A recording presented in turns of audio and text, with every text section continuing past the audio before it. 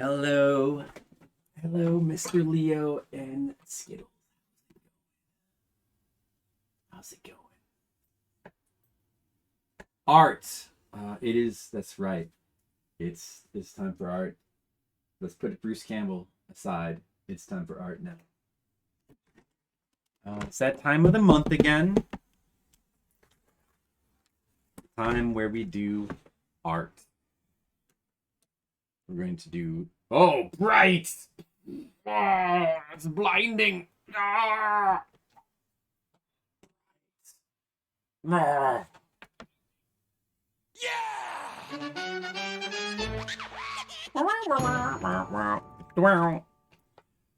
Skittle Brow subscribed. Oh no! Twitch fucked me. La Zero is most likely 1 a.m. La Zero! The zero got the better of you due to circumstances. There's nothing you could do. Skittles, it sounds like you need help. There's only one man who can help you now. Trev. Don't worry, Trev's coming to your rescue, Skittles. Trev to the rescue! Trev to the rescue. Everything's gonna be okay soon. Trev to the rescue.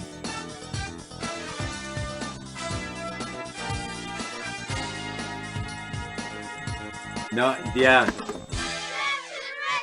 Don't know. Skittles needs to be 1A again, and Trev's coming to the rescue. Everything's gonna be fine.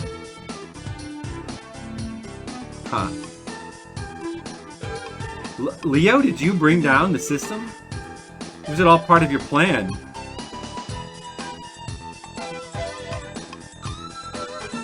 Wow. What a plot. What a ploy. What a plan. Good job. Skittles, it's not so bad to be second place. It's not so bad. You're gonna get used to it. You know, someone's gotta be number 2. Someone's gotta be number 2 in this world. This important job. Someone's gotta get that silver medal. You know, silver is a very valuable metal. Many people like silver. Trev to the rescue! Zola. Here's the thing about that. Trev to the rescue, Skittles. Here's the thing about that.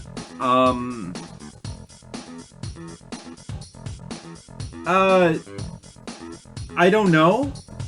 I don't know.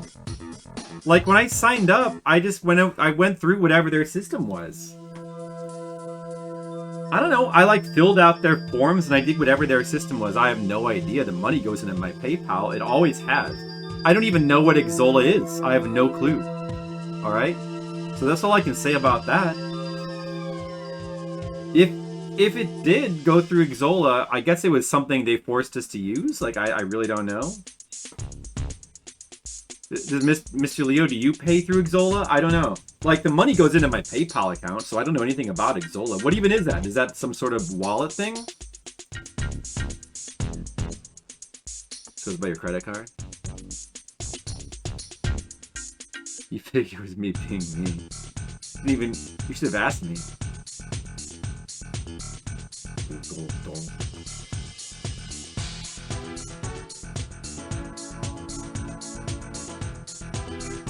And even after Trev came to your rescue, there was like nothing you could do about it.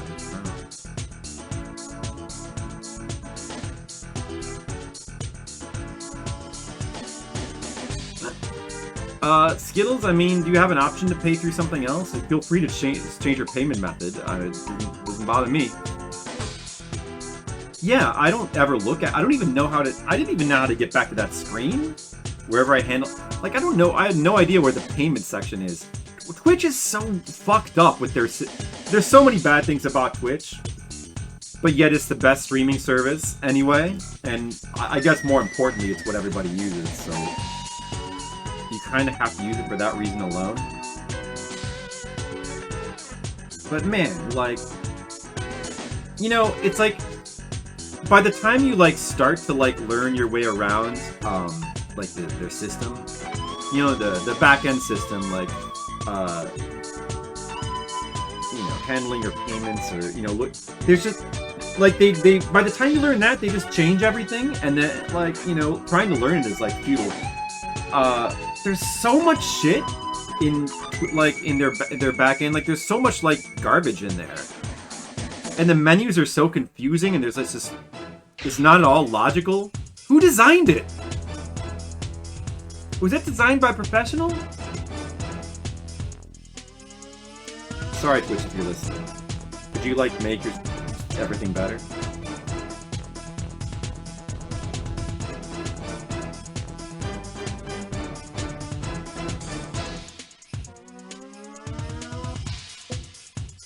You think Trev the Rescue music is going to get me a DMCA? You guys probably don't even know what Trev the Rescue is. Because you're not true gamers. A true gamer would know what Trev the Rescue is. An Australian FMV game from the 90s, you would know.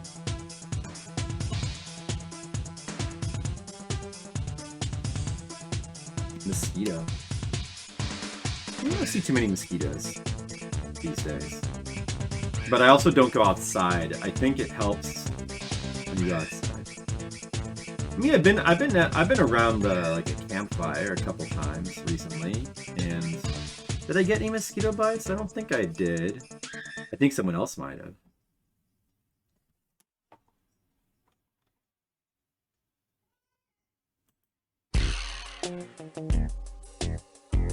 Mosquito counter? I think so, but I don't remember the last time I've seen it. I'm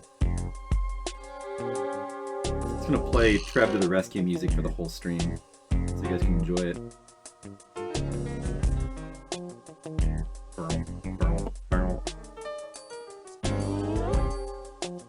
How are you guys doing today, aside from the fact that, you know, Twitch screwed up your payments and now Skittles is screwed out of subscriber 1A status? How's everything else going? Hi, Demo. Friendo Demo. How's it going? I'm gonna replay the Trev to the Rescue theme song for Demo. I think she really needs to hear it. And you guys all need to hear it again.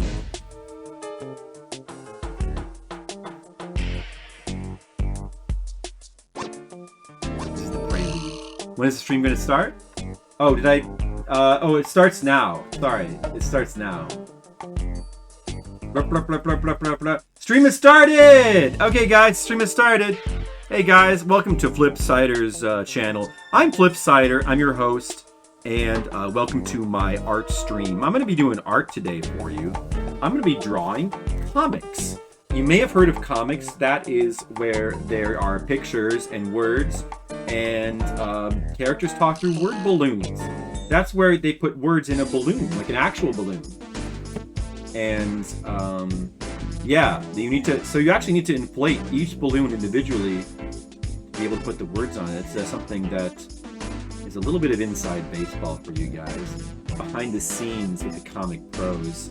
I actually inflate all my balloons personally, but many pro artists have kids in Korea inflate their balloons for them, and personally, I believe in inflating my own balloons. How are you doing today, Demo? How's everything going? Are you Demotastic or are you Demolicious?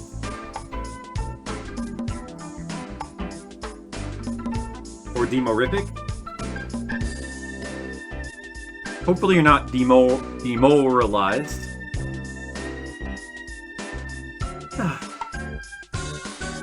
There's rain, that's great. I like the rain. I don't think it's raining here, though. Windows open, rain sounds. Was it? Hold on a second, I might have something for you. Wait, hold on. Yeah, those rain sounds. I like the rain, too. I mean, it's just so nice to just listen to the rain sometimes, you know? Like, you know, you just want to listen to the rain. You just want to hear that rain. Atmosphere. The atmosphere. Welcome to Flipsider's ASMR channel. Today we soothing rain. Art and soothing rain. All day. Over this next 24-hour stream. Nothing but rain. A little later on, we're going to be playing some smooth jazz. We're going to be playing some Frankie and the Thomas Boys. A little bit later, we're going to be playing some the Wichita Sam 5. We got some good smooth jazz coming for you pretty soon. Right now, this is from a band called Earth, Wind, Fire, and Rain. And I believe I've talked up to the post, so I'm going to stop talking now. Let's listen to the song. I like the lyrics in this song. Yeah, this has got a good chorus. Listen. Yeah, I like this part here. Wait, hold on a second. Listen to this part. Do you hear what they're doing there? man, now that's catchy.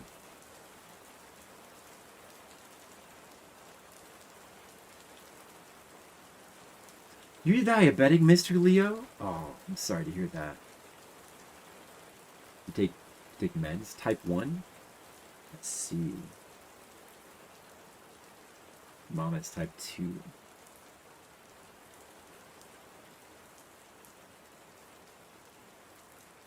It wasn't enough? You hear any music? Wait, listen, don't you hear the music right now? Listen. Listen. No, that's... It was soothing rain. Never mind. You know what? It was just... Listen. Alright, if you want to be that way, what if Trev comes to the rescue? How about that? We all need a little bit of rescuing sometimes. Wait, which one is it again? Oh, that's not it.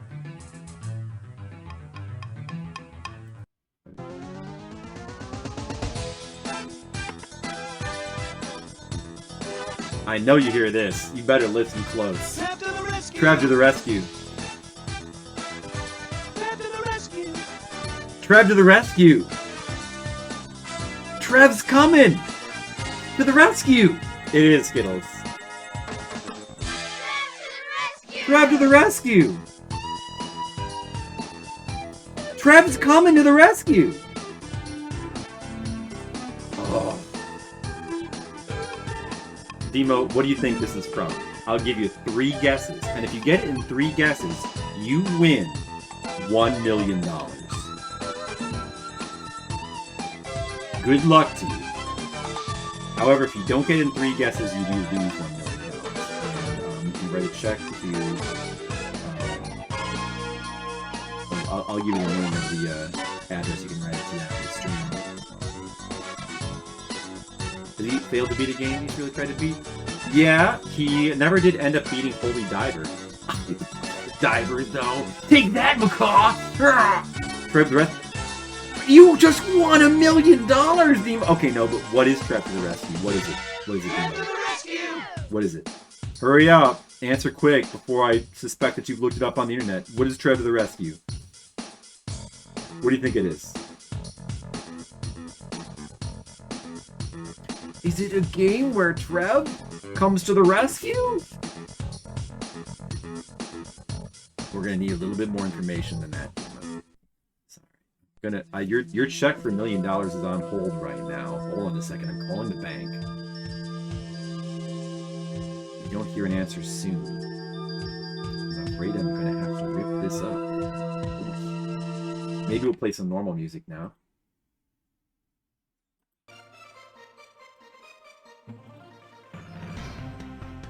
I better check that this is not too loud.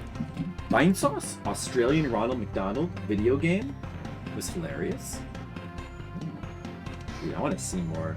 Yeah, it's an Australian FMV game where you play a kid named Trev, and you have to save your brother by going around the neighborhood and trying to solve puzzles. And it's pretty good. It's pretty good. You play as Trev. That's his theme song when he's riding his bike through the woods. Among other scenes, you get to hear that song, Trev to the Rescue.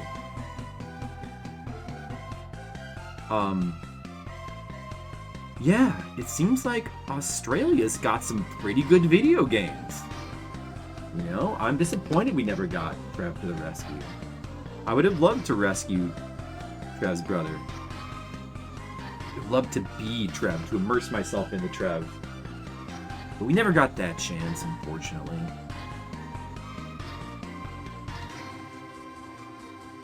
Local people. Yes, it was. That's accurate. Good acting, very good acting. I mean, he is actually, you know, Macaw is very good at beating games, but he will resort to hints if needed.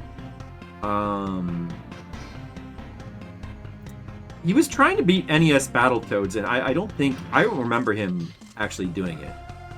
I don't remember him actually beating the NES one.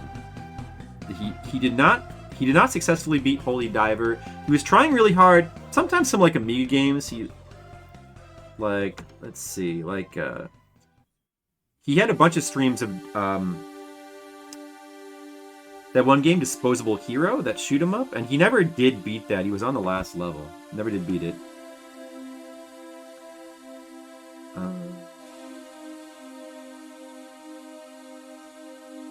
He never finished... Like, there's a couple that are kind of like memes in his chat. He never finished Weird Dreams. He's supposed to go back to that. He never finished... What was the other one? Oh, Borbiter. Borbiter.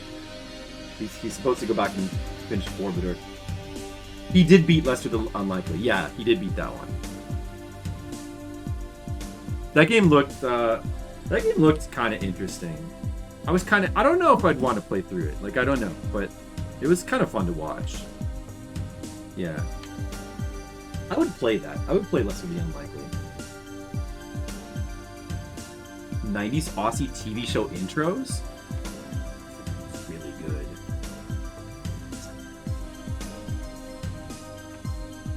I could get into that.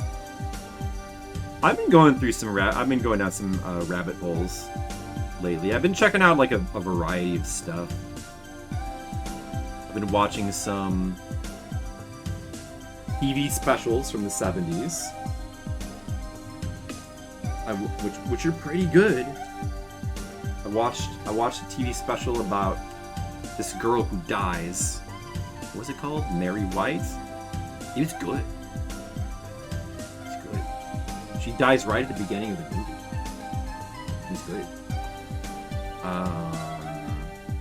And I've been watching. Well, I was watching because I was getting into like some fairy tale stuff. I wanted to see what kind of like adaptations they had, because when I was a kid I used to read stuff like Wizard of Oz and Alice in Wonderland and Narnia Chronicles, so I was checking out some adaptations of that stuff to see like, and I really liked the 80s Alice in Wonderland, the musical. I rewatched that. It's still really good. Flying Nun rabbit hole? Hey Asian Waste, how's it going? Flying Nun. I can get into that. That's the one with what's her name? Sally Field? She's a charismatic actress. I could get into that. I could see why she is popular. Yes, she's really good in Smokey and the Bandit. You gotta watch more stuff with her. What happened with Google? Google Stadia? Oh yeah, somebody told me about that. I still don't really know what Google Stadia is. Sorry about that. Yeah, she's a nun that flies, I guess. I don't know, I haven't seen that in a long time. The 70s TV shows are pretty good. They hold up for me. I'm a charismatic actress? That's the nicest thing anyone's ever said about me. Thank you so much. Yeah, what is Google Stadia again? Enigma, the band. I was never that into Enigma. This is probably a bit loud. This is probably a little bit loud. I'm gonna turn it down a little bit. This is from Earthworm Jim too, actually. I chose this because it sounded more artistic. I try to choose the more artistic sounding songs for the Patreon playlist. Yeah, I could maybe get into Flying Nun. I really like 70s media. And then I was watching, so I was watching the fairy tale stuff, and I had known for a while that there was an anime for Wizard of Oz, but I never checked it out, so I dove into that. There's like a ton of episodes. It's like basically like kind of a it's actually 80s. It's actually 80s. But it's kind of a kid show, but it's pretty cool though. Grimm's Fairy Tales? What is Grimm's? Well, yeah. Which Grimm's Fairy Tales are you talking about? I know there's the Gilliam movies. I'm not so sure how I feel about those. I think the 80s anime anthology. So what I was gonna say though is that so after getting into like Wizard of Oz and checking that out, because I heard that it was the style of it was influenced by the what are they called again?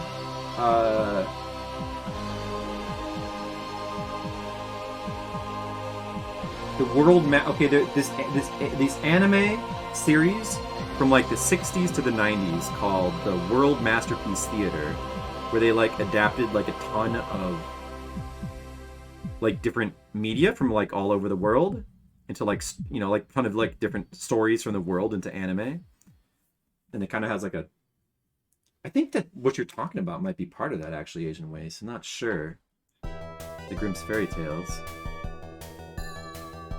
But I want to check out some of those. Like they have one for Anne of Green Gables. They have one for Tom Sawyer. They have one for Heidi, the yodeling girl. I forgot what it was. Heidi, the girl of the Alps.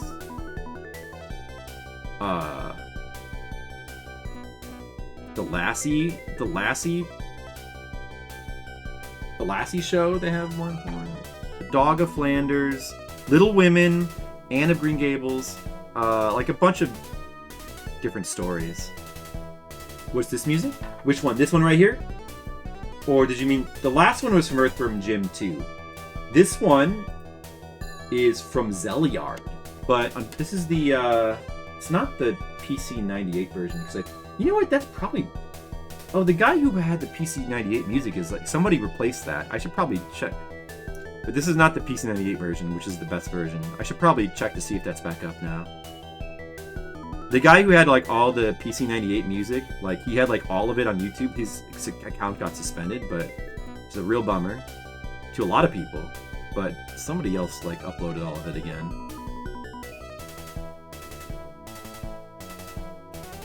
Yeah, Zeliard. Dude, Zeliard has good music. It has such good music. This song's awesome. This is the song from the first area, which is before the game gets out of control. When it's like this is from when it's like still like kind of a normal action RPG and not an insane psychological experiment. You thought her name was Anna Green Gables? Yeah, I never read that. I don't know too much about it. Zeliard ruined our lives for an entire week. I think it was more like 2 weeks. Skittles is pretty long. Yeah, I do. I remember when it was like we were playing it and we were all really enjoying it. It was awesome. It was an amazing gaming experience, and we all loved it, Skittles. I remember that. Yeah, all loved it.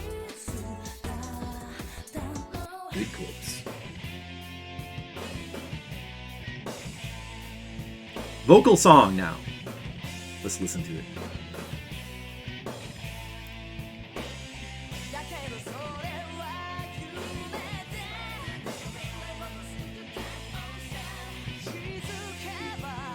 This is from the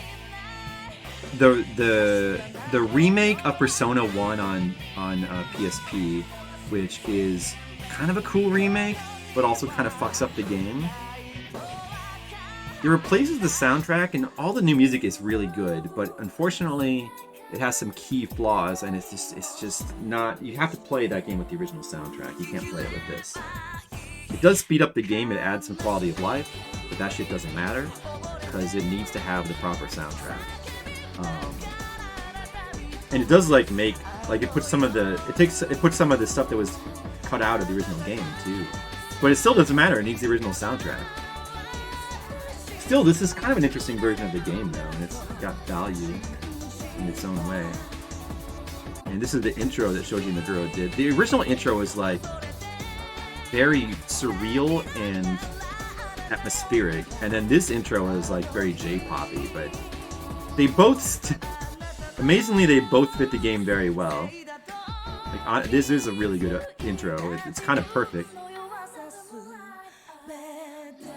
If you were gonna do an intro in this style for this game, it would be the perfect one, but still I think you need the old music for that one.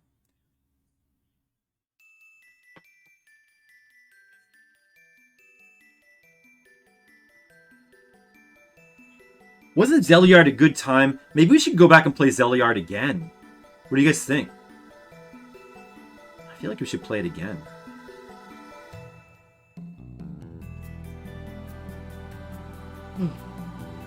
Anybody know what this song is from? Song trivia. Who knows?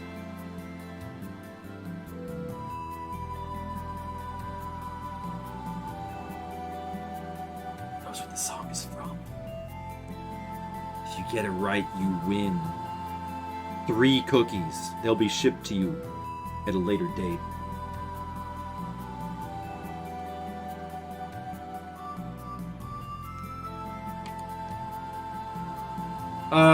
Alright, well, Skittles, Skittles, I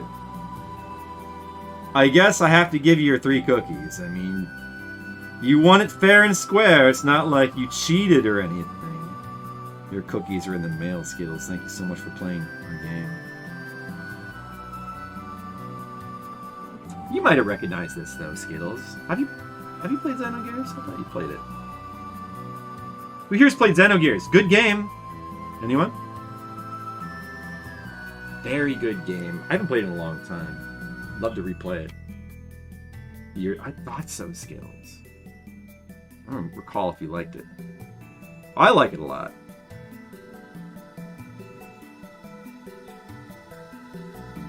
I think it's really good.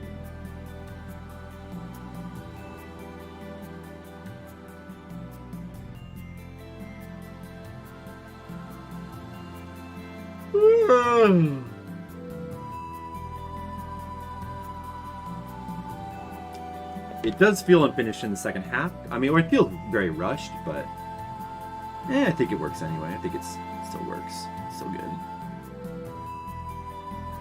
I mean, you know, even being rushed in some parts, everything else about the game is so amazing that I think it's still kind of a near masterpiece anyway. That's what I think.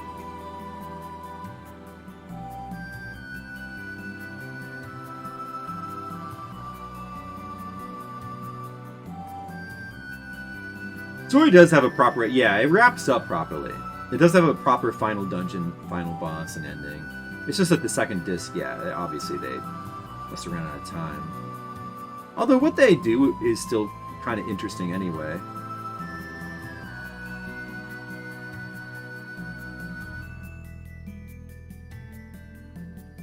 He was like, how about this music too? Shabbat. This is kind of like... Well, this was done by the same person who did the soundtrack for Chrono Trigger, like Mitsuda, so... This is like... What was that city from... The Future City from... Or, not the... It wasn't from the future. The Mystic City from, Chrono Trigger. This is kind of like the version of that song from this game. Shabbat.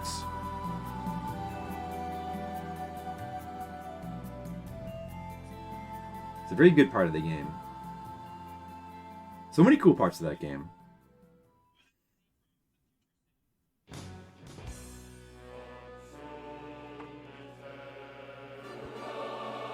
What is this? Phantasmagoria? Even wait, wow. Interesting.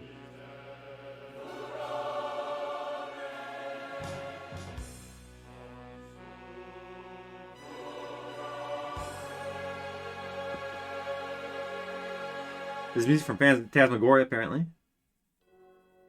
Never played it. I've watched some of it. It looks pretty good. The second one looks good too. Would like to play it. Maybe for a month one of these days.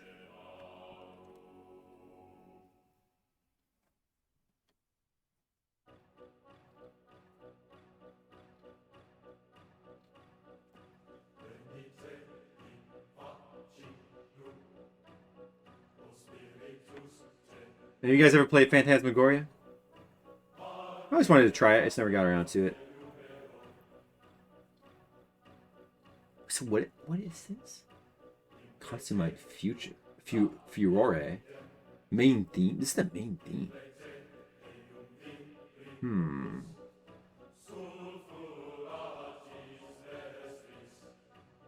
It's kind of a weird main theme. Immersion chapter of Dragon Warrior 4? Oh, nice. How's that going? Well, you already played through the game before on Super Nintendo, right? So... Oh, I mean, how is it compared to the Super Nintendo one?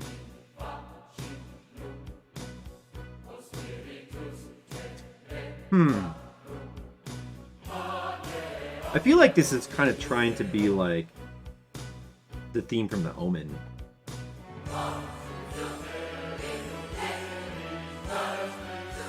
It's all right. It's okay.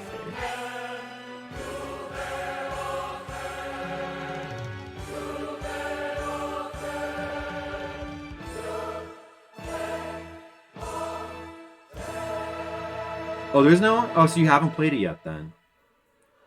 PS one, or did you play? Did you play one of those? Oh, it's throwing you with the different character names. Did they change them for the NES one? Oh, how about some music from Soul Feast? Soul Feast on the. This is Sega CD music. Dude, Sega CD. Oh, this I remember. This song is.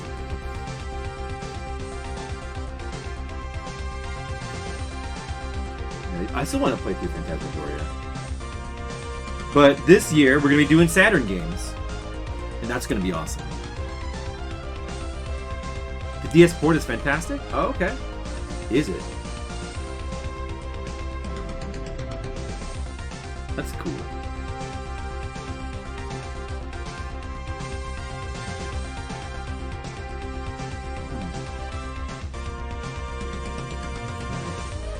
What day is it again? Thursday? You guys got any exciting weekend plans for the weekend? Anyone doing anything?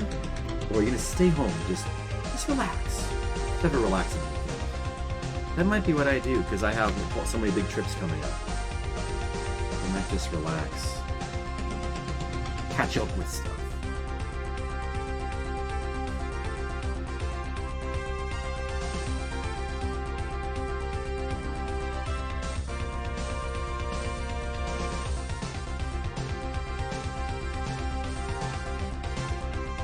All three Ace ports are good. Yeah, I mean, that doesn't surprise me that they're good. Probably good ways to experience those games. But I would still rather play the originals whenever we get around to streaming them. Because it'd be cool to stream all of the Dragon Quest games, you know, eventually. Especially the Super Nintendo ones, be really interested to stream those. But...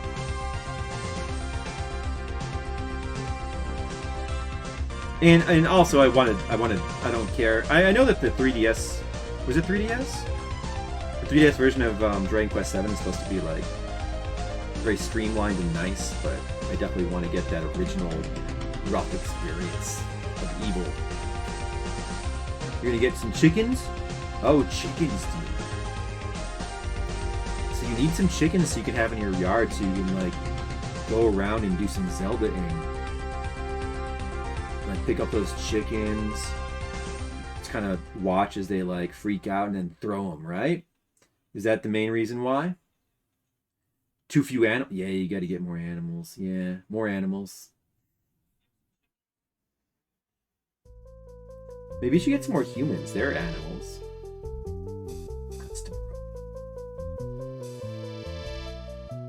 Yeah, Rappo's a big animal. Oh, that's what I was saying.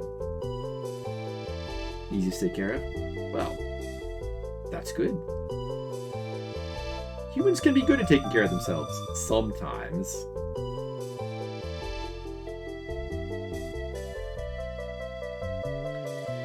What do you guys think? Would you make a good pet? I think I'd make a great pet. As long as I get fed and have a place to sleep. And the pets are allowed to play video games, right?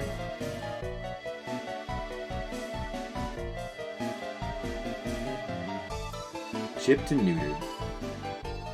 Chipped.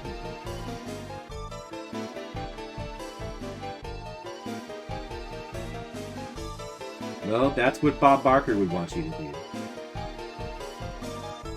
Would have wanted you to do.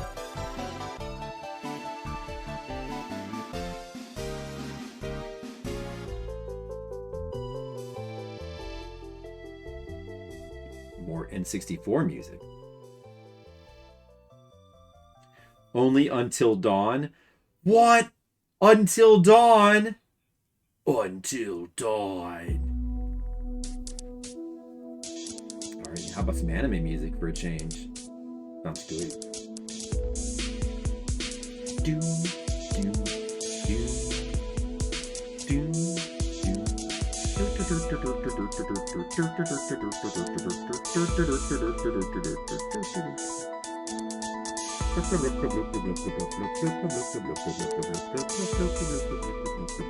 Drawing art. Doing anything but Until Dawn. People have played Fire Emblem 3 House and Switch. Yeah, I really need to play that. That's one of the games that, you know, Jennifer kept, like we had it. It was her game. So I have to get another one. I need to play that. I need to catch up with the Fire Emblem games, but I just don't know when I will have time, though. But yeah, at some point I wanted to play it. I wanted to. I only played Awakening.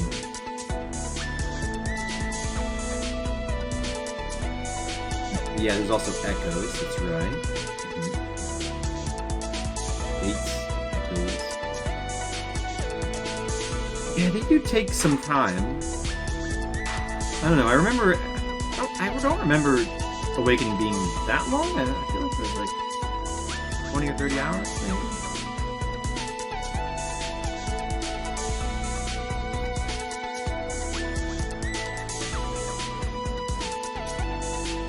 Uggo men. Oh no. I hate it when either the men or women are Uggo. I prefer beautiful characters. All characters must be beautiful.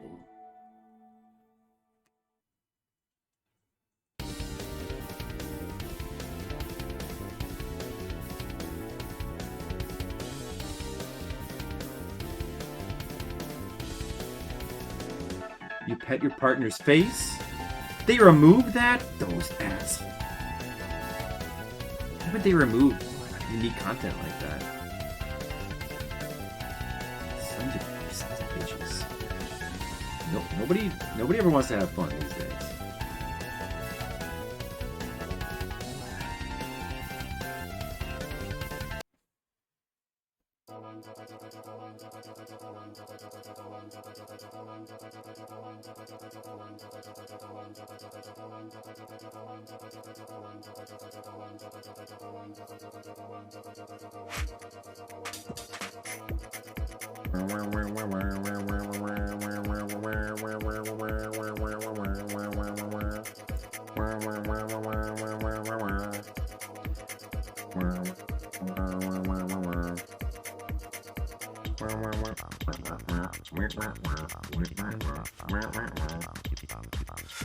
That's what you read a couple days ago. What's that?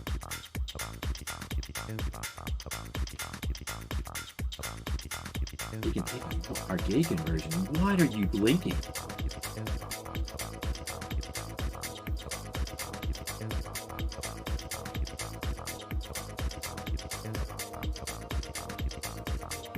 You need a clip notes version. Is that about how they remove the cutting? There's some like sometimes there's some weird censorship in some of the modern games. Fortunately, kind of seems like censorship is coming back.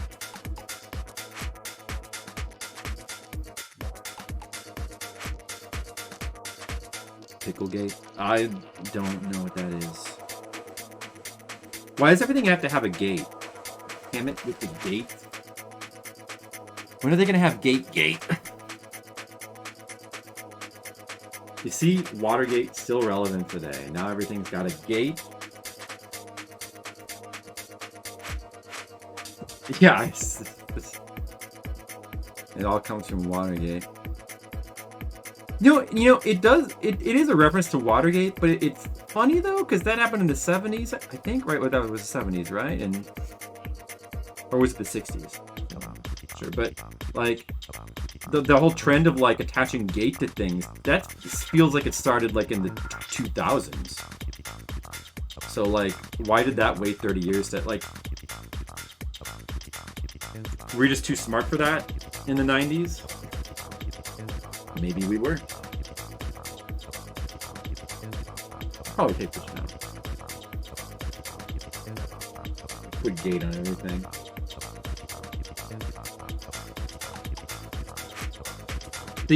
They translated the character to be obsessed with pickles. I'm sure they were trying to keep true to the spirit of the Japanese one, right? That's what you gotta do. You gotta, you know, you gotta stay true to the spirit. So I'm sure in the original, that's the spirit, you know. He wasn't obsessed with pickles in the Japanese version, but Americans would understand what he was about more if he becomes obsessed with pickles. Because you know how Americans are with pickles. You know, these days, I really just kind of prefer a little bit more literal translations. Just a little bit. There are some translations from like the 90s. Sometimes they could be overly literal and kind of awkward to read. But I'd rather that than kind of just... The worst is like when they insert like a lot of modern slang, American slang. Like that's... I just can't... Because I don't want to hear that. Especially coming out of like the mouths of Japanese characters. It's just... I don't want to hear it coming out of anybody's mouth, to be honest. So that's kind of the worst. That's one reason why. Also, I kind of like the whole thing about like translating in like the spirit of the Japanese. Like I feel like when you punch up the dialogue, it's not really in this. Like keep the. I prefer when they keep the way stuff is phrased in Japanese to the point where like I can notice the presence of those Japanese phrases, like stuff like shogunai, it can't be helped. And other frequent things that they say. Sasuga. You know, I like to... Like, and sometimes they'll try to translate it where they, like, just completely translate that as, like, all kinds of different... So that you can't tell. They just completely make that... I like it when you can, like, kind of tell that stuff's in there. That, so you keep the Japanese flavor. To me, that was what would be in the spirit.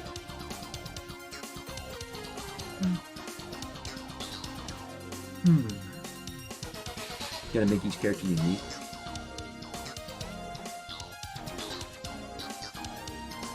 Just JK, she's using a lot of net slang from Japan. Then a girl was saying WTF would make sense. Yeah, no, it doesn't make sense to me. I don't want that. I mean, yeah, I guess it's hard to directly translate it though. But still.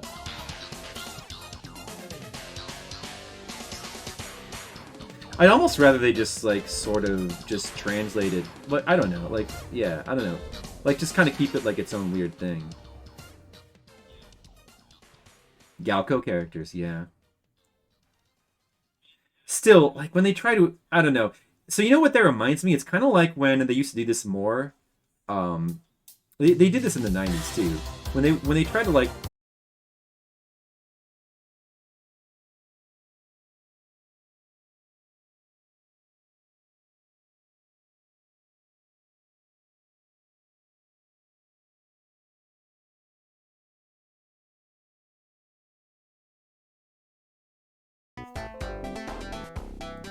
Wait, you know what? Let me look for a different song, I guess. Oh yeah, play this. Wait. Let me start it over. Is it? Am I reconnected? You didn't miss anything. The art is not changed. Here we go. Solar Striker. What was I saying? Galco characters, yeah. I was trying to say that, like, reminds me of how they used to always translate, like, Osaka accents as, like, hick characters. And it was really annoying, like, they would always overdo it with, like, the... And it never really seemed like all that good of a... It's not so much of a one-to-one thing anyway, like, it's not... I don't know, like, stuff like that. I don't like. I'm not back? Oh, good one. I think I'm back.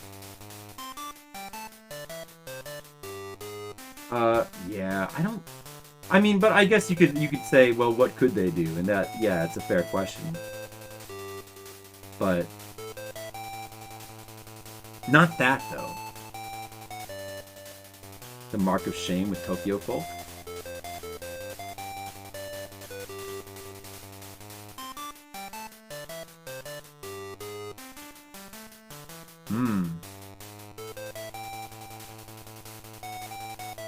Yeah, I wish I understood Japanese well enough to be able to really.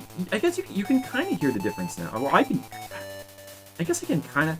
I don't know. Actually, I can't remember. Maybe I can. Have I seen any anime with like Osaka dialects? I feel like I've picked it up before, but I can't really remember any examples. I'm probably not proficient enough to be able to really pick it up yet. No. I bet there's some I haven't noticed.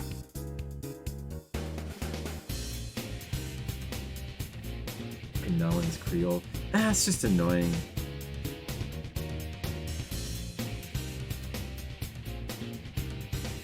I'd almost rather they just don't try and just have them talk normal. Or maybe like, I don't know, just like have the character, maybe like throw in like a little bit of subtle kind of like a subtle, more kind of basic way of talking or something. Benobashi? Yeah. Yeah, see, I do remember. I watched that, yeah. That's one of the ones that stands out in my head is one I hated. I couldn't watch the English of that. Yeah, that's one of the ones. In fact, I think that was the one I was thinking about when I was bitching about it just now, to be honest with you. I couldn't stand it. It was like really overdone. I mean, that's a very goofy anime, so the whole dub was a little bit overdone in general, so I couldn't watch that in English. I think it is hard to dub that kind of thing, though. I mean,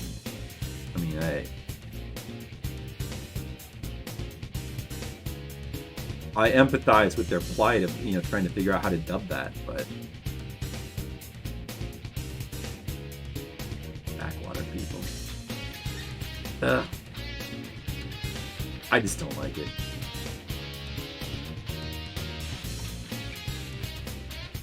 Well, they don't have to. It's not like it has to be one or the other. It's not like they have to sound dignified. But they don't have to have like They don't have to have like extremely cartoony Southern accents either.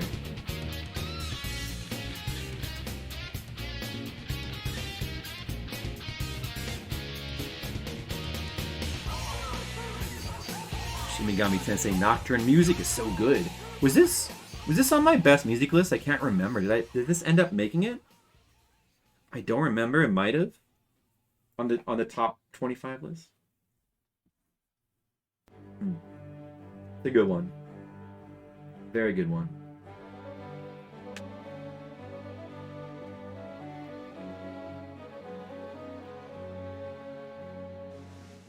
So is everybody used to the fact that my OBS is just going to disconnect now? Man, that's been happening for like about 2 months now. Kind of have no idea what to do about that. Should I try? Maybe I should try to reinstall OBS again just to see.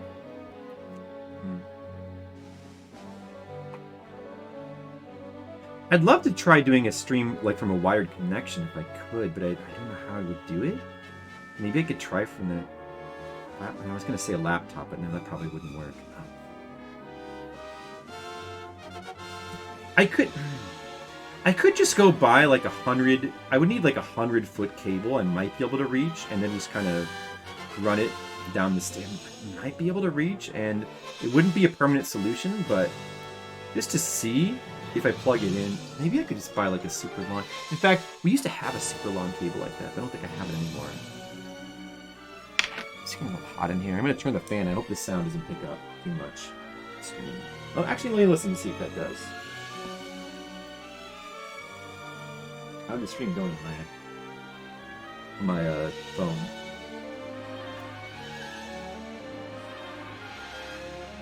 Well, anyway, what was I talking about before? Yeah, I don't know. I don't know, like recently I haven't been the biggest fan of some of the dubs I've heard. But regardless, I probably would.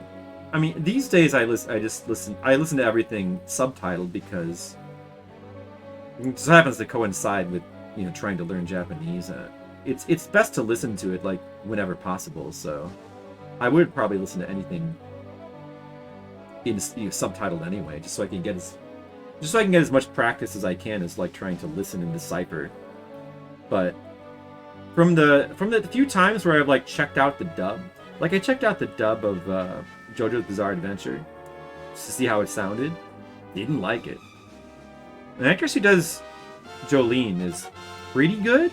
Like, she's pretty good, but pretty good is not good enough when the Japanese actress who plays her is freaking amazing. She does a pretty good job, but some of the other actresses that chose, not good. In my opinion. I haven't heard the Spy Family dub. I feel like that. Oh, you know what? What am I saying? I have. I've watched that with my parents because they prefer to watch stuff in English. Yeah, no, I have seen that. Okay, you know what? That one's actually pretty good. The Spy Family dub is actually pretty good. That one they did a good job with. The JoJo dub, I didn't like. Waku waku. But the Japanese, of course, is superior because, you know, like, in particular, what the little girl, what's her name? I forgot her name. It's, dude, I know her name. Hold on a second. Lloyd. Yoru. And, what's her name? Oh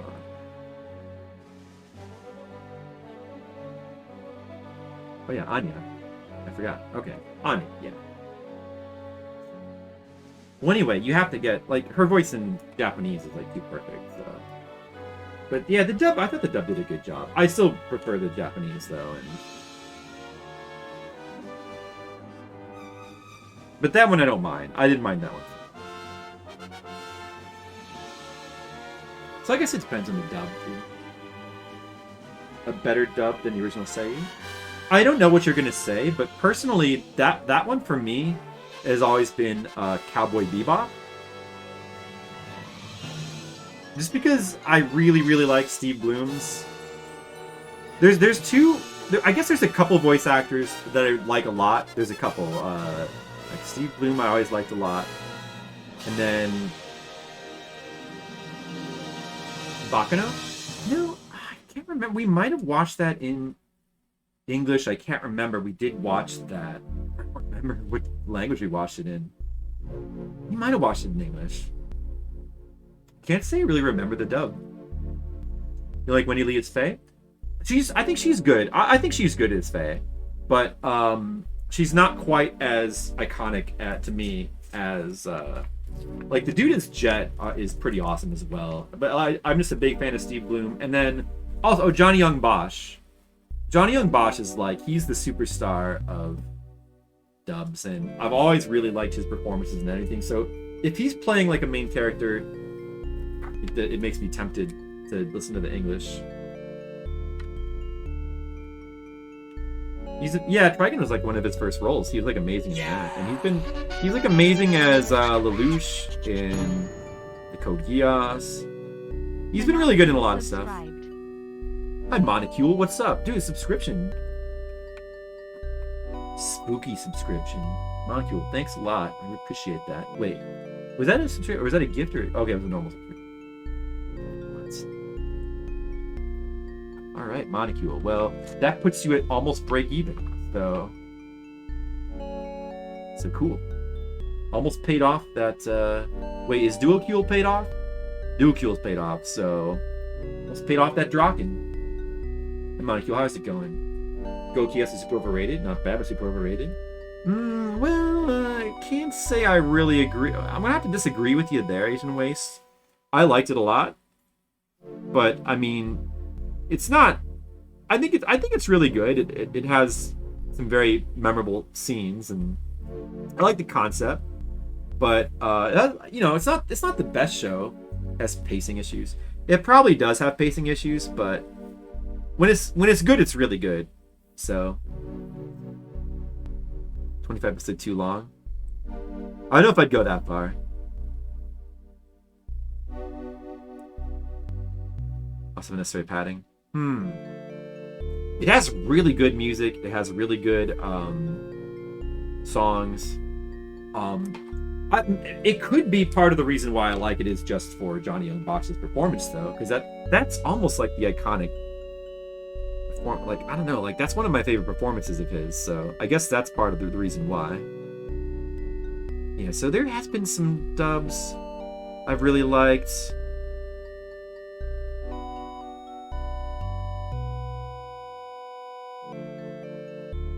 I'm trying to think what the female voice actors that I like the most. Like back in the day, I remember the first one that I really liked was, well, this was like back in the 90s, but whoever played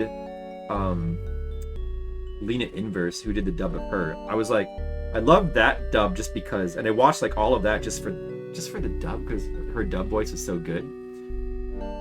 But it might not. I don't know how good it would really seem now. I mean, the level of acting is kind of generally better now. Although nowadays I feel like they sometimes don't make the best casting choices. Casting doesn't seem as good. But then the other voice actress I really like, but this would be more for video games though, would be the actress who does Catherine. Like she's pretty amazing. The actress who does Catherine. And she's been in some of the Persona games. She's really good. Actually, the voice actress who did was it Makoto? Was that her name, Makoto? From Persona 5 was really, that's not the same actress, but she's really good too. Lena Inverse. The series is it different in the OVA? The series. I didn't know it was different in the OVA. There's several. Yeah, I think her name was I'd probably remember her name if you told me, but call offhand. Maybe it was Ortiz. That was the one that I really liked. Lisa Ortiz. Yeah, that was her. Yeah, she was really good. Oh, she was one of my favorites at the time.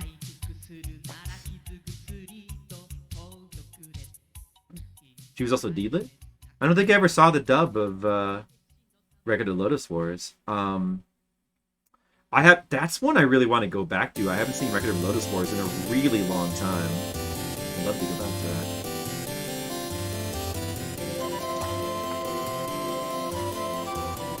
There's a Secret of Mana music. I believe this is a top 5 soundtrack of all time in my list. There you go, top 5. And this song is like, I do really think that this song right here is like one of the best video games. Like this would go on a list of best video game songs. Maybe we should make. It might be fun to make a list of like the best songs.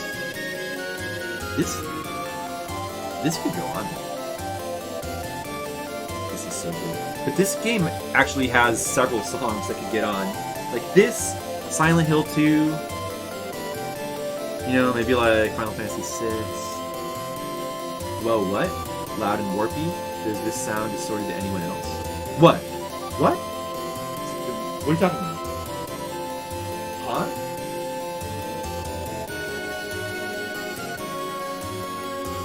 This song? Sounds fine to me.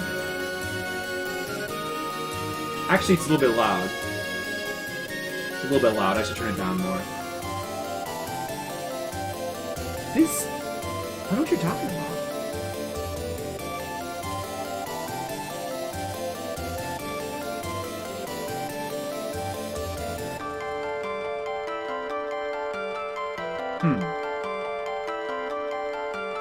Am I getting overpowered? I probably should turn this down to 50%, actually. I think these songs have been... It depends on the song, though. But this is definitely probably too loud.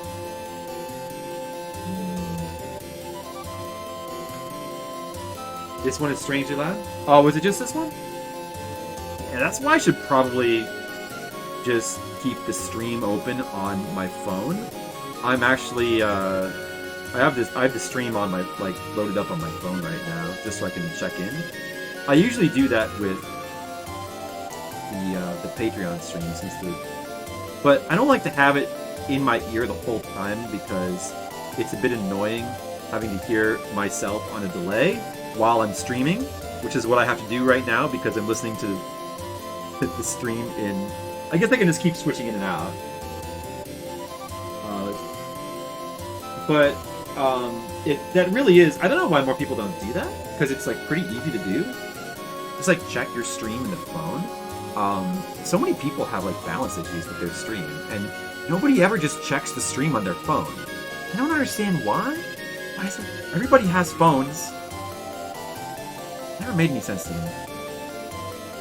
Because everybody, like every stream I've ever been to, everybody's always like, "Oh, how is the balance? Oh, is it too loud? Guys, should I turn it down? You think it should be down? Okay, let me turn it down."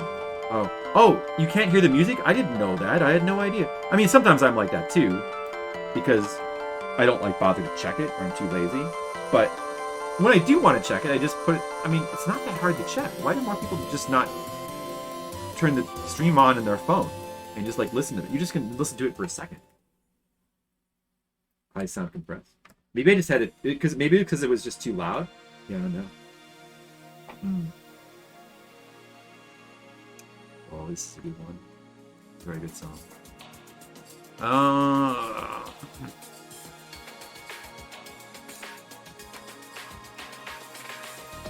So I guess nobody. What should we talk about? Nobody has any weekend plans, huh? I don't really have any weekend plans either, because I think I'm just going to take it easy since we have all the trips coming up. I might try to stream a bunch. Well, actually, Saturday could be the first day of horror streams. Horror Month might start on Saturday. So we got that going for us. I still don't have the Saturn set up yet, but I'll get it. Don't worry. Sleep in video games. Yeah. I want to do the same thing. Well, yeah, I mean, sleep is part of the plan. Video games are part of the plan. Probably mostly on stream. And I might play a little bit of Minecraft off stream. Perhaps some Minecraft and Final Fantasy XI off stream.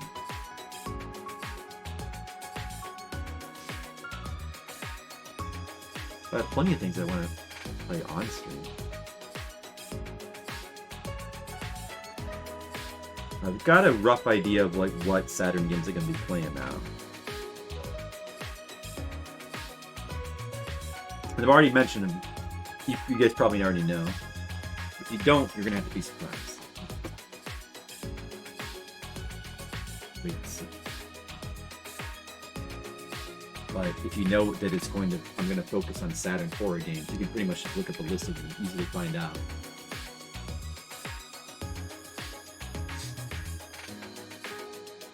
Excessive amount of anime figures. Nice. Yeah, it seems like an expensive hobby. I'm fortunate that I'm not much of a collector because I tend to not really spend that much money.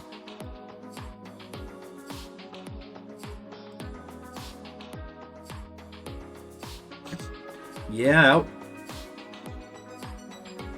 Closer to 5. I always find my sleep schedule like drifting back to like staying up too late.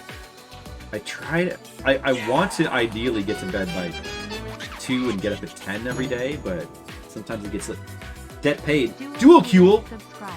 Debt paid. Thank you very much, Monica. I appreciate that. That does do it. Although, this is just an idea though. But just so you know, you could also have just done a tier 2 subscription and that would have the same effect. But nevertheless, do appreciate it. Man, you're the only one who like dual boxes my stream. That's the online MMO slang for using 2 computers.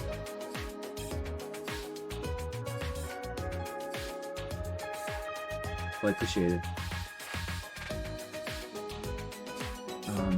Did you see that Octopath Q is coming out in February? Man, there's actually a bunch of games. Surprisingly, there's a bunch of games coming that I actually want to play. I think, like, it's off the top of my head. I still need to play Splatoon 3, of course. I still got a bunch of stuff from. As much as like trash new games, there's like a bunch of new games. I can't even keep up with all the new games I want to play. Well, it's mostly because they take so long, but there's also Bayonetta 3 is coming out soon, right? I definitely need to play Bayonetta 3. We should like go back and do all the Bayonetta games because I never streamed any of them. And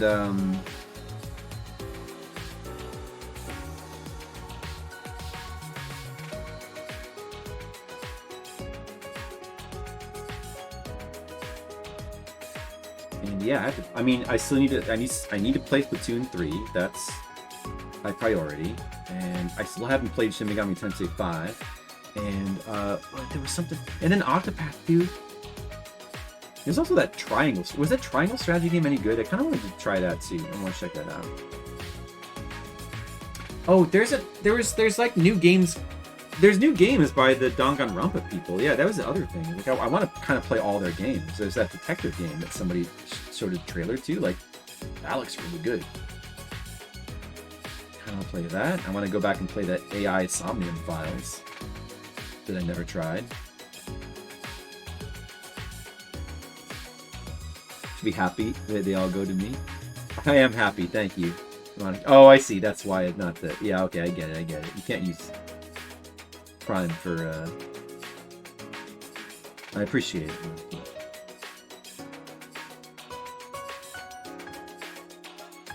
Thanks for priming me. Put DQ treasures on your list.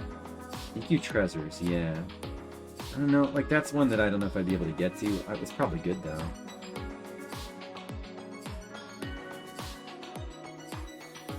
There's a bunch of games I want to play. It's hard to keep up with all the video games. There's too many old games I want to play too. A lot of times the old games take precedence. There's 2 AI games? Oh my goodness. Have you played? Has anybody played? Have you played them again?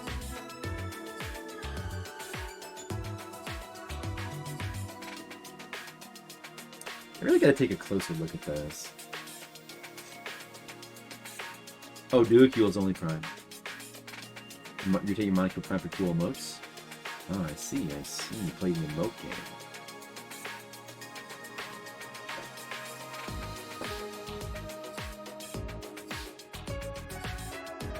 Well, that's fair.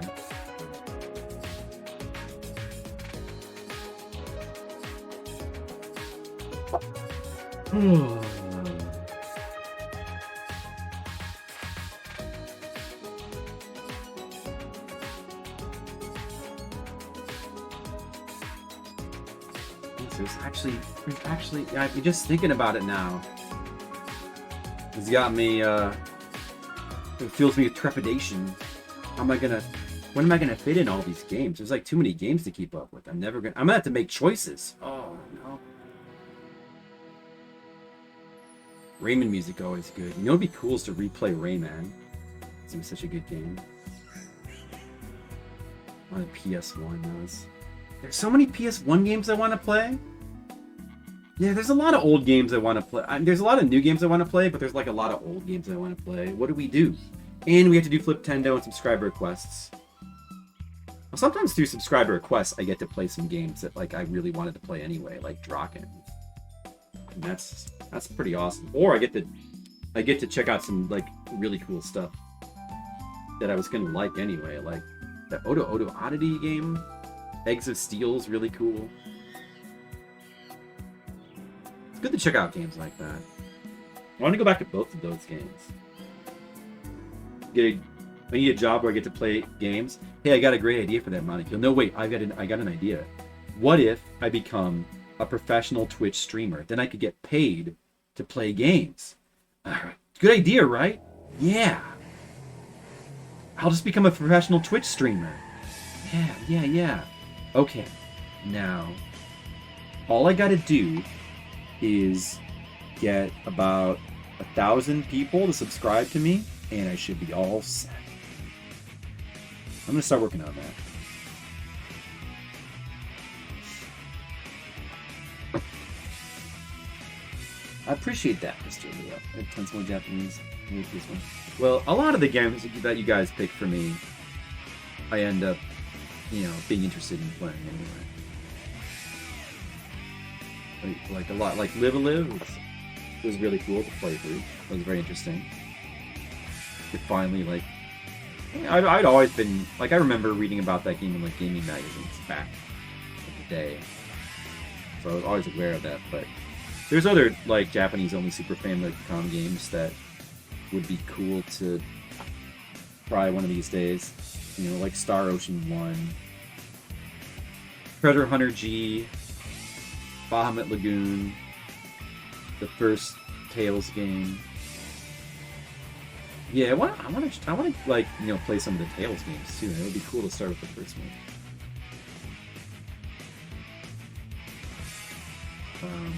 There's probably more. There's a lot.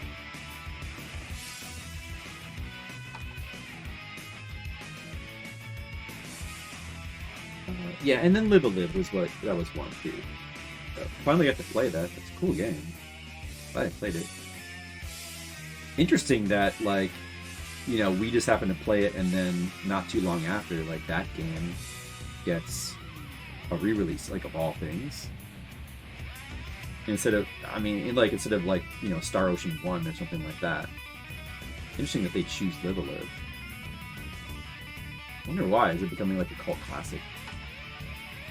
Maybe because of Octopath? The money is in YouTube streaming? Well, I think the real money is in having a lot of people watch you, regardless of what platform you're in.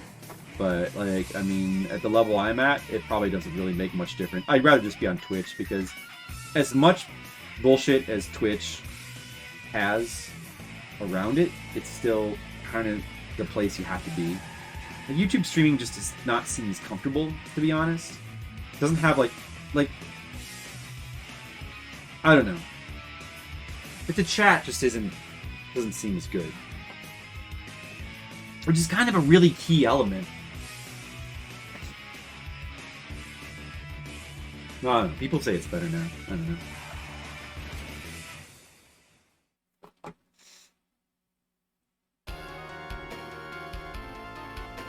Due to Octopath.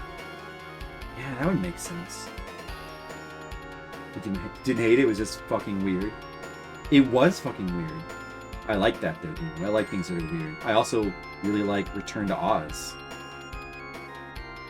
And I like Michael Jackson's, what was it, Captain EO?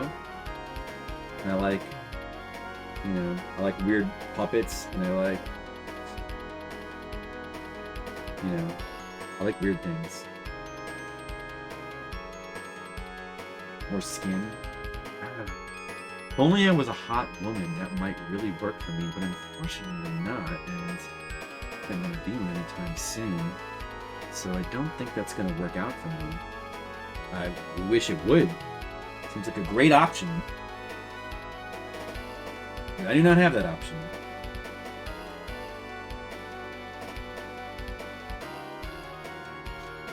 Did Arcus move to YouTube? No, I'm pretty sure he still switches on Twitch. I think. Alundra? I've even been playing Alundra Monocule. Maybe he just puts his VODs up on YouTube. Don't go to Facebook. Yeah. Isn't Facebook Gaming dead now? I thought that was dead. I don't know. I thought that was dead.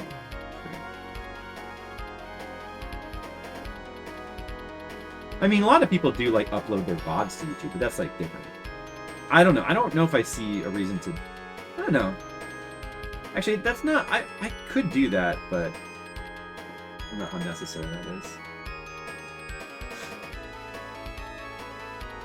I don't think I have a lot of followers on YouTube. I mean, I guess I could get some, but, like,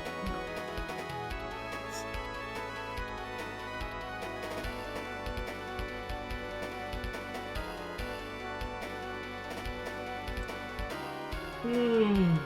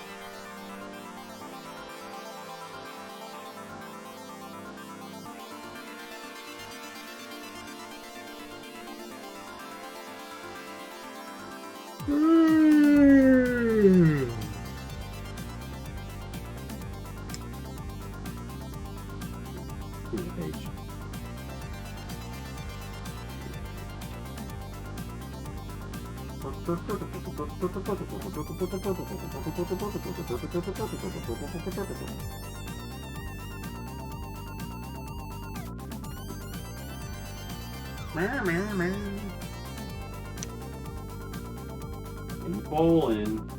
Pretty good. This song. Haven't played any games since the weather warmed up. House 3 mile. Farm to take care of it all. Wow. Wow, man. I mean, it's kind of awesome. Are you enjoying that? Like, honest question, Monofuel. Are you enjoying taking care of your farm? I'm interested in your farm life.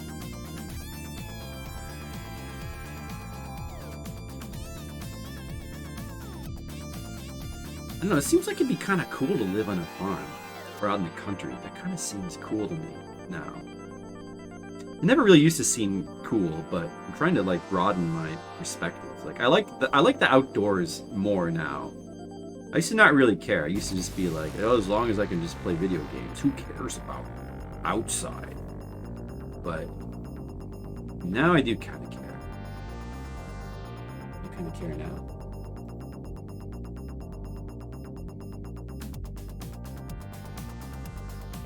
Creates a tiny rattle. Farms are great, living that Stardew life. Or Harvest Moon life.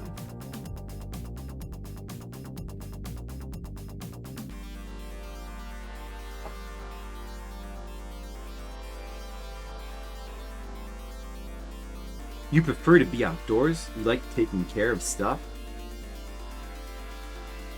Do you have animals on your farm, Monocule? Are you gonna have animals? How similar to Harvest Moon will your farm be? Walking your own trails? Demo, imagine walking on your own trails. You could name them. Demo, what would you name your trails? Would you call them, like, would there be like a Flip Trail and a Leo Trail? Skittle Trail. Oh, think of all the chatters you could name your trails after. Oh. This song is appropriately named Uncharted Water. It's from the game Uncharted Waters. New Horizons. There's a lot of new horizons on a farm. Hammock. Oh, dude, that's such a like old-fashioned, picturesque thing to do, is get on a hammock.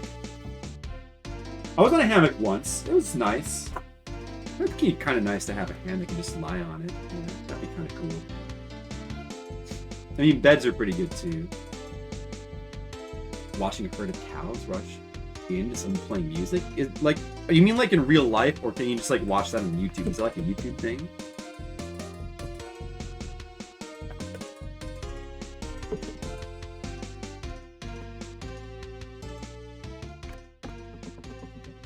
Because they've been like Pavlovian trained to respond to like specific songs. I mean, I guess we want to believe that they are enjoying the music. It's a bunch. If you like start looking at like animal videos on YouTube, there's a ton of animal videos. Tons of animal stuff.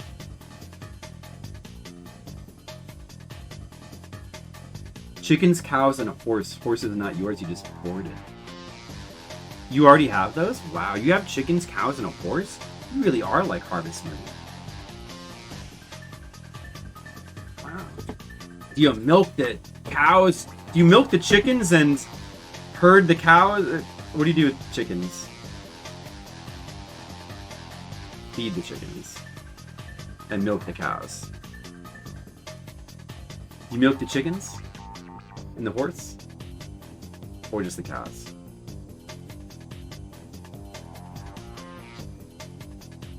It's not Pavlovian, there's a science to it. She gets soothed by slow music and stress. Well, I mean, it's not like there's not a science to Pavlovian stuff either. I mean, it's not like that's not science, but they get soothed by the music. They get soothed by slow music and stressed by fast music. Oh, I mean, I totally believe that. But that's kind of similar to like when you talk to your pets. They can kind of hear the tone of your voice. They're kind of they're responding to the tone of your voice. You can be like, "Aw, little dog, I want to murder you. I want to murder you, little dog." And they'll love that. But you can be like, "You're the best dog in the world. You're the best dog. You're a great dog." And, you know, they'll get, you know, it's kind of like how, so they read it by the tone of your voice, not the word you're saying. So it's kind of like that, right? This is not artificially trained into them.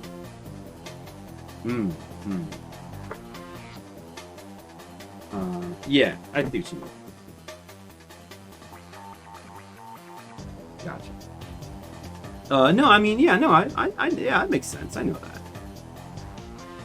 But, like, you know, but the choice of a specific song, isn't the choice of a specific song that they're using to, like, well, I don't know, I'm not familiar, but it sounds like if they're using a specific song, they're training them to, like, respond to specific songs, so it's not just about, or are they using, it sounded like it, well, I mean, I saw a video where, like, somebody was, like, using a song to, like, herd a bunch of chickens, but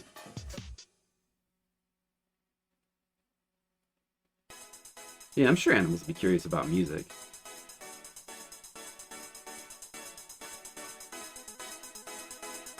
You know, it's hard to really, you know, get inside the mind of an animal because it's sort of like the mind of, like, a baby or, like, a 2-year-old. Like, there's a limit to how much they can really. It's tempting to anthropomorphize them and think that they're thinking like us, but, you know, it's hard to know what the actual limits are of what they can understand.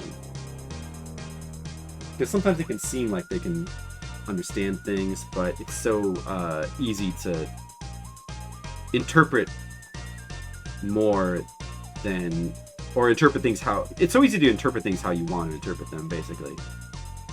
Like seeing images in clouds.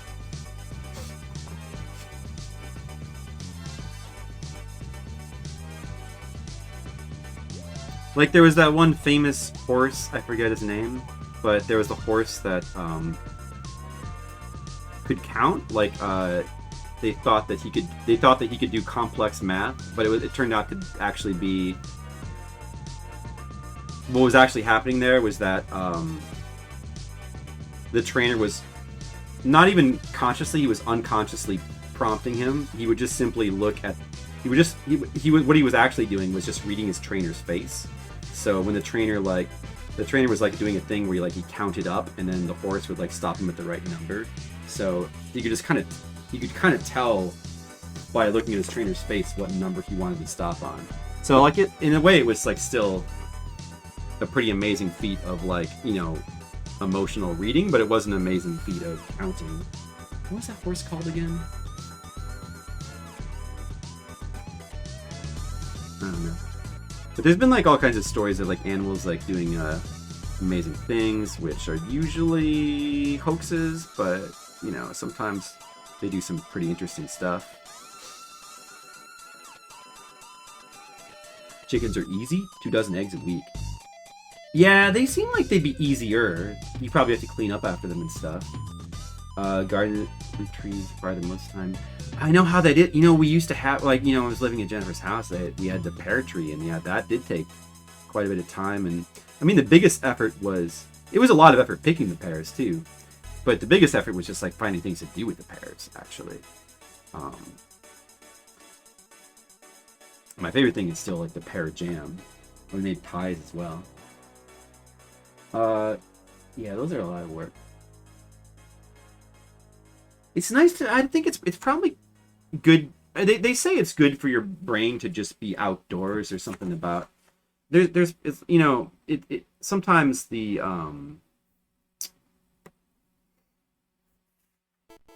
connection between like these various things is not so easy to know for sure. So like, you know, if you go outside a lot, you know, maybe you're also not spending time on your phone, or you're having alone time, or just the quiet. You know, one thing that I think maybe is kind of good psychologically is to kind of, because we often have so much noise going on. We like, you know, I don't know, well, speaking for myself, like I always have my computer, I'm always near my computer, and I always have like some stream going on. There's just rarely any time where I'm just kind of sitting in quiet. Maybe just like being in like a quiet space is actually the thing. Is kind of good for people. But yeah, I mean, they say that like being outside in nature, there's something about that is kind of psychologically good for you. Like, who knows how true that really is? I mean, there's probably some truth to it.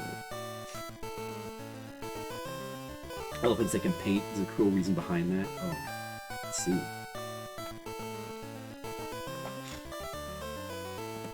But I think, yeah, I don't know. I don't get to do it that often, but I do really like going outside to do nature stuff. But the problem is that, like, just going on walks in the neighborhood around here, it's like I know all the places, and it's never really exciting. It's kind of seeing the same stuff that I've seen a billion times. It's more exciting to, like, go to, like, a... It's also, like, I kind of prefer doing it with, like, other people more so than just myself. So I don't end up doing it that often, but I enjoy it when I do have a chance.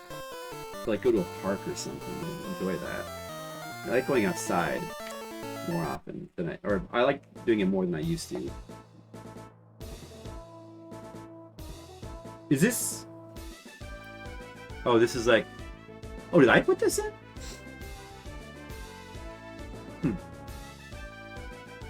Oh, it's like the original one and the DS1 mashed together. Did I put this one in? Oh, I see. Interesting.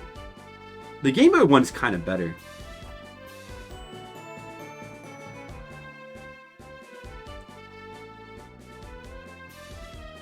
$600 onions.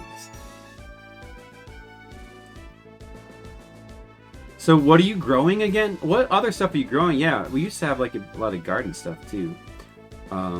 So just from like my experience with like, you know, garden vegetables, the best stuff, it's really cool to have fresh vegetables, but it seemed like the absolute best thing was just like the tomatoes, like in terms of like the benefit over, like a lot of the other ones are like, they're good, but you wouldn't necessarily, like, they're not necessarily that different from like store-bought stuff.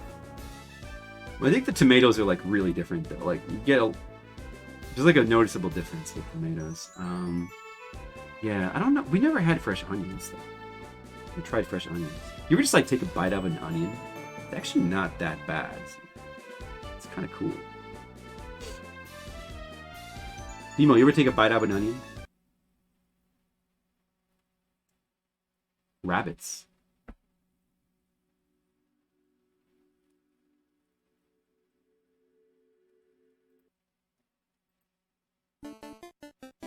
I'm gonna look for a different song. Not that one. Oh, this one's too good. I can't skip it.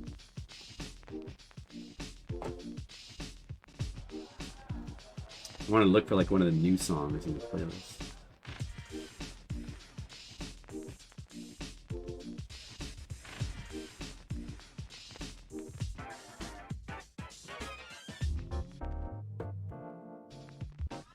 Sleep better after physical activity. That's interesting.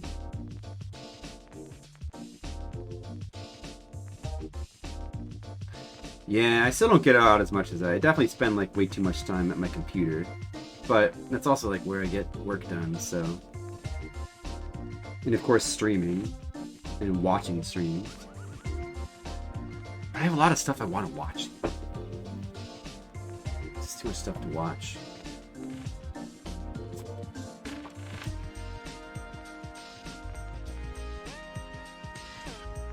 Probably try to spend more time in quiet. Would be good for my brain.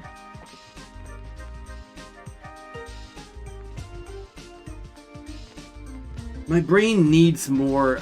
It needs to be fixed.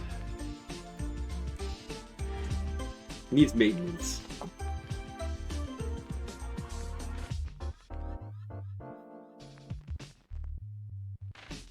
No, actually, it's doing fine. My brain's... Don't worry about my brain. It's doing good, guy. Just kidding. Good. Good brain. It's functioning properly.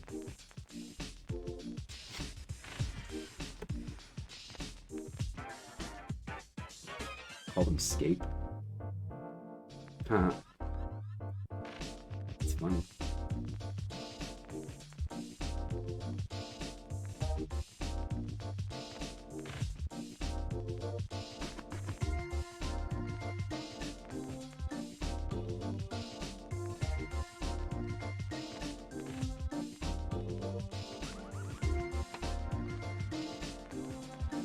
Oh,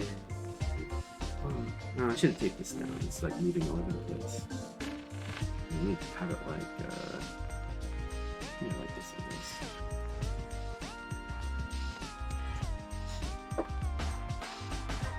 guess. I know. Well, yeah, I think so too. I mean, I think like in my case, it's a TV screen, and the good thing is that like I'm not like I have some distance away from it. I'm not like right up against it, but still, I'm at it. You know, at it for like long periods of the day. And maybe it has driven me crazy. I mean, you know, honestly though, my mental health is fine. Like it's pretty much, it's pretty okay. I mean,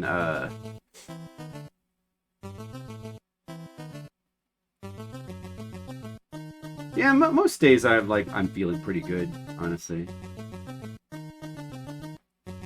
Yeah, sometimes I get stressed out of like, for example, when like I realize I have so many games I have to play, or I've got so many trips I've got to go on. But like only a little bit, really. We just heard this song last stream, I'm pretty sure. Oh, you have to listen to this one.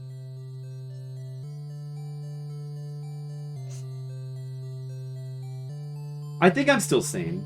The writers of Picard are not sane. But I am sane. I think. Do you guys think I'm sane? I think I'm sane. I mean, I like quality video games like Zeliard and Draken. So that seems like sanity. Yeah, I like quality video games. I seem like I'm sane.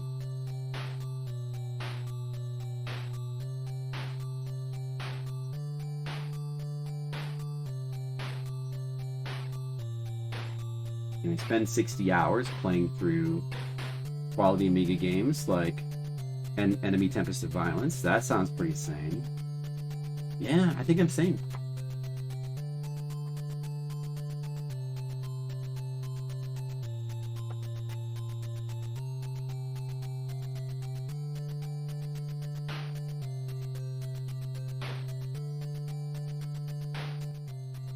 Sometimes a little tired though.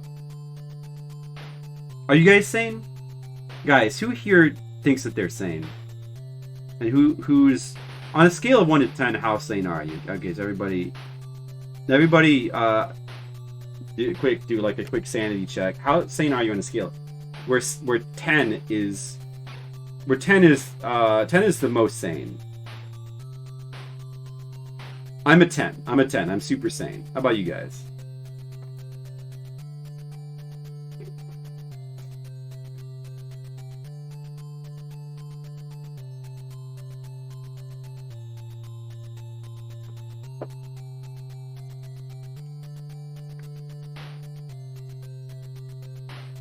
Man, now I'm moving the life box. Skittles is a 10 for sanity. Skittles just radiate sanity. I mean, just look at him. Look how sane he looks.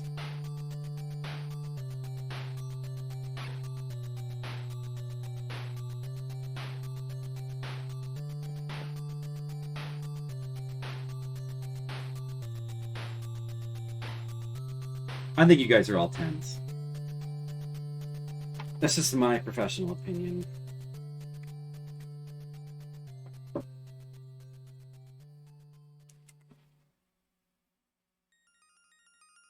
Yeah, you know, these days it's hard not... It's just so tempting to spend time in front of the computer. I guess, you know, when I was younger, it would have been the TV instead. You know, I don't know. Yeah, how much time did I spend in front of a TV when I was younger? Like, before I had the internet. Definitely more.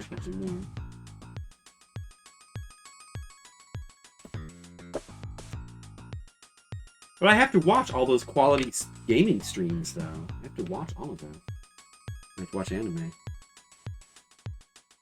No, I mean, actually, I guess I'm still sitting in front of a TV, technically. Hey, this is a new song.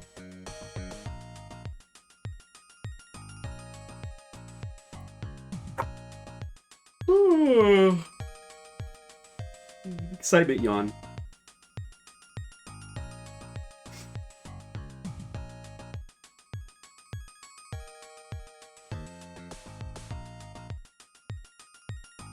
Ooh, this is a good song.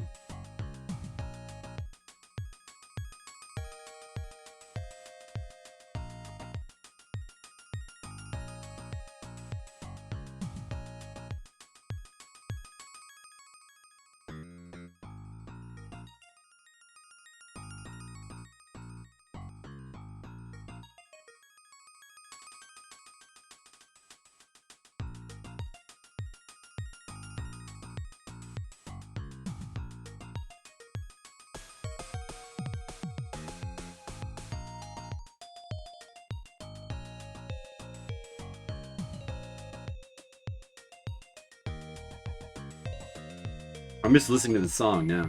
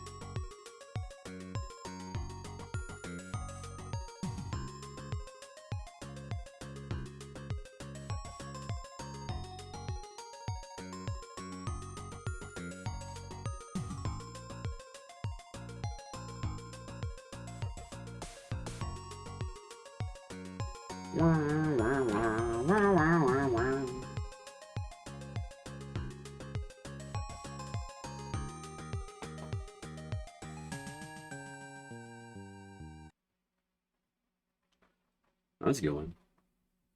PC98 music.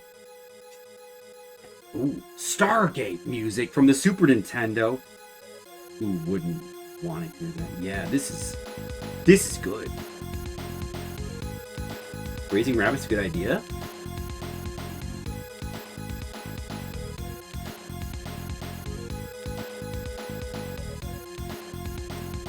You would use them for the purpose of food, or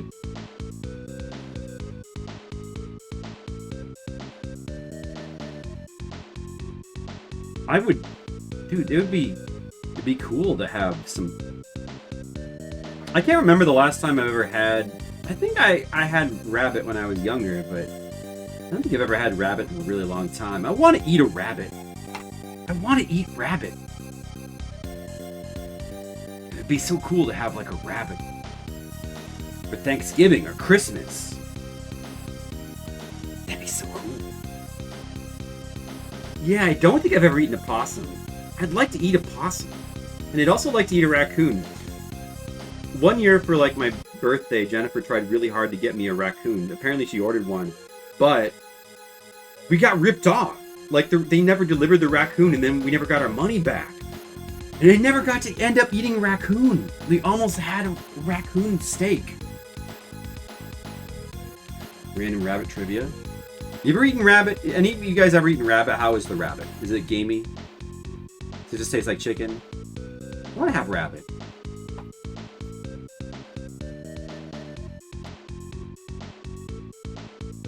It's greasy.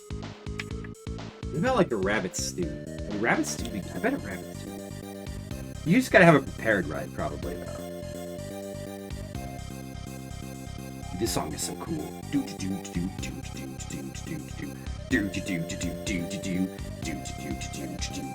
Bow, bow, bow, bow, bow, bow. Should play Stargate on the Super Nintendo. Why haven't we played that, huh? How come nobody's requested Stargate in the Super Nintendo? Jeez, guys. The K music is cool too. It was like some internet company, Asian Waste. We got ripped off, and then we never pulled the trigger again on Rabbit. One of these, or I mean, no, that was on raccoons. Sorry. One of these days, I'm going to eat a raccoon. One of these days, I'm going to make it happen. And a rabbit. I'm going to eat a rabbit and a possum. Blue reflection. Ancient West. The world. Zawurldo? Zawardo? What was that? Tokyo Tomare? Zawardo. Yeah, Tokyo Tomare. Tomare would be to stop. Time. Toki time. Oh, Tomare. Tomare should be. Or is it Tomaru? Is that, I don't know. Stop. Probably Tomare, because that's like a command. Yeah, that's like command form. Okay, yeah, that's probably Dio's catchphrase from JoJo. Come on, you guys know that. You learn stuff.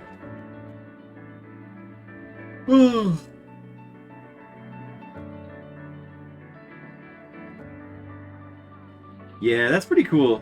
You know, I mean, I envy you a little bit, Monocula. It sounds cool to have a farm. I mean, it sounds like a lot of work too, but they probably don't envy the work part. But it's pretty neat. It's neat to have a farm.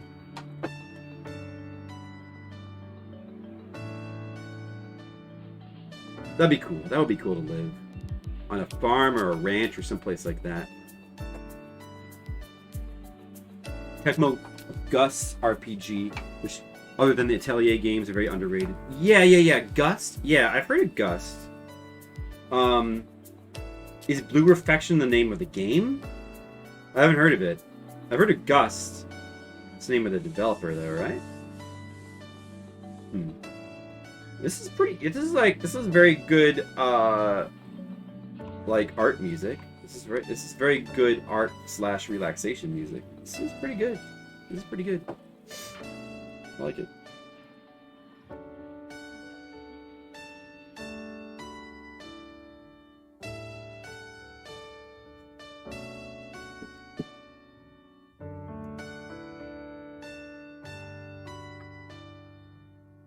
Magical Girl, the RPG. Yeah, it could be cool.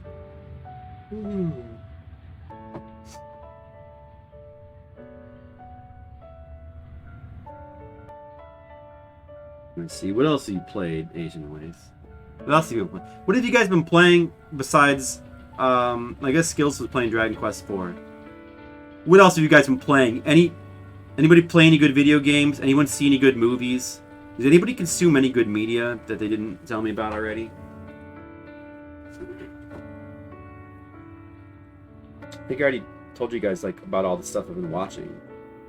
I don't know if I mentioned that. Yeah, I've been watching watching some anime. I've been like checking out some anime. When I got into there's a new one because I'm still checking out like new isekais here and there. I was watching Isekai Oni-san, which is Isekai Uncle, and that one's pretty good.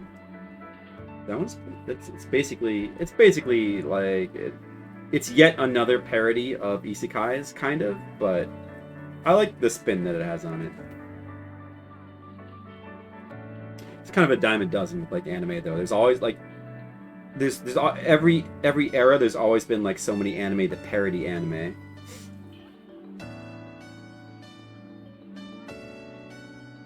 Or if not parody, like kind of satirize it. It's pretty common.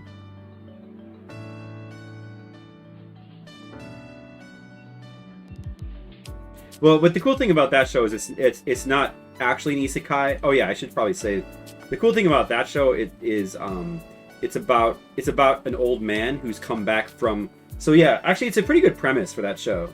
It's about an old man who already went to an isekai. He went to an isekai when he was a young man, and then he finally escaped and got back like 20 years later, and it's basically just him telling his nephew all his adventures.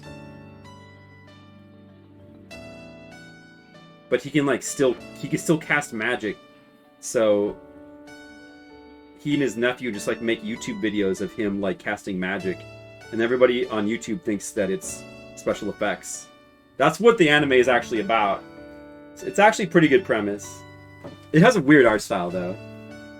But yeah, I was getting into that one. Only 7 episodes so far though. It's short. Whoa! Dan Schoening is raiding with the party event. Dan Schoening, what's up? Dan, thanks so much for the raid. I saw that you were streaming. You're doing like your post-it note thing. How did the post-it notes go? What was that Asian voice? Blood Bowl?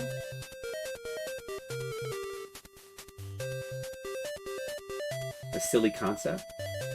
No, no games to trying to get a couple episodes of Westworld every week. Probably would get more if you didn't stream. Sorry about that. Are you still like how far did you get? What are your opinions? I've heard. I mean, I saw the first season of Westworld and I liked it. Although I found the ending to be a little disappointing, but I liked it. But I was kind of really not interested in the seasons after the first season because it felt like it was not going to go in a good direction. And I've heard that it doesn't. I don't know. I've heard it kind of doesn't. I mean, I've heard mixed things. But would be interested to hear your opinion. Isn't it for you? I reached max level and went into a slime dungeon and turned into a princess or whatever. Can't get into those. Well, you know, Mr. Leo, yeah, I get that. But, I mean, there are some that are like... There are some that are very... Some are better than others. There are some that are very generic like that. And then there's others that are more interesting. Some are better than others. There's a lot of really good ones, though. Dan, crush it. Hey, Mora, how's it going? Billy, what's up? Mora, how are you guys doing? I'm doing pretty good. Excel Saga. Did you come from that raid or you just show up? Excel Saga. How are you doing? I'm doing pretty good. Ready to play Final Fantasy XI. Indeed, they have begun. They have begun. Okay, so did you do some post-it notes on the stream? I did tune in a little bit, Dan. I did tune in a little bit, but you know, I didn't have time to like participate or anything. But I think that was the first time I ever saw what you looked like. Now I know what you look like, Dan. And now that I'm not on webcam, you don't know what I look like anymore. So, like, I mean, even though you've seen me in, like, all the other streams, I might look different now. I might look like some kind of, like, purple monster. So you never know. Hey, UMF, what's up? He kicked its ass! Good Ghostbusters quote. About what? What show? Oh, I was just, I was asking everybody, right before you rated, I was asking people in the chat, like, what anime, or just, like, what shows they've been watching, or what games they've been, like, what media they've been consuming, basically. And, oh, Mr. Leo is saying he can't do isekais. I've been kind of getting into isekais lately. Been an isekai kick. Reincarnated as a vending machine? There's one about being reincarnated as a vending machine. Like, what's that? I kind of want to... Really? I want to check that out. Is that a show? That sounds messed up. Yeah, see, that's like the thing about the... You showed up? Hi, welcome. Welcome, Excel Saga. Well, it's good to see you. Yeah, one day you'll find out what Flipside looks like. I'm doing the art today, too. Well, I just so... I mean, I wasn't really planning on, you know, but it just worked out that way. Doing my monthly Patreon stream. And progress has been made on the art. You only speak on the first season. You thought the ending was good. Well, Monocule, okay.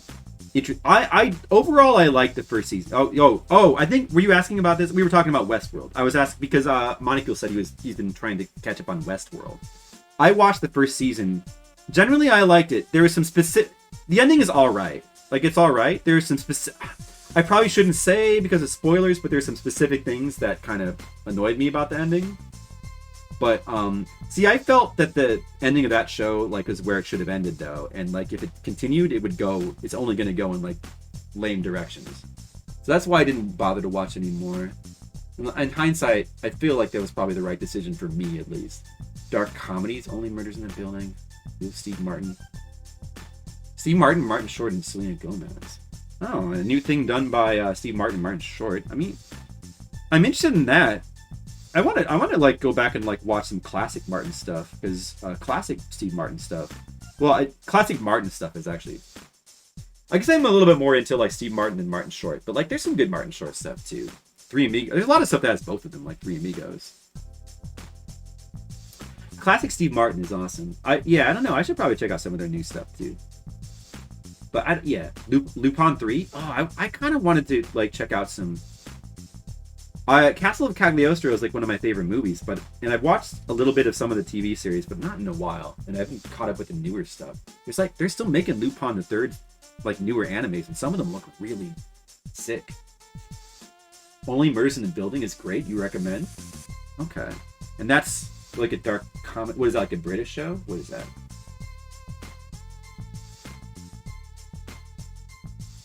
Dark comedies on Hulu. Oh no, that's with Steve Martin. Okay, that was the Steve Martin thing. Okay. I'll make a mental note of that. I have a ton. Like I'm already like got a ton of stuff. Like I keep getting on like these kicks. You know, I'm like watching like old anime. I'm like watching movies from the 70s. I'm like watching old anime series and watching new anime and catching up. I'm on an isekai kick. Like I barely watch any new stuff, but there's like so much old stuff. But then like I never finish any of this stuff, and I get behind on all this stuff because you know why? I keep watching people play video games. That's the problem. The art is beautiful. Hey, thanks, UMF. I draw it myself. You can kind of tell by that's me moving the pen. I haven't hired an actor or anything. Yeah, I do a little web comic. That's what I do for my real job. I unfortunately don't. Yeah, I've watched the movie What We Do in the Shadows. Yeah, I probably should watch that show. I've heard that show is good. I probably would like it. Yeah, maybe I should watch that. I do like the movie. You don't want to say much for spoiler reasons, but some good buds tell you it gets even better. Oh, you're talking about Westworld. Okay, interesting. Yeah, because I kind of heard the opposite, but I hope that you like it. I hope that you like it. I mean, I haven't seen past the first season anyway.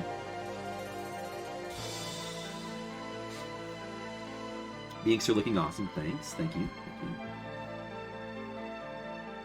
Yeah, I'm actually working on some pages for the Patreon comic right now. Exclusive Patreon comic. This is an exclusive Patreon stream, so it's not really exclusive. Actually, it's for anybody can watch it. But if you become a Patreon, you can get me to draw sketches for you, among other movies.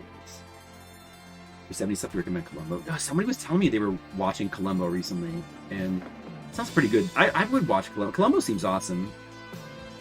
I've seen like little snippets of it like here and there recently, but I haven't sat down to just like rewatch it. Yeah, this actor is so great. He even does your voice so perfectly. Yeah, I know, doesn't he?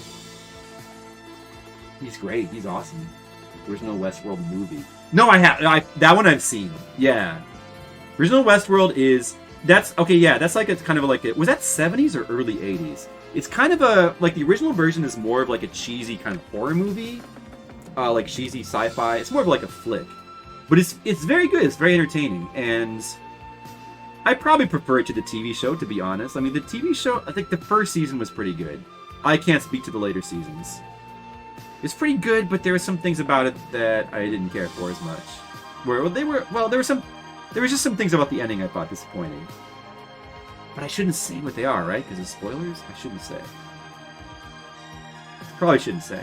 But, I mean, I still like the show overall. I'm just happy with only seeing one season.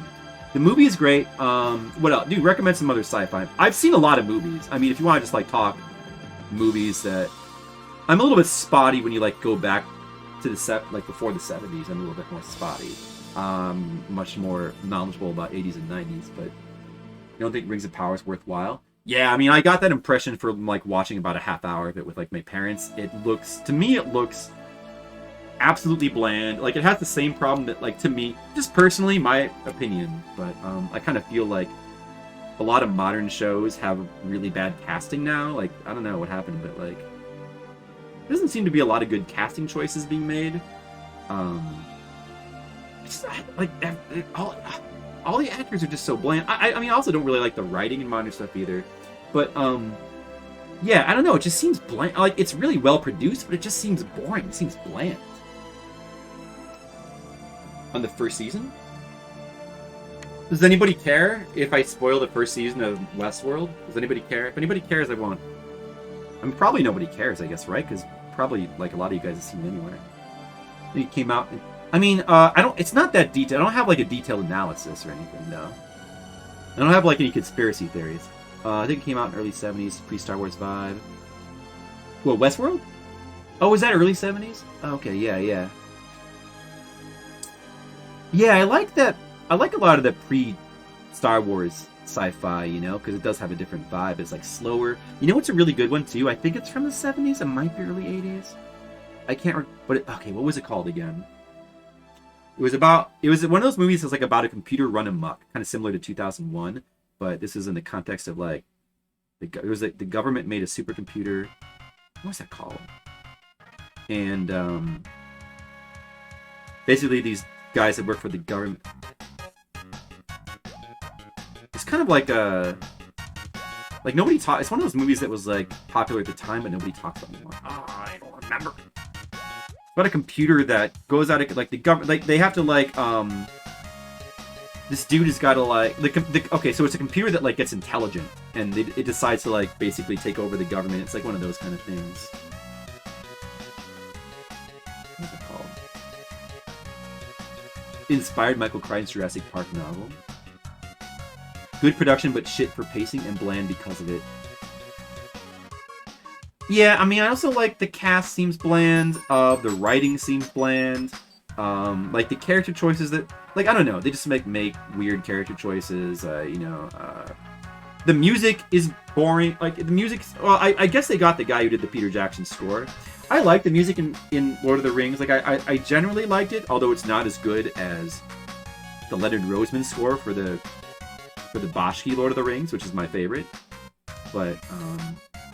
But the soundtrack is like overused in those movies. I can't really go back and watch those movies anymore. Personally, like I liked them at the time generally, but I just can't go back and rewatch them. I find them hard to rewatch now. Oh yeah, I guess that's... Somebody was asking the other day, is there anything you can't... Like there's anything you can't watch in hindsight, and I guess that would be one thing. You saw see... For anime, Pat Labor. I have watched... I've watched the Pat Labor movies. It's been a long time. I remember the second movie was really, really good. The first one is probably good as well, but the second one was the one that I remember being amazing for the Pat Labor movies.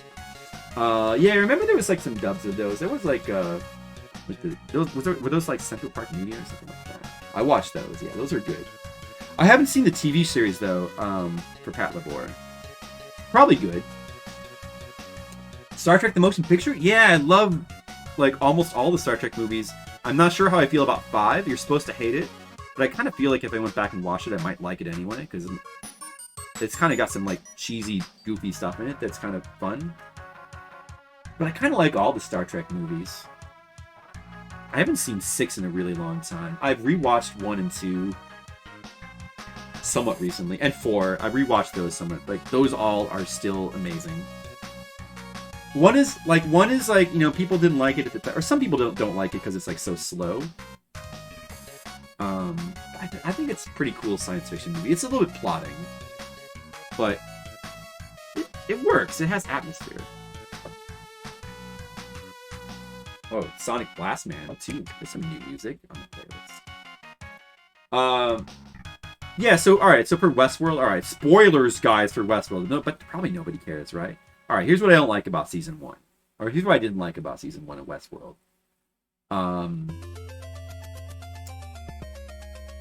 I felt that the thing that interests me the most about the show was it was kind of like the mystery aspect of it. So it had a little bit of like that like kind of Lost thing going.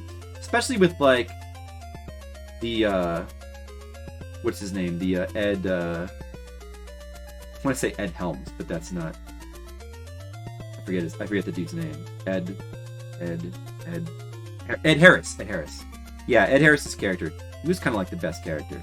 Well, I mean, obviously, like you probably remember the twist with his character. But, like the twist was fine, but see, the problem that I had was that like there was this kind of mystery aspect of the show, which was like the part that I liked the most about it. And like a lot of that stuff was kind of like. Like, oh, who's really a robot, like the twists there, like you find out certain characters are robots, not really a big surprise, but that stuff is cool. But then there was also this stuff about like the maze. Like there was something to do with like the maze. Like what is the maze? There's like a maze. Something to do with, and I kind of felt like that ended up. Like that was the thing that I found like the most interesting because I didn't know what, and it turned out to just be like nothing. Like it was just, I think that in the end it was just like, oh, it's just a metaphor for consciousness or something like that. It was just something really stupid. That was the thing actually the thing I didn't like. Like I feel like I kind of wanted there to be something weirder, you know? I wanted something a little bit more strange, a little bit more Twin Peaksy, I guess, because that was the vibe I got from it. But in the end, like, it was just one of those things where, like, you know, the mysteries of the show just didn't really. They were a little bit too simple, and there wasn't. I wanted something a little bit more. The show was still good. Also, the way that the show ended with like, I mean, it basically ends. It's like the movie is just basically like a horror movie about like people making this Westworld theme park. It's basically Jurassic Park, but with like Western robots. So it's basically like that one episode of Star Trek: Next Generation where like the Datas go out of control in the Wild West. But and like that's so like I get, you know, but like the show tries to be more serious about it, which is cool. It tries to like take it more seriously and like make it into like a big sci-fi mystery.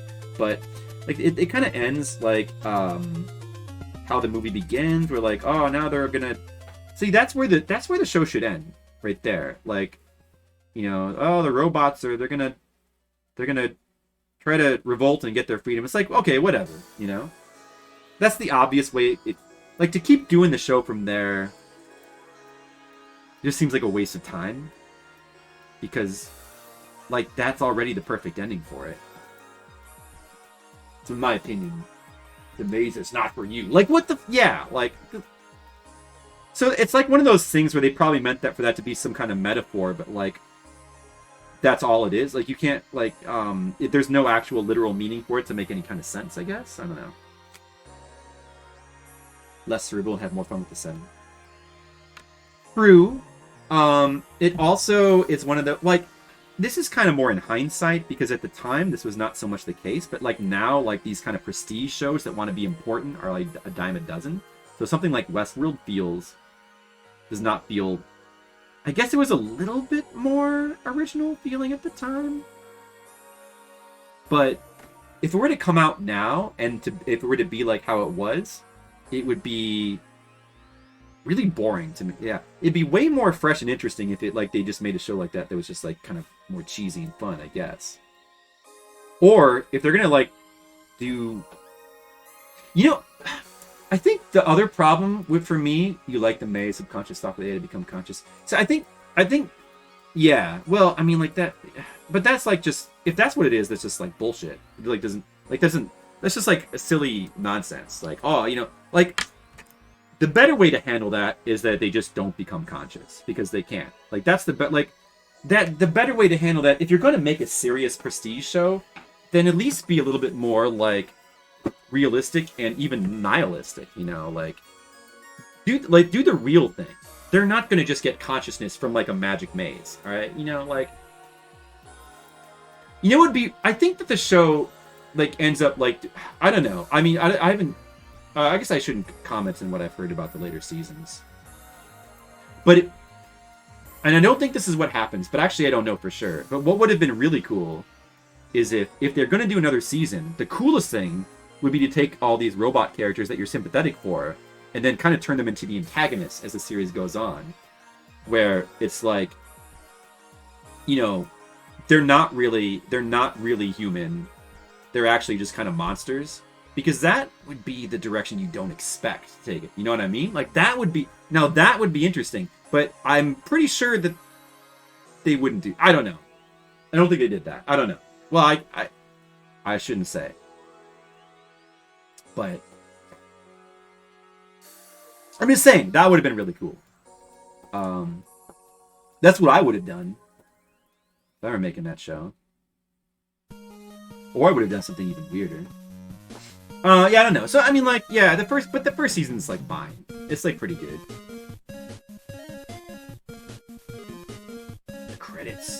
for Ninja Gaiden 2. How about that? Alright, I think I'm done with this page. Alright, another page done. The page inked. We gotta keep inking pages. We gotta get these Patreon pages done. Yeah, so, no, but I mean, like, it was good. I just didn't have any motivation to watch the second season, that's all. But, like, I mean, I don't know. Like, these days, I don't have any motivation to watch anything. So I guess it's better than, like, I don't know. Hey, thanks, UMF. I appreciate it. You know, I'd rather just be... I mean, I don't want to be, like, I don't necessarily, like, want to be a grumpy grandpa, but I can't help it if I just don't like it. I mean, you kind of can. I mean, it's not like liking things is completely out of your control. You can always try to keep an open mind and try to see things in a show that, you know, see the things that are cool about it. Of course, you can try, but I just don't want to do that with, like, modern stuff. I think it's good. I think, you know, like, it's also, the thing is, you don't have to be a slave to just simply watching new things. It's good to also watch old stuff too, and, like, consume old media, play old games. This probably keeps you more well-rounded if you, like, do both old and new stuff. But, like, you know, nobody says that you have to, like, watch all the stuff that's popular. I mean, there's no reason why you have to. There's no reason why you have to, like, watch all the most popular shows. I think it's better. I mean, I think that you should watch something if it appeals to you and not just because everybody else is watching it, right? I feel like that's... Most people would probably agree with that. Remember this. So, Barry is worth... Wow, Barry? So, Zombie is being a grumpy grandpa. Well, people will see it as being a grumpy grandpa, and that's fine. Wait a second, was that... Wait, which page? Was this 30? Okay, this is 31. Oh, this is... Yeah, this is 31. No, I mean, if people... Yeah, I mean, it doesn't... If people want... Like, people will call that being a grumpy grandpa, it's fine. I mean, also, like, what if I really were a grandpa? Then I would, by definition, be a grumpy... But, I mean, I'm not that grumpy. It's just... You know, we all complain about things we don't like, too. There's nothing really wrong with that, to an extent. You don't want to get too carried away with, like, hating on stuff, but complaining about stuff that you don't like is cathartic. Like, we like to bitch about, like, the card.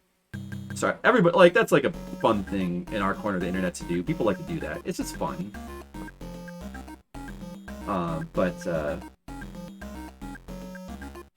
It's better to be, you know, you don't want to get too mired in the negativity, though. Better to... You also have to have stuff you like. Oh, what I was going to say before is that, I think it is good to, like, you know, keep up with some... You know, it doesn't have to be the popular stuff, but it's good to keep up with something that's new, though. You know? So, I tend to, like, hate all the new TV shows. I'm not interested in seeing a lot of movies. But at least I have anime, you know, that counts. Like, there are some people who are, like, grumpy grandpas about new anime. And I kind of get that. Like, oh, dude, the 80s anime was way cooler. Like, Fist of the North Star. Like, back when anime was, like, all gory and, like, adults. Like, cyberpunk, or, you know, whatever thing. I kind of get that.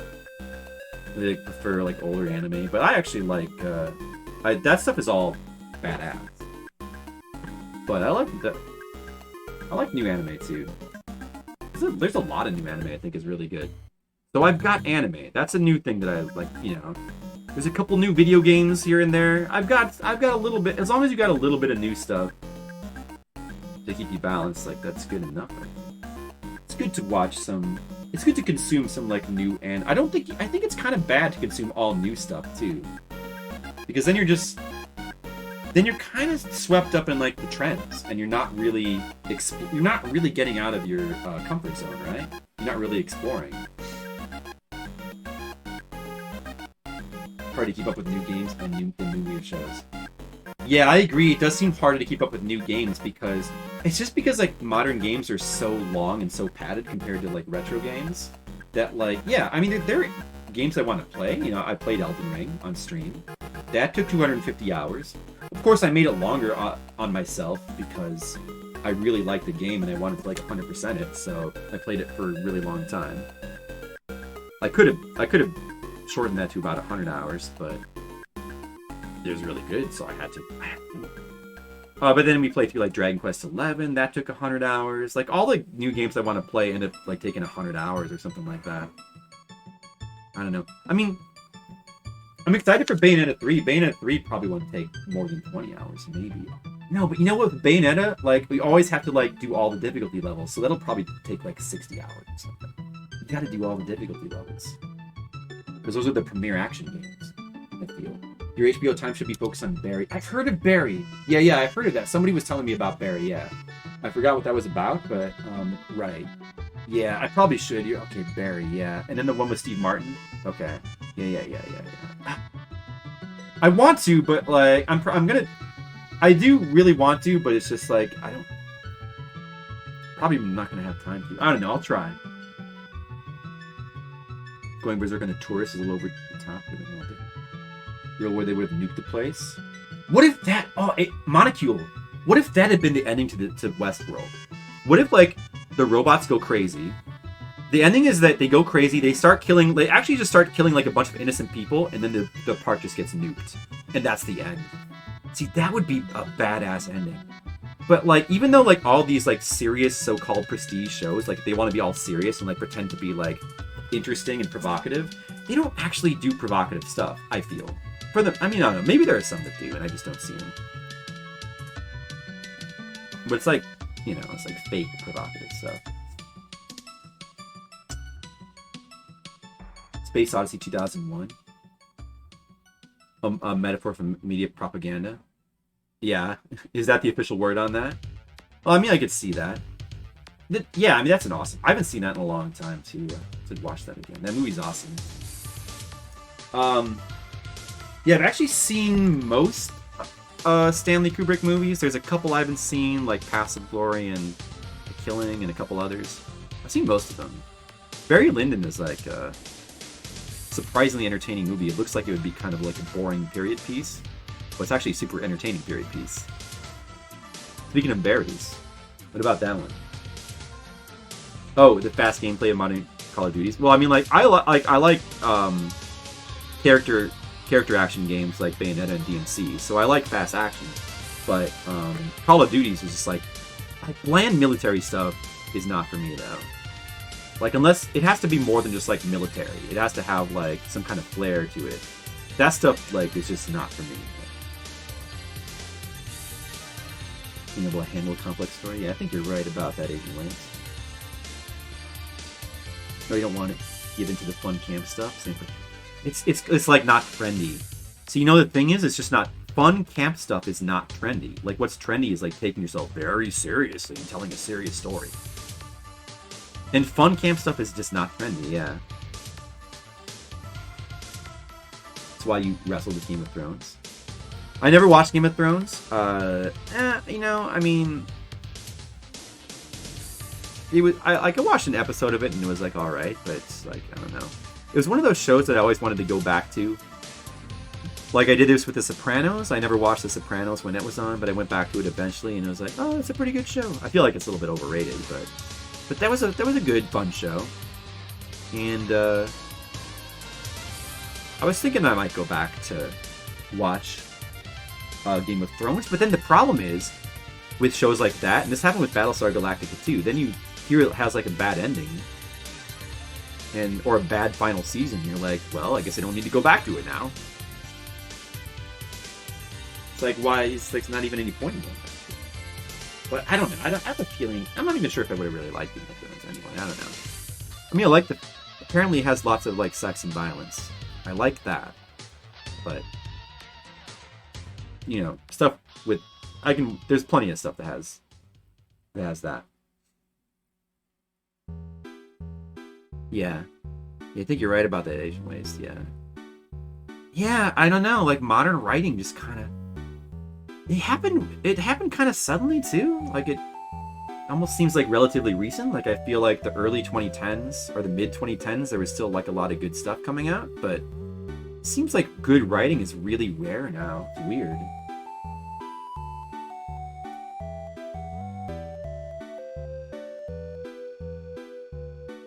Follow the Matrix. Breaking Bad guy should remake OC. Oh, that's a show that I think is still really good. I really like Better Call Saul. I do like that. I haven't caught up with the new seasons, but that show's really good. That show is still, that's the show that kind of is responsible for like kickstarting the era of like prestige TV, unfortunately, and like a lot of the imitators of like that kind of style kind of just aren't, like, nothing really comes close. But yeah, I like went back and rewatched a lot of Breaking Bad, and it's still really good. Like, that holds up to me. To remake Lost, he's going back to his sci-fi roots. No, not Breaking Bad. I would say Sopranos. Bravo, Vince. He's making something for free. Wait, what are you talking about? He's going back to his roots. He's making a sci-fi thing? Interesting. Yeah, I'd be interested in that. Wait, what is it called?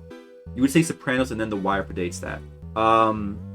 Honestly, I feel like The Sopranos is a little overrated. Like, I like Sopranos, but I feel like in the later seasons it gets a little too soap opera-y for my taste, and a little too random. And some of the character directions, like, I thought were kind of like disappointing.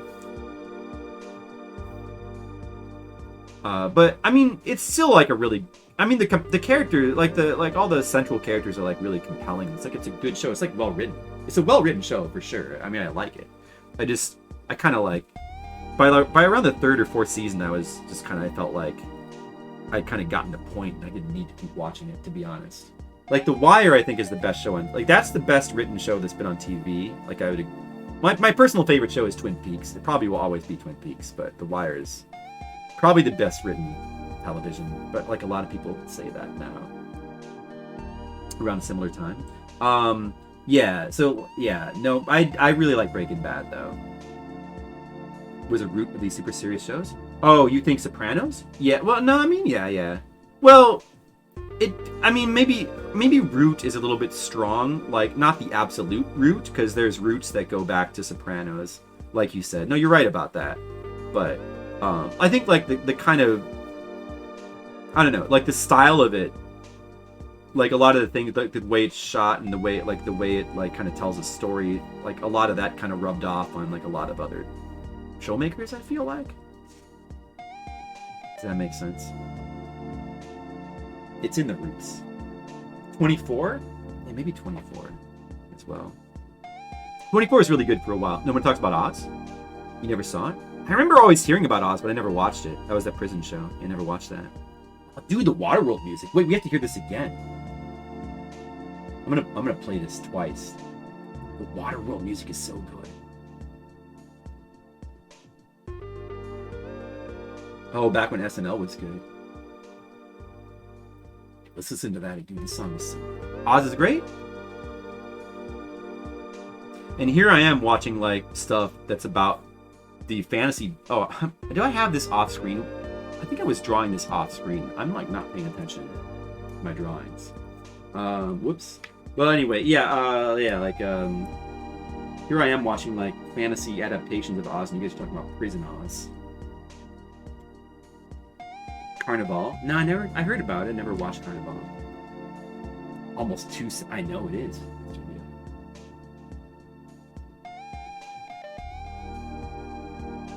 Well, I mean, even the fact that Oz is called... Oz is kind of like a humorous, ironic reference to the book series.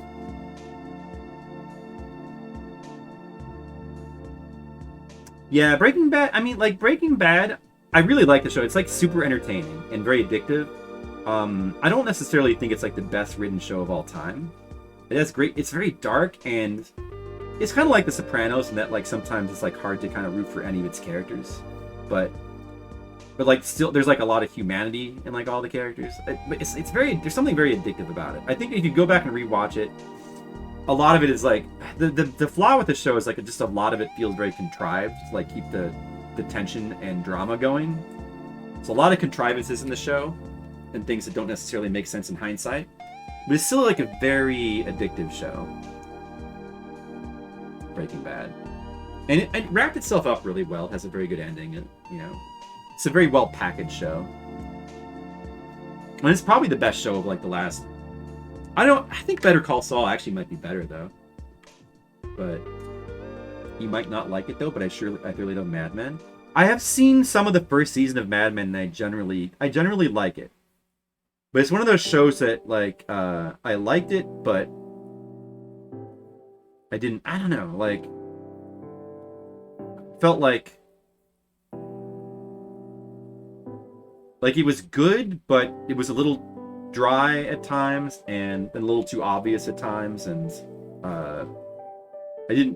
I wasn't sucked in. Like I don't think I watched like maybe like a good 8 episodes of it.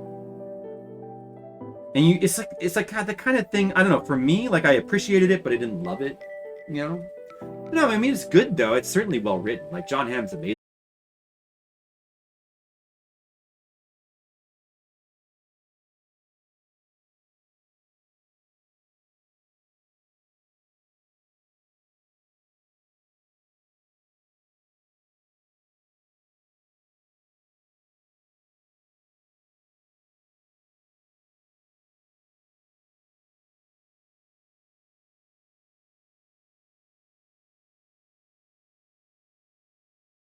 Damn it, interrupting my joke.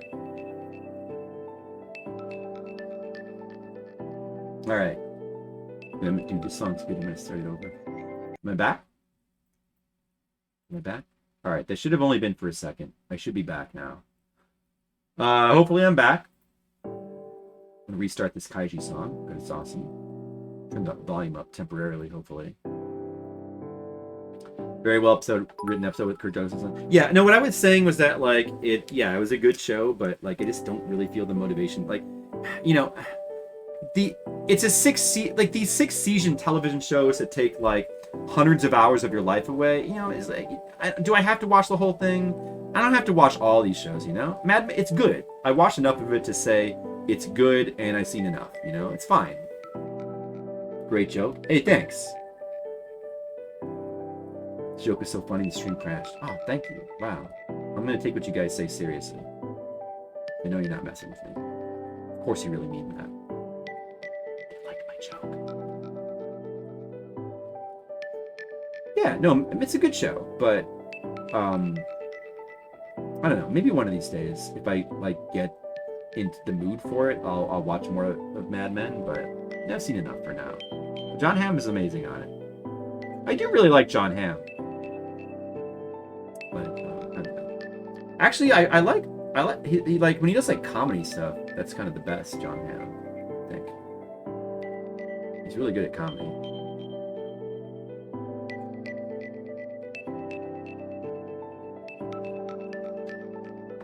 Like he's appeared on the Comedy Bang Bang podcast multiple times. He's always delightful.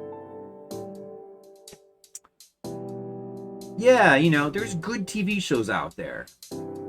But, I don't know. There's, yeah, I'll go back. Maybe, you know what I'd rather do is go back and watch Columbo. I want to go back and watch Columbo. What other TV shows do I want to watch from the past? I need to catch up with Cobra Kai. That's the only modern show I really care to watch these days. It's like an American-produced TV show. It's the only one, except for, of course, that Steve Martin show that someone told me to watch, and I guess Barry. Maybe I'll watch Barry. I don't know. Maybe I'll watch those shows. I'll give those a chance. But aside from that, I have to watch Cobra Kai comes first. But what older TV shows do I want to watch, though? Yeah, that's true. That's true, Asian Ways. You do see that a lot. And Steve Martin. So many people in the Columbo these days? You don't get it?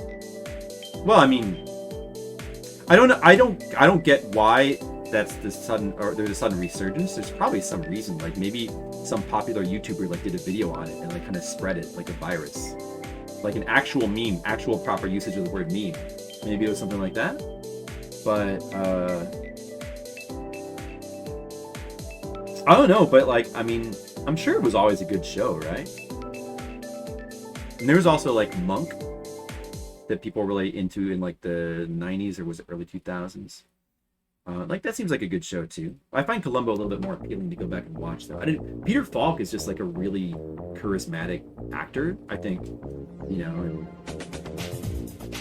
You know, you kind of miss it. Like, you don't know. It's really rare to get that in. I was talking about casting, but it's really rare to get like just like a show, like a really good show with like a really charismatic like lead actor. You just don't really get that so much.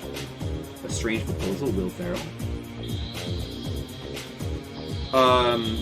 Yeah, he's tried to do. He's been decent in some serious stuff that I've seen. Like he's been decent. He has tried to do some serious stuff, but. Yeah, there was that Stranger Than Fiction movie that was like, it was all right. It was kind of trying to straddle the line of like kind of a dramedy, I guess.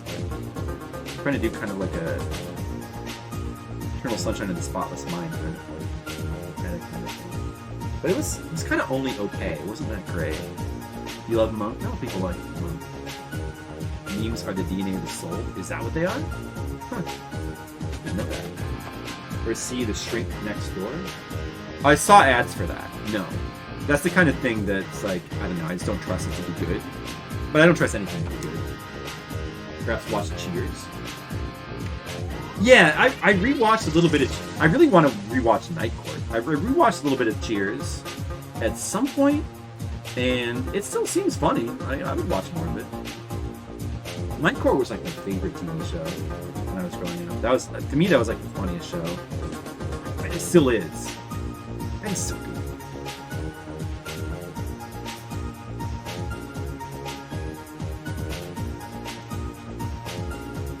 He is pretty good.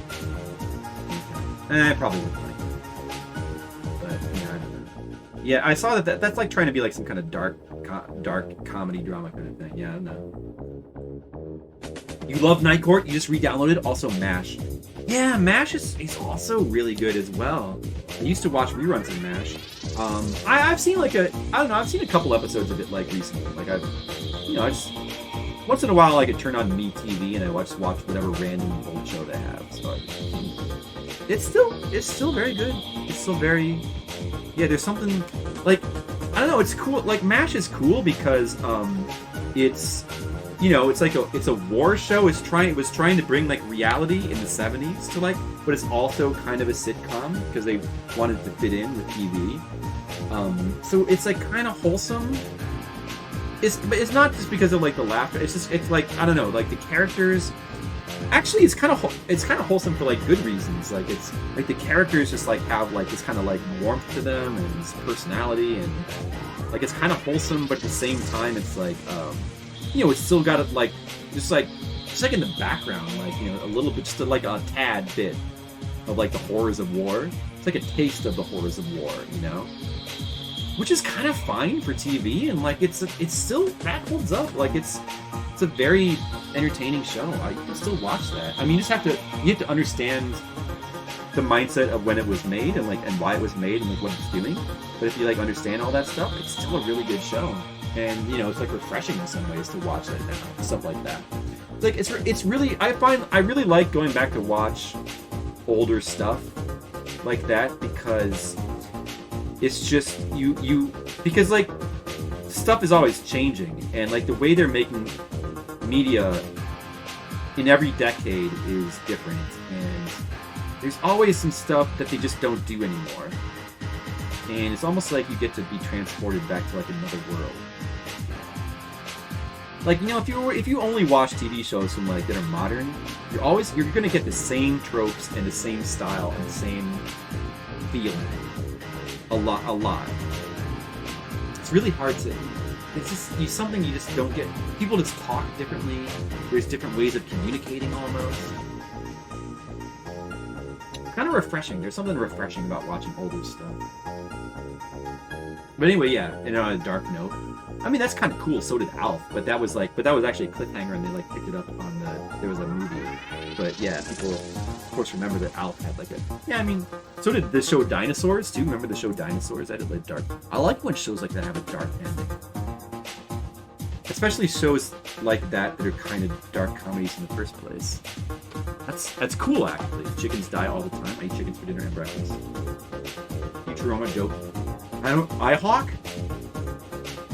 No, remember that one. Adventures of Pete and Pete. And the lady and show goes from Cheers. Adventures of Pete and Pete. You watch a lot more stuff than I did. All in the Family. You can't make a show like that today. Yeah, that's true. But like, I mean, you know, you usually would think of like one reason why, but there's many multiple reasons why. You can't make a show like anything from the 70s these days. And the main reason why you can't is because people don't talk that way. It's like, I don't like when they try to do like period pieces, and they don't make any effort to have like the actors talk like how they would talk in the period. They just kind of talk like conventional people. It's you know, like to really like you have to almost like those are like going back to like watch the old stuff. That's like real period pieces, you know, because there's something that you can't really fake about like how the way that people talk, how they acted, how stuff was written, you know. So in that sense, you really just cannot. I'd love to see somebody like, you know, it's kind of like when they like, okay, like Stranger Things, for example, which is a show that like I kind of bounced off of. Like I'm not really that in. Like I watched the first season and it was like pretty good, but after that, like second season, I kind of just was like, nah, this show is whatever. I don't care about the show anymore. And I don't know. From like seeing clips of the third and fourth season, I feel like that was the right decision for me. Like that show, like that's I mean, you know, I don't know. Some people still. I'm sure that maybe some of you guys like Review. Well, Review is Review. Review is awesome. Review is awesome. But that show that it's not just the ending. Well, that show had multiple seasons like that all had. Every episode has a dark ending of that show. That show is like, it's a comedy, but it's like it's dark. It's as black as as space. It's black as space.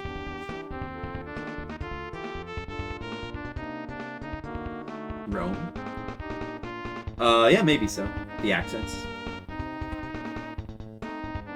No, but I was gonna say that, like, yeah, like stuff like Stranger Things, where like it's sort of in the '80s, but nobody. The problem is that there's nothing really aside from like some superficial, like, you know, set design things. There's really so little about the show. I mean, like in a superficial way, it resembles like Stephen King stuff, and they've got like the very superficial, like, you know, kind of 80s-ish music, but it's not really 80s music. It's like an imitation of.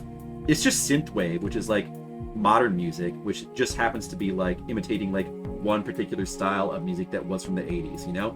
80s had like a lot of diverse music and like a lot of diverse stuff in its soundtracks, and you know, it's superficial. It's not really 80s. Nothing about the show feels 80s. That's why I don't like it. That's like you gave up on it after season 3. But when I'm not saying that just to trash it though. What I want to say is like, how cool would it be if they did make a show that actually really felt like it was from the 80s? Like, that would be amazing. Like, I'd love to see that. You know? Season 3 sucked, but 4 was solid. Yeah, I mean, I'll take, you know, I did catch, because, they, you know, I happened to, like, catch, I caught, like, half an episode. It was like my parents were watching it. I didn't like it. From what I saw, I mean, you know, but I'm Mr. Negative, so I you know, I didn't even love the first season that much. Like, it was pretty good. Review's awesome though, and I want to see. Oh, that's another thing. I did want to watch the new show by that Nathan dude who did Nathan For You, because I like his stuff too. He had a new show. I haven't watched that yet, and that's also like his show is like dark, or the old one. The actual music for Back to the Future in the episode that did not match the piece's intense design. That's pretty weird. I mean, like, that's so pandery. It's such a, like, listen, I mean, pandering to, like, it's fine to, like, have stuff like that, like, references and stuff like that, but if that's the best you can do. See, the problem is the show doesn't actually feel like it's from the 80s. It feels like a modern show that just has got some 80s tropes thrown in, and it's set in the 80s. And it's just annoying. If you really want to see like 80s content, you have to go back and watch shows from the 80s, because they don't. That's what, like, to me, when you like talk about something not being able to be made, like, I don't think that they know how to do stuff like I think if they really tried, somebody could like actually write a show that felt like it was from the 80s, but it's almost as if they don't know how to do it. Nathan For You is, it's also like, it's kind of along the same lines as a Review. Like, it reminded me of Review. It's a little bit similar with its premise, and like it's also kind of similarly dark. Yeah, And the dude's got a new show. You love Stranger Things? Hey, Gus Nation, what's up? I'm sorry that I was just trashing the show that you love. But well, did you? I don't know if that was the first thing you said. That's cool. I mean, yeah, a lot of people love it. A lot of people love Stranger Things. No, you're in the majority. A lot of people love it. I mean, no, but you know what though? Like, I don't hate it either. It's just like I kind of bounced off it. But I thought that I kind of liked the first season. I thought there was a lot of cool things about the first season. So I didn't totally hate it. It's just, I mean, it's not even that I hated it. It's just like I just kind of, I felt like there's other things I'd rather watch more. It's all. But it just made me pine for like I wish they would make 80s stuff, the kind of 80s thing that like I would want them to make. Like Super 8 was kind of the same way as well. Like Super 8, I thought it's actually a good movie, but it's trying to like pay homage to like 80s stuff like the Goonies. But it doesn't really feel like an 80s movie. It felt like a 2010 movie that just kind of had some similar, It's really hard to do. That's really hard to do, to like actually make a show that. But I wish it would be cool if they tried to do that more. The increasingly poor decision of Todd Margaret. Oh yeah. So like, what's that about? Gus Nation, how are you doing? What have you been up to? Play any video games? Watch any movies? Watch any TV? Tell us everything. You've been streaming, I've seen. Like, you've been streaming a little bit, like, recently. Maybe you should stream right now. I'll raid you.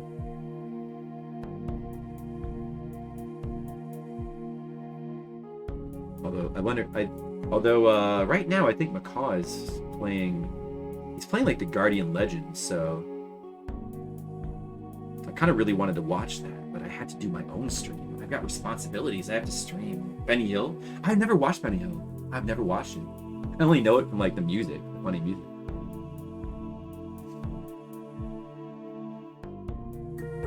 Was pretty blue, realized it was British.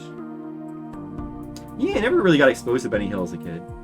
That would be cool. Yeah, I would like to check out Benny Hill to see what that's like. Cobra Kai latest season sucked, but you still enjoyed it. Oh. You know what's funny, Gus Nation, is Cobra Kai is one of the very, very few TV shows, like modern TV shows that I unabashedly love. And I'm actually, I'm excited to watch. I haven't watched the new season yet though, but I'm definitely planning to do it soon. I'm excited for it. I liked all the seasons. Like Cobra Kai, it's a very cheesy show, and there's definitely points at which it feels like it's kind of padding itself a little bit, but the premise is super solid. The core actors, especially Johnny Lawrence, are like super solid. The characters are really good. Like honestly, as much as like it's kind of a cheesy dumb show, the core characters to me are more compelling than like anything that I've seen like in like prestige TV, like Lord of the Rings or whatever. I mean, Johnny Lawrence is such a good character. Also, in the 4th season, that dude, so they brought back the dude from Karate Kid 3, which I thought was going to be stupid, but I ended up really, really liking his character. Although the way it was written was a little bit weird. But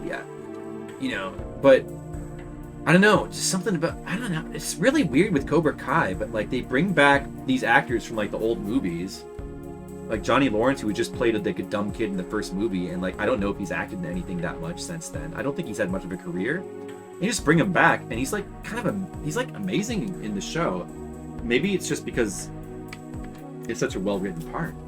But like that dude too, that dude was kind of like awesome. The guy from Karate Kid. I really, that kind of made season 4 very good for me.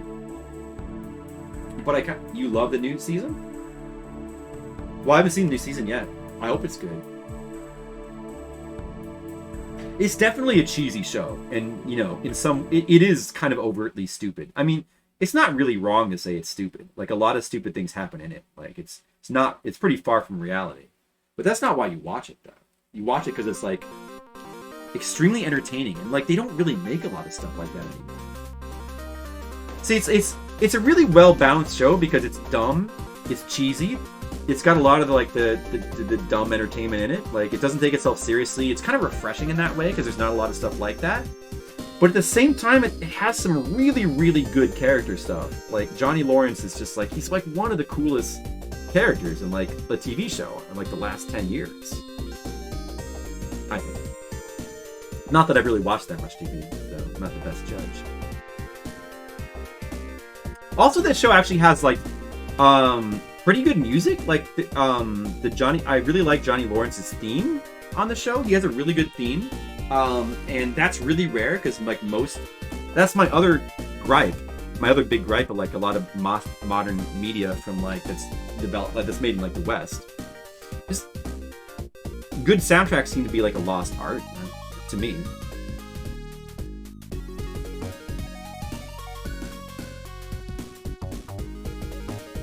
I need to watch it this season. I want to see what they do with that dude. Karate Kid 3, the Karate Kid 3 dude. I loved his whole attitude at the beginning of season 4 when he's just like, he really did not want to. He like had a normal life, and he really did not want to get like dragged into this stupid karate war. He's like, and then he gets dragged in, and he like ends up getting like, he's almost like a drug addict. Like it's like he's like getting addicted to like the power thing again, and it's like it's so hokey, but just the way it's done is so good. But I love the way he portrays that character, though. It's good. It's really good, Skittles. It's good.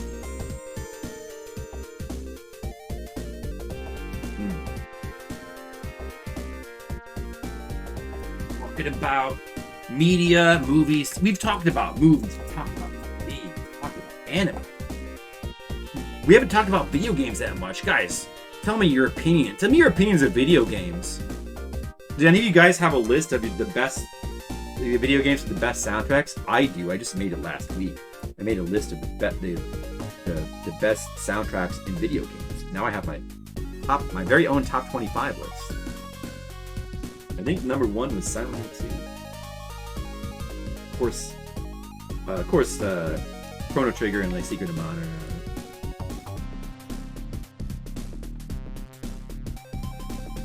I've still been too many games that have good soundtracks.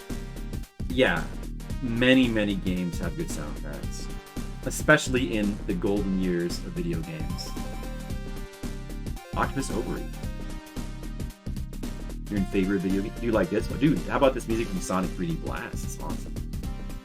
You're in favor of video games, Skittles? You make a compelling argument. I'm gonna have to side with you. Like, overall, I also am in favor of video games. I'm in favor of playing them.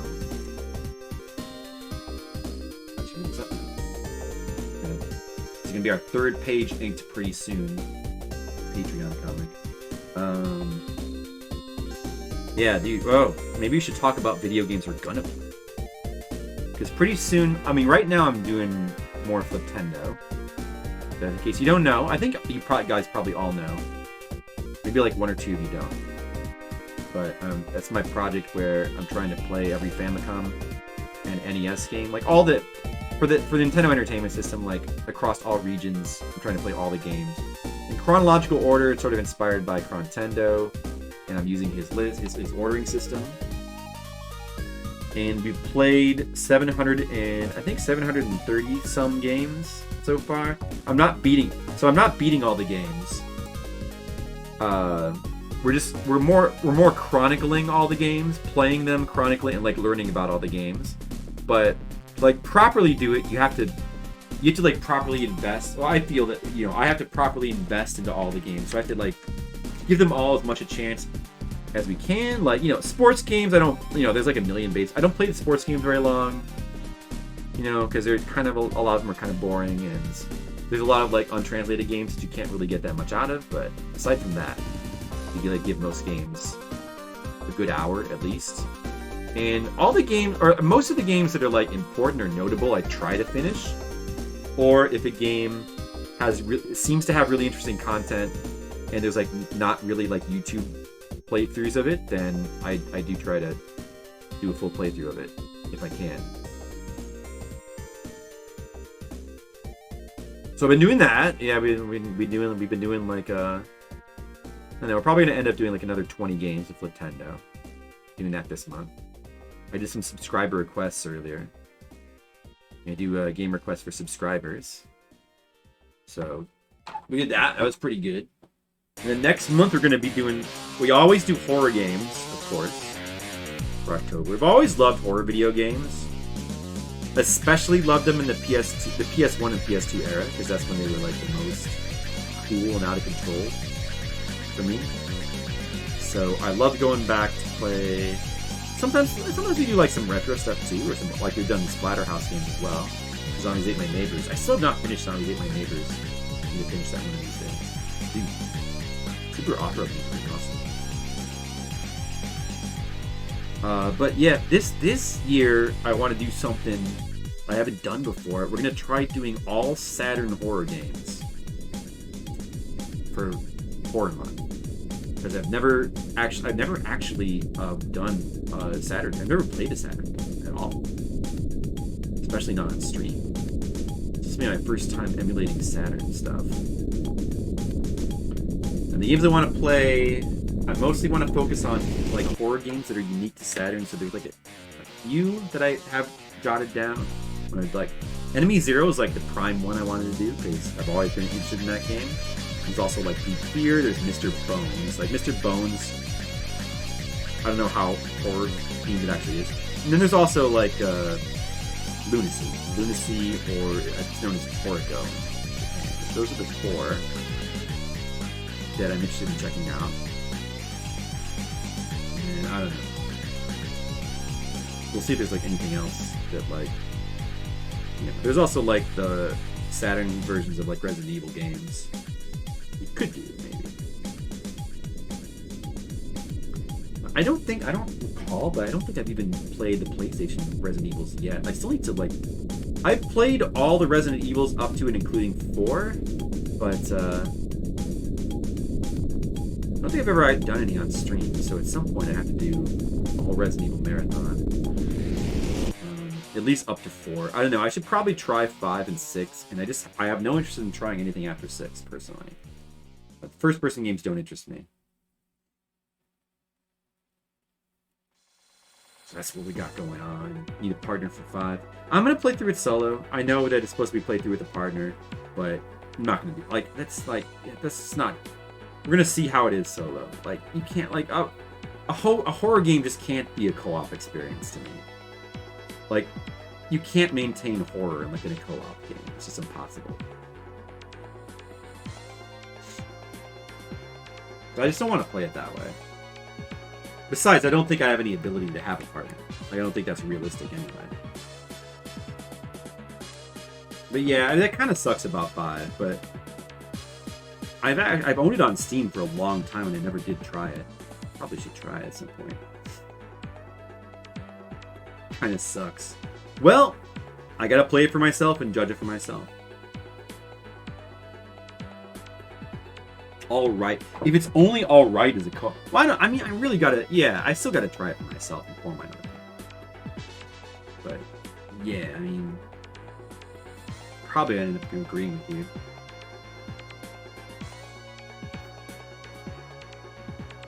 Six seems pretty weird because of like the different modes it has.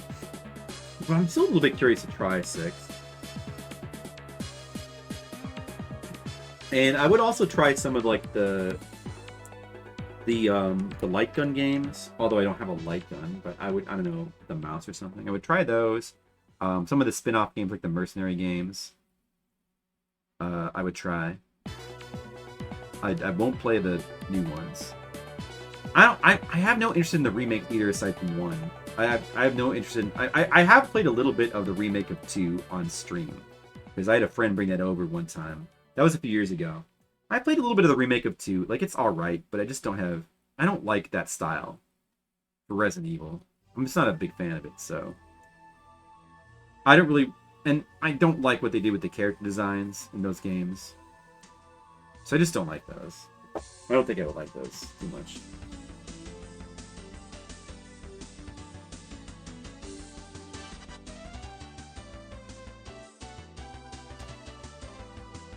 This song has to be turned up. It's so good.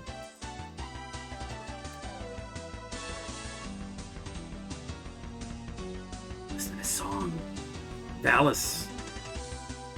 It's the best music.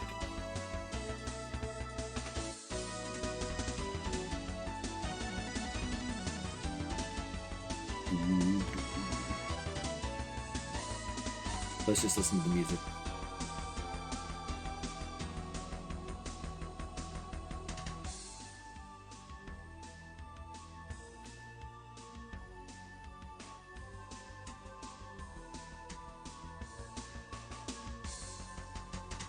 Just listen to the music, guys. Should this be my last page? It is 11:04. It's almost midnight. Should this be the last page? Did I ink?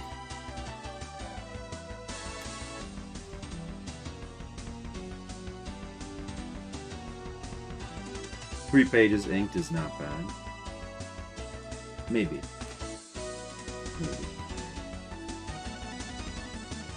Ooh, I feel a little tired. You guys feel tired?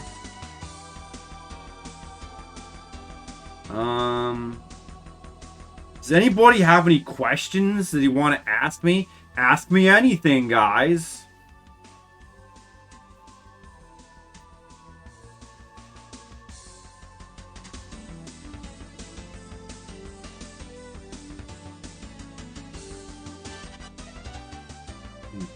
I don't have any more questions to ask you. I ran out of questions. Boxers or briefs? Boxers.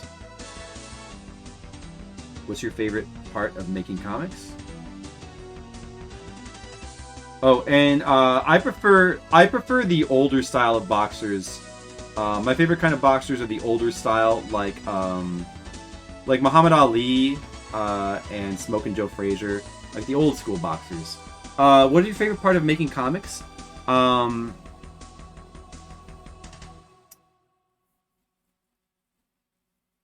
Well, right, to be honest, okay, probably should turn the music down again. Street buried music. Oh, from Einhander. Nice. Einhander's. We should play Einhander on stream sometime.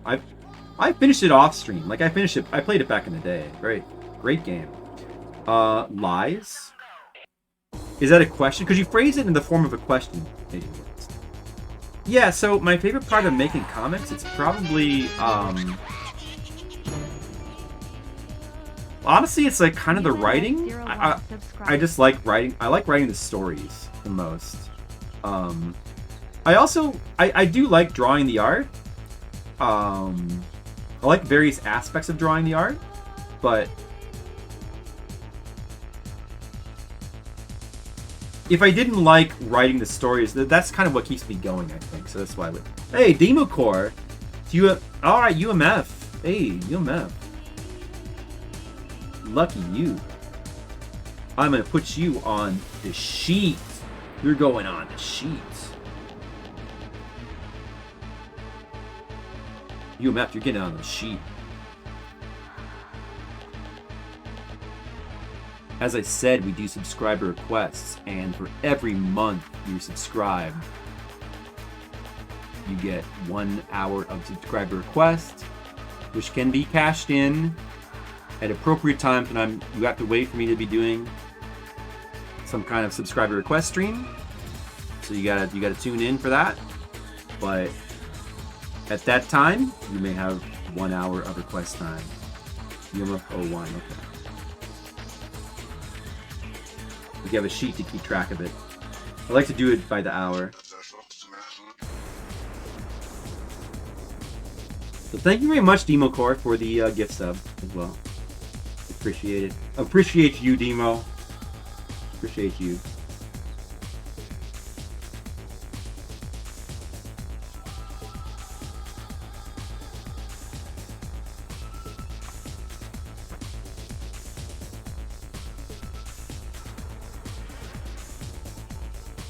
Do you also do comics, UMF?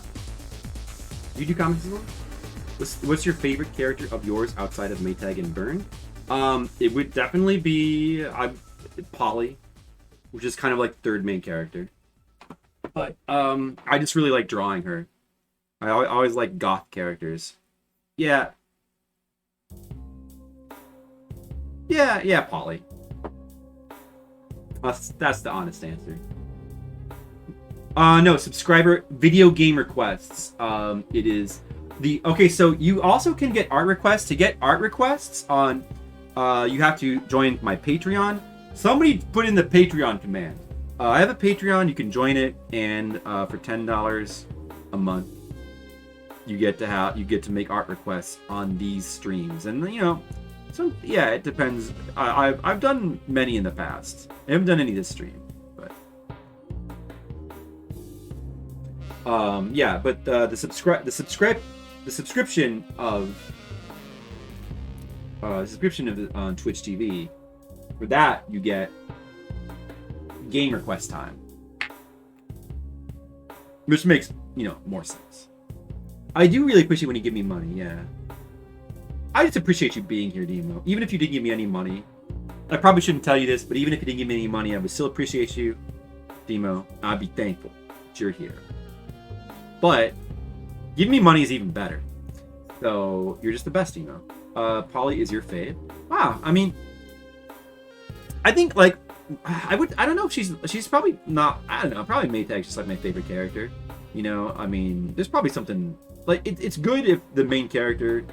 She's the main-ish character. There's kind of three main characters, I guess, but yeah, like recently, like to draw, I don't know, Polly's kind of my favorite character, I guess. You're working on a fan comic? Oh, what's that? That's cool. You can link it. Or is it online? You can link it here if you want to. Feel free to post a link. Taking your money back, like supporting your friends. Aw, you're a good friend, Demo. Maybe I'll buy you something when I come out to that Portland Retro Gaming Expo. I'll pay you back. Maybe I'll buy you something. Maybe I'll get you something. We'll see what happens. I'm gonna be going to the Portland Retro Gaming Expo coming up in October. First time I've ever been there. Gonna go visit my friend Demo Core. Yeah, she's the best Demo that I know of too.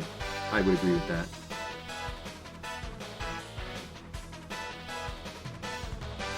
The Ghostbusters fan comic. Interesting. Ah, I see the connection with the Dapper Dan there.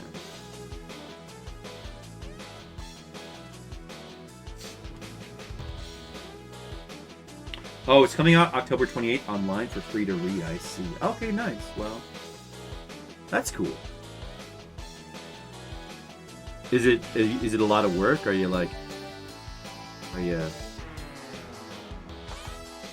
working hard right now?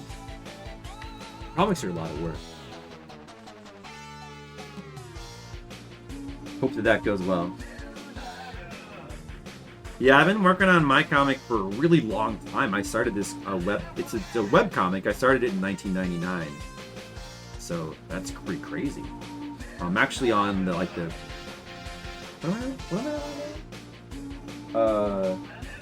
I'm on the 60th chapter. And most of the chapters have like 60 pages.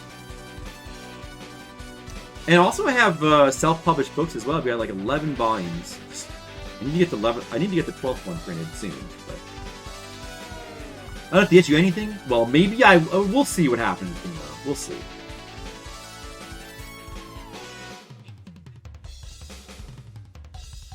The original Ghostbusters, yeah.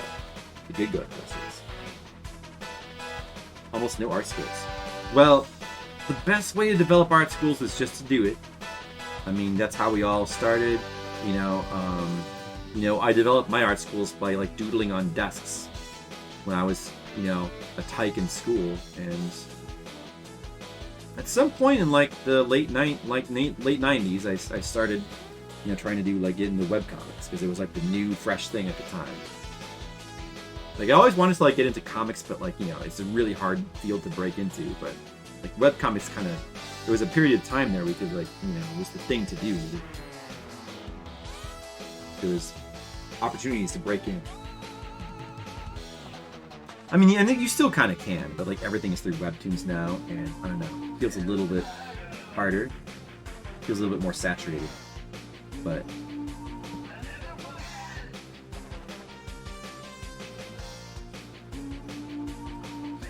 Oh, a sequel to the original film? That's interesting. It's pretty interesting. Ghostbusters is one of my favorite movies. If I were to, I haven't really done this, but if I were to make a list of like my favorite movies, it'd probably be on the top 10. It's really hard as for the best comedies, my favorite comedies. It's like either between that and maybe like The Producers would be. Those would be like my favorites, I think. And then I think there's probably one other one I'm forgetting, but yeah, Producers is my favorite Mel Brooks movie. You know, Young Frank. Oh, dude, here we go. Skittlebrow. Books.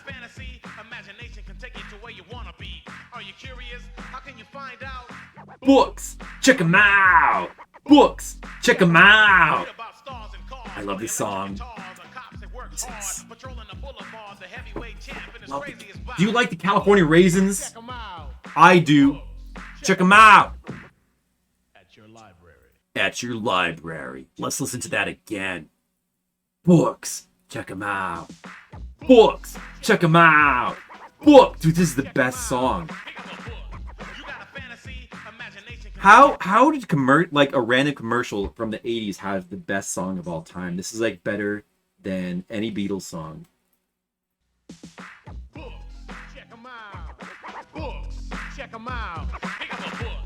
Books. Where you wanna be. How can you find out? Books. Check them out. Books. Check them out. Stars and cars. Electric guitars. Patrolling the boulevard. Books. Check them out. I'm gonna memorize this damn song, and then I'm gonna sing it over and over again to anybody who will listen. That's a good song.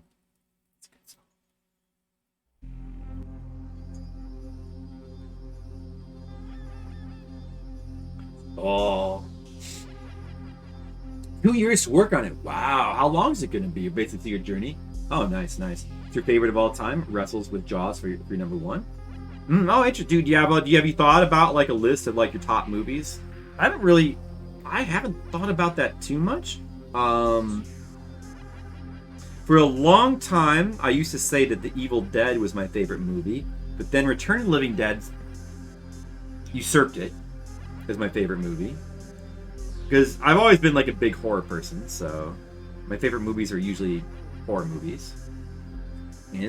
And like now, I don't know. I kind of feel like giving the edge back to The Evil Dead now, but those are two of my favorite movies of all time: The Evil Dead and Return of the Living Dead. For comedies, yeah, for non-horror movies, I love The Goonies. The Goonies is one of my favorites. I love all those classic 80s movies like, The Goonies, Ghostbusters. All the movies that I watched as a kid, kind of. The first Evil Dead. I actually prefer Evil Dead 2. I love them both, but I give the edge to Evil Dead 1. Evil Dead 1, I find it to be a little bit more perfect with like its low budget spirit and like the out of control creativity, the camera angles. The second movie is really good too. It's really creative, has many good moments, but it's just like a little too. I like that the first movie is like a little bit more actually horror. Like it's more of like a real horror movie. Wow, really? It's actually a great horror movie. Dude, I mean, well, like all three movies are amazing. The third one's probably the weakest. Ooh, this is a good song too. Tetrasphere. Yeah, like all three of those movies are amazing. Though. Army of Darkness kind of gets a little bit weak in the second half, but the first half is like incredible. It's too bad it couldn't maintain that momentum, but it's still like a really. I usually like watch the first half and kind of turn it off. Sometimes I watch the rest of it. I don't do that with Evil Dead 1. Like, some of the best stuff is like in the second half. Like, the whole thing is the best stuff.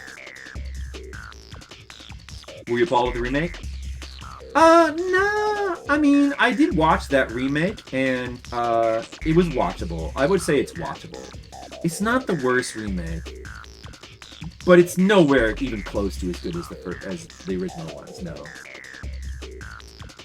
Army of Darkness and Medieval Dead. Medieval Dead is the cooler title for sure. It's a shame he didn't call it Medieval Dead. That's actually a big shame. Because it's just such a clever title. Medieval Dead. It's actually a really badass title too. Medieval Dead.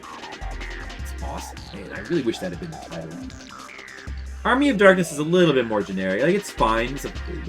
Yeah. Doesn't really fit with the theming of the other movies. Strangely more merciful? Yeah, I know. Well, yeah, I mean, I don't know. You know, like, oh, yeah, well, the thing about the Evil Dead remake, it does have some cool stuff going for it. Like, they tried to, like, stick to, like, all physical effects.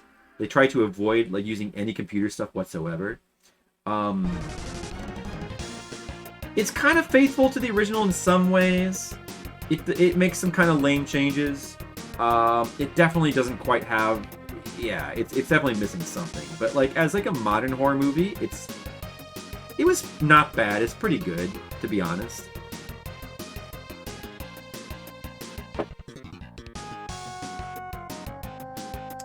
But it's no substitute for the original. That's for sure. Dude, what other movies are good? Well, I mean, yeah. I mean, let's see. I love The Producers. I love Mel Brooks movies. I love Kubrick movies. I love Spielberg movies. I love John Carpenter movies. I've seen almost every John Carpenter movie. My favorite John Carpenter movie, probably, I guess it's boring, but The Thing. You can't go against The Thing. Although Halloween is like right there. Halloween's pretty amazing. And also like the Snake Plissken movie, of course. So yeah, I know. I mean, The Thing would be like way up there. But everybody loves The Thing now. It's so weird to think that like when it came out, it was not successful. They Live, yeah, oh yeah, They Live is very good, very entertaining movie. The 20-minute alley fight scene, the bank scene, so much. I watched that recently too. I rewatched that recently. The lady who played the female character in that. The woman who plays that character, I feel like she's been like other stuff. Or, you know, she reminded me of the lady from the Hellraiser movies, but she's not the same lady. And I looked her up and I'm not even sure what I know her from. But man, she seems so familiar. The Assault Suit Vulcan! Otherwise known as Cybernator. That's what this song is from. Yeah, Kubrick. I love Kubrick movies. Although I haven't watched any in a while, what would be my favorite Kubrick movie?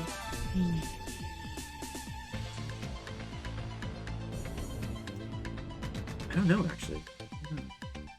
Maybe The Shining? She was in Master of the Universe. That's right. I want to rewatch that again. I remember going to see that as a kid and being unimpressed as a kid. Like, and you know, like, the thing that people say is that like kids are dumb and like they'll just like anything, but that's really not true. That's why I always kind of say that like when people kind of dismiss things as like nostalgia, but a lot of times nostalgia is really earned because kids aren't. I really don't think kids are that dumb. I mean, it's true that your tastes get developed when you're young and you tend to develop your taste based on stuff that you see, but you don't automatically like everything. And the things you have nostalgia for, like a lot of times there's it's not just because you're a dumb kid and you like shit. Not always. I mean, it's once in a while. But a lot of times nostalgia is actually earned. So like, yeah, when I was a kid, I could tell that the Masters of the Universe movie was a shit. I love the cartoon. You know what? Like, if you go back and watch the Masters of the Universe cartoon now, and like the She-Ra cartoon, they're still like they're like really juvenile and they're kind of hard to watch. but the soundtracks are still really good. There's like stuff that's good about those. The soundtracks are, especially of She-Ra, dude. She-Ra's like a surprisingly entertaining show to watch even now because it's like has so much camp value. And the soundtracks to that show is like really good. Thundercats had a really good. Some of those like cartoons in the 80s like had really. Thundercats had like awesome music. Never watched Silverhawks. I don't know why I'm talking about cartoons now. What was I talking about before? Back to movies. Master of the Universe. Yeah. I liked the Secret of the Sword cartoon movie when I was a kid, but I did not like that. I want to go back and watch that now though, because I think I might appreciate it more. Because like I think I might appreciate like the sets and like kind of the dark. Like I like stuff. So, like there's some guilty pleasures, stuff like Nothing But Trouble. Like Nothing But Trouble is kind of entertaining to watch now because it's just so weird and dark and like it's so tonally strange. I mean, you can see why it bombed. It like deserved to bomb, but it's not necessarily good. But it's like it's really interesting to watch. It's actually entertaining in its weirdness. You know what? That kind of thing doesn't really get made. Like another movie that's like that is like that movie Freaked by the dude from Bill and Ted, the guy who played Bill. Although Keanu Reeves is actually in that as well. I think it's like buried under like a ton of that movie. That's another movie that's kind of like that, and then it's like super strange and it's got like really weird, disturbing, gross visual. Like a lot of people in costumes and like a lot of weird effects.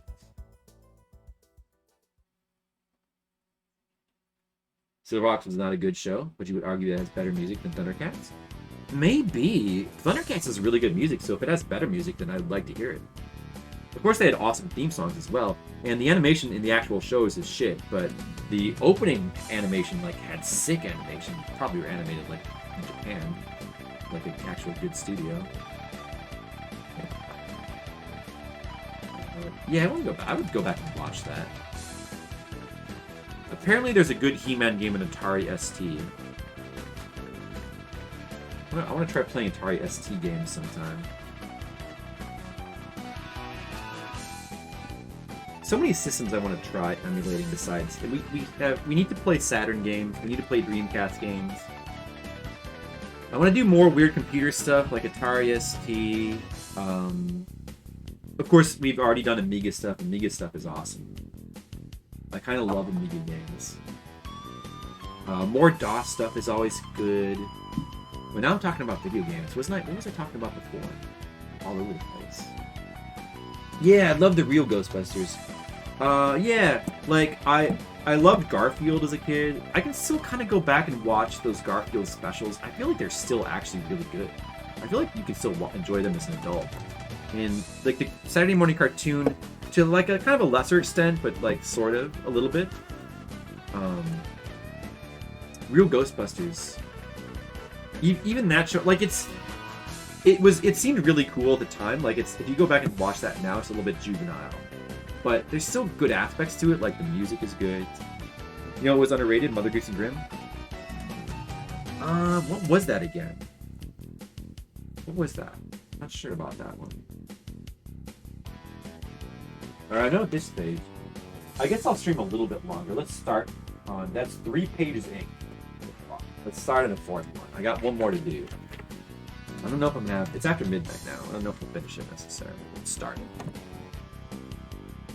Ford Garfield. I don't remember that. Mother Goose and Grimm, huh? What's that? Quest for Glory, Shadows of Darkness. Oh, I didn't hear. Oh, I didn't even notice that was playing. The neck guitar battle. Huh.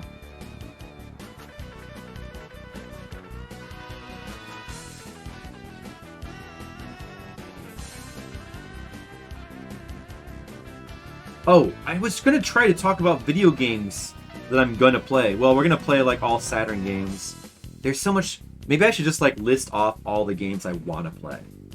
There's so many I mean, mostly older stuff, that there's a few newer things. There's actually new games coming out that I want to play. I'm actually excited for Bayonetta 3. I did not realize that was coming out soon. Somebody told me. I need to play Splatoon 3. I haven't got it yet. I need to check. I forgot that I put that on my Christmas list, so I need to check if somebody actually bought that for me yet, before I buy that. But oh, dude, yeah, this theme is awesome. The theme song I already knew was amazing. The animation on like this opening is like sick as well. Listen to how good this is. Can I maximize this? Oh, you can't. Wait, hold on a second. Dude, maximize it.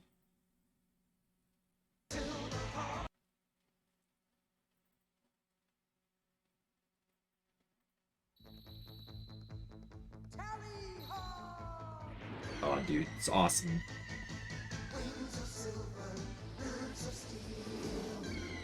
Alf Tales? I would go back and watch that. I would watch Alf Tales. I bet it was. I bet it was decent.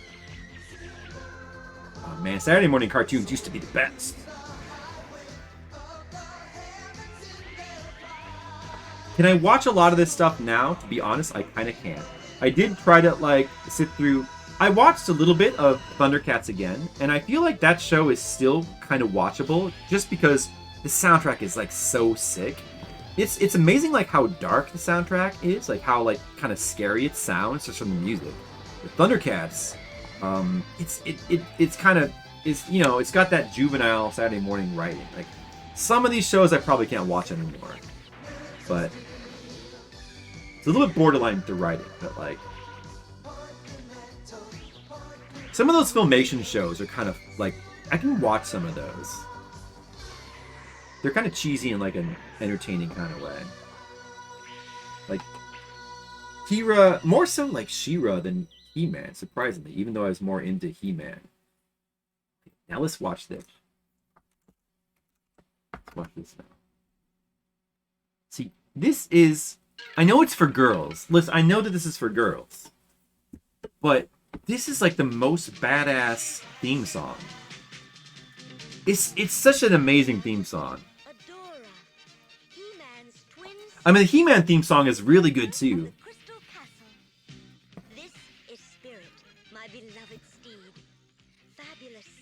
It's too bad she fucking talks over it. Shut up! Hear the song! Actually, I kind of like her voice acting too. This show is... I watched some of this show, and it's kind of entertaining. It's like super campy. It's got the voice acting is like it's got just the perfect cheesiness to it, where it's kind of entertaining, even though it's a really dumb, repetitive juvenile kid show with completely brain dead writing. It's still kind of entertaining, but mainly it's just because it has an absolutely sick soundtrack.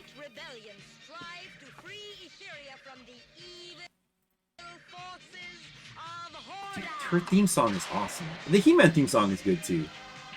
I love how all this dude's stupid shows has like it has his signature in the. I actually like that's something about that is kind of awesome. Like, hey, Lou Schreiber.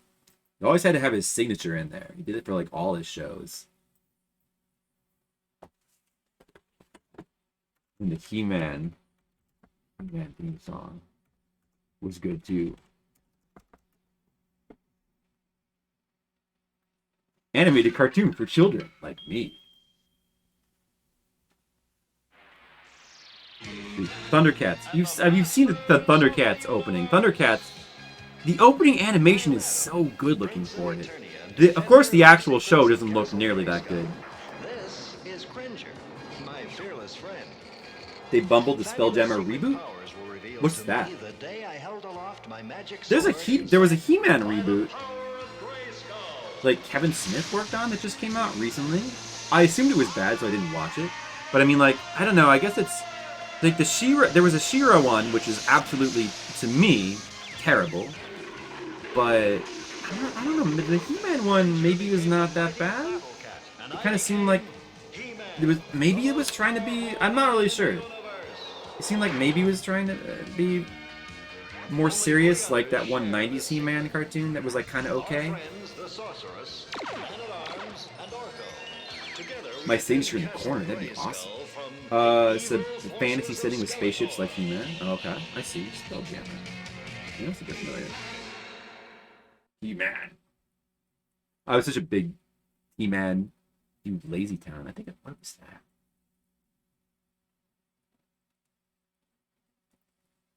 Powerpuff Girls. I used to enjoy Powerpuff Girls. That's like the last cartoon that I was able to enjoy was Powerpuff Girls, but that show was great. The original one. Apparently the remake sucked. The original one was great.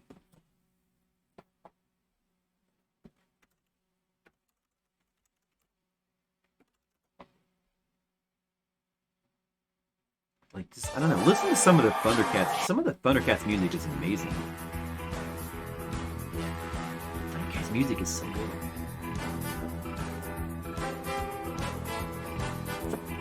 Listen to how good the Thundercats soundtrack is. What? How is it? It's so...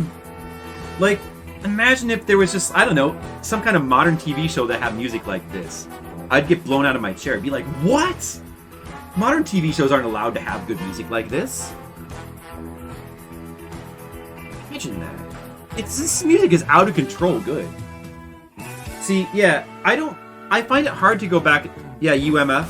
I find it hard to go back and watch them because of the writing. It's kind of hard to enjoy the writing of those shows now. I used to love, like, Transformers. I never watched G.I. Joe, though. GoBots. Like, I don't know if I'd be able to... but the thing that I still really like about them is, like, the music. Yeah, what was Lazy Town? Somebody showed me that. I forget what that... I think that's some kind of a weird, creepy thing. But I like weird, creepy things, so that's good. The mid-90s? Yeah, my generation... Well, I was born in 77, so I grew up mid-80s. All the, like, the 80s. But, you know, there was some... I mean, you know, 90s to me is like the babies. There's a ton of good stuff in the 90s. A ton of good stuff. And there's, you know, actually, there's like a ton of good stuff in the 2000s, too. The 2000s are not a bad decade at all. You know, we always talk about the 90s and the 80s, but I think there's like a lot of good stuff in the 2000s. And there's a lot of good... You know, when I was younger, I couldn't really go... I couldn't go back before the 80s, because that's when stuff started to get too old. But then...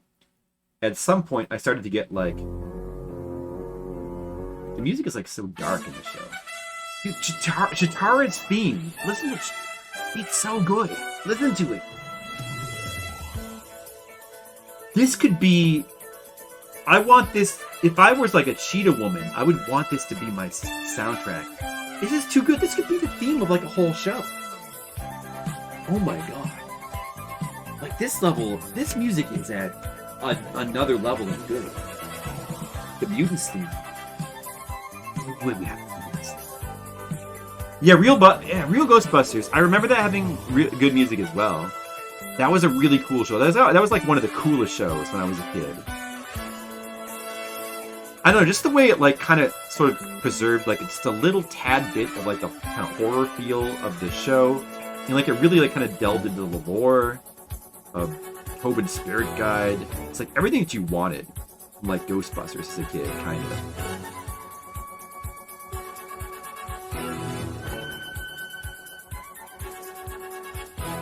The Mutants theme, huh? Mutants. Oh wait, Panthros music is like also badass. Although wait, is this just the same music as the Tank? I guess this is just the Tank music again now. Or wait, is it? Dude, what an amazing... Like, what a badass theme.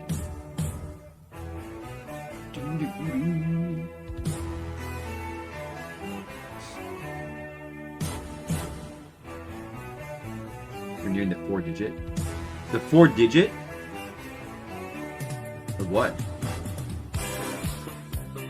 Oh, listen to how good this song is. Oh my god.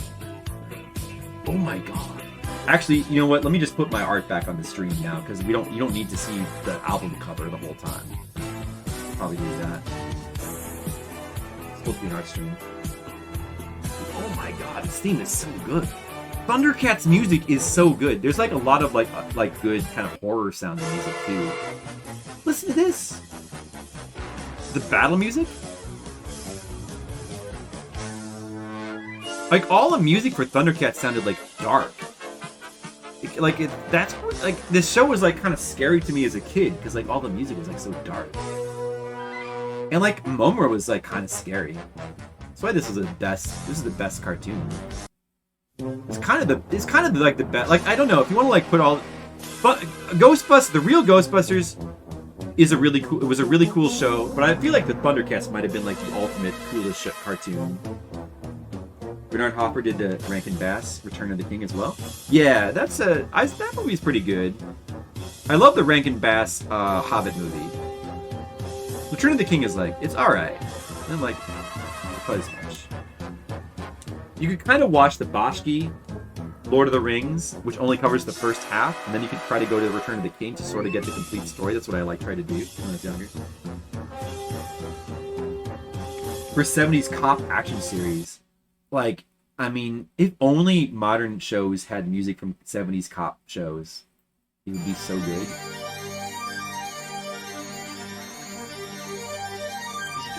The music in the show is so sick.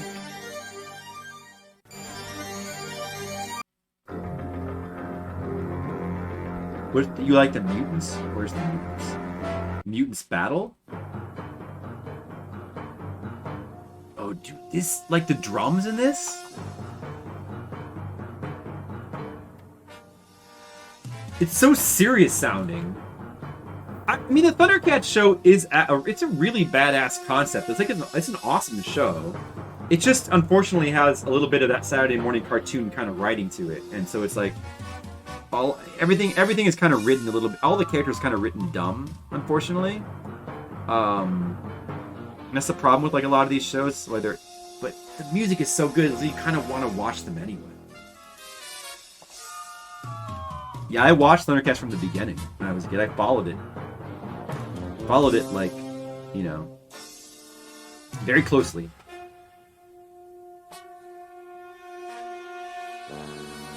Best kept in their time. It's okay to not reboot some stuff. No, I mean, no, I think if they it would be fine to reboot it if they did a good job, but the problem is they just don't. If they did a good job, it'd be fine. They just don't usually, I don't know.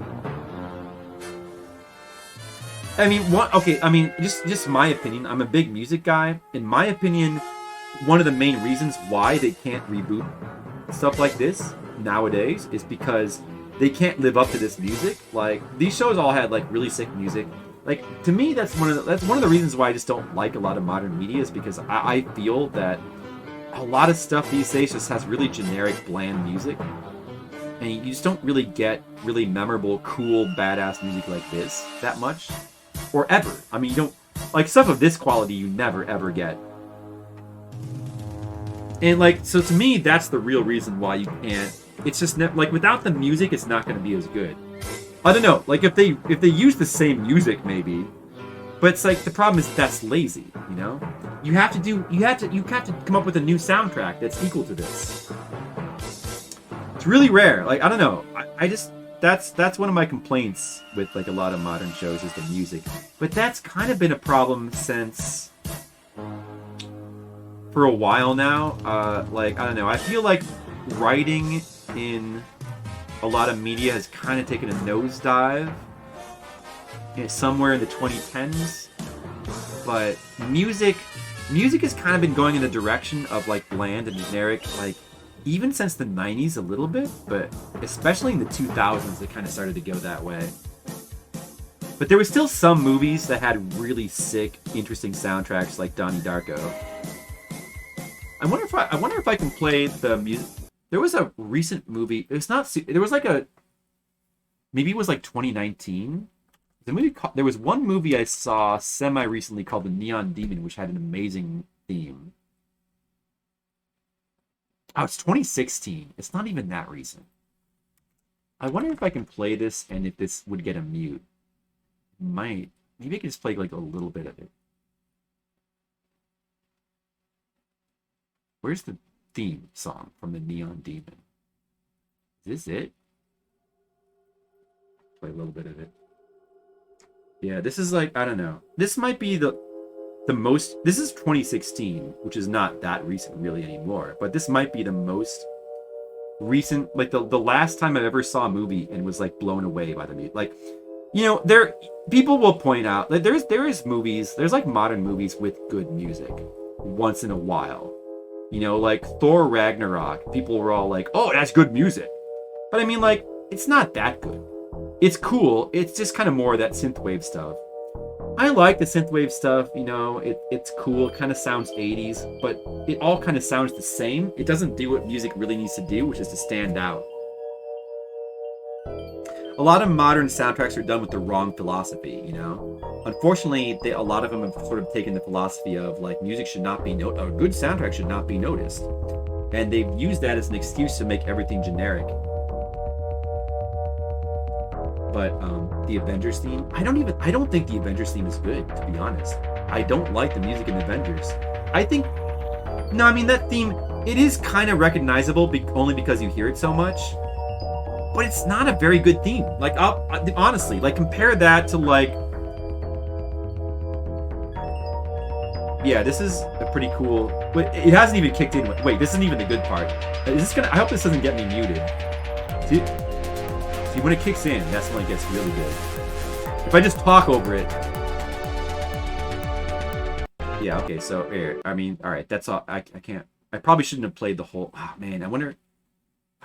Hope that I mean, it's like a movie from 2016 that nobody remembers. So anyway, like, that was really cool. Well, I mean, like, there are movies like, okay, so like Thor Ragnarok had decent music, nothing amazing, but it had decent music. It was better than like most stuff. But like, there are no modern movies that have soundtracks that make me like go, whoa, you know. In the old days, even like up and through the 90s and like the 2000s sometime, like Donnie Darko had a soundtrack like that. You know, what I love, and like anime still does, like the Dr. Stone, like there's anime with like the JoJo's Bizarre Adventure always has great music. Like Dr. Stone has like some amazing music. Like, and that's one of the reasons why I still like modern anime, because it still has great music in my opinion. You know, I want to hear stuff that's like really memorable and interesting. Like, you know, the minimum a soundtrack should do is like be memorable. But, you know, the best music is, like, the stuff that's iconic. Like, you know, the Avengers theme, whatever. Like, I bet I can't play that. Can I play the Superman? Like, stuff like this, you know? Yeah, like Danny Elfman, like, Batman theme and, like, Pee-wee's A Big Adventure. Let's do something. Like, this blows away any song that's ever been in a Marvels movie, you know? You know what? I'm just gonna play the first few bars. This is all you need to hear, right? Like, you know, like from hearing that blows away anything that's in any of the modern Marvel movies. It blows it away. The Avengers theme, you can remember it, but like it's... He's sort of pissed about that trend. I've heard that, but I don't know. Unfortunately, I feel like Danny Elfman's kind of been on the downward trend himself. He kind of repeats himself a lot with his music now. I wish he were... The last thing he did that I really liked was those in the Charlie and the Chocolate Factory remake. Those Oompa Loompa songs that he came up with were awesome. But I haven't really liked any of his soundtracks since then. I saw that Oz movie. His soundtrack was like just kind of generic in that, I thought. Or it was like generic Elfman, you know. It didn't really stand out to me. Yeah, you know, I'd like to play more of this stuff, but I'm not sure how much you can get away with playing. See, that's why we normally just stick to playing retro game music. Like, I'm sure the Silverhawks theme and like Thundercats is probably fine. Oh, how about, you know what? I know I can play this. I think I can play this, I'm pretty sure. No, definitely. How about this? Okay, do you guys want to hear the most absolutely shockingly amazing theme song for a TV series of all time that blows away everything? It blows away everything. Dude, listen to this. Listen to this. This is the best theme song ever made. Your link? Okay.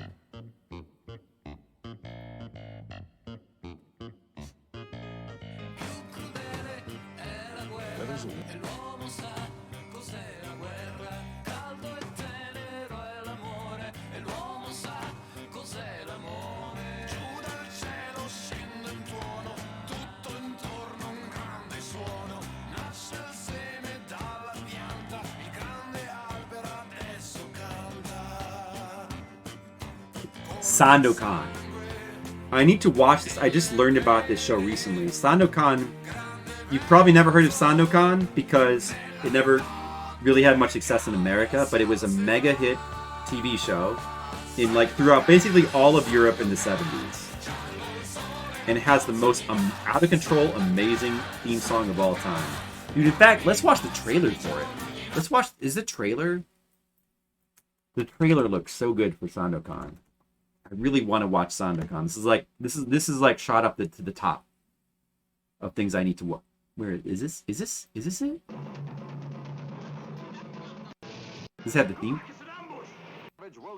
That doesn't have the theme song. I want to hear the one. Here, this works. Let's watch this little. You have to get the music in there too. Okay, I'll look at Asian Waste thing. It's like a swashbuckling adventure series, like from the 70s. Sandokan was one of the It's greatest Italian? honors that any actor could ever be given. And I was the lucky one. Oh, there's the dude who played Sandokan. I watched Sandokan. Sandokan It looks was so an good. Asian hero. A prince turned pirate who fights for the freedom of his people I'm all about Sandokan against now. the British. And he epitomizes romance. Because epitomizes falls in romance. love with an English girl, even as he fights her country.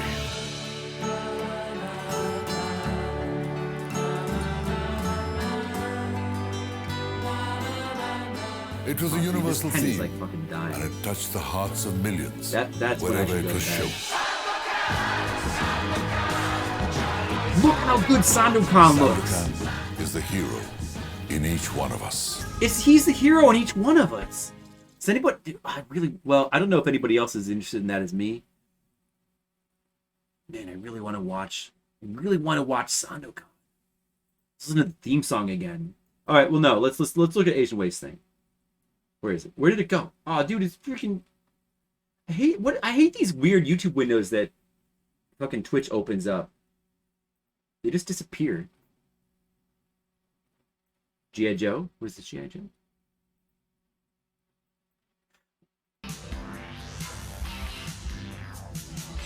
Oh, is this BGM from G.I. Joe and Transformers? Okay. Alright.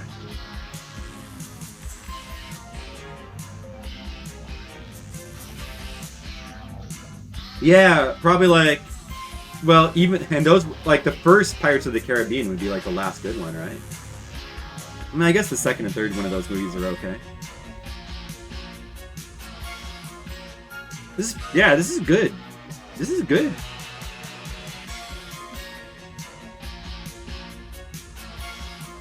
I watched Transformers. I never got into G.I. Joe as a kid. I don't know why. G.I. Joe. You hated 2 and 3? I mean, that's fair enough. I'm not gonna champion them. 1 is the only one that I really like. 1 is the best by far. What? No, no modern music. No. Oh, is that the whole thing?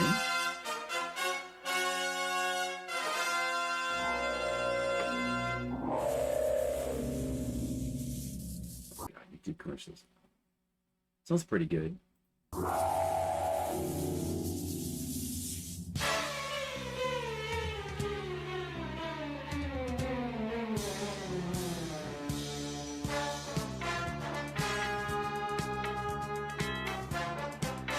Yeah, this is pretty good.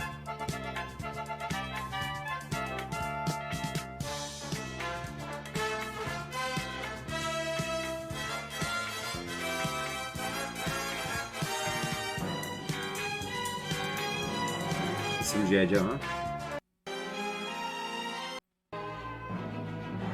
Oh, it's like an arrangement. Alright, nice.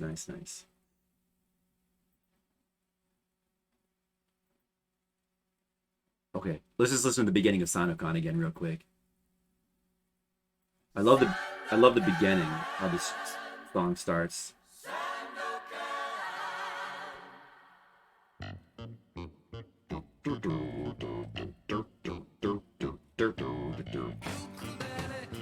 This is like one of the best songs I've ever heard in my life.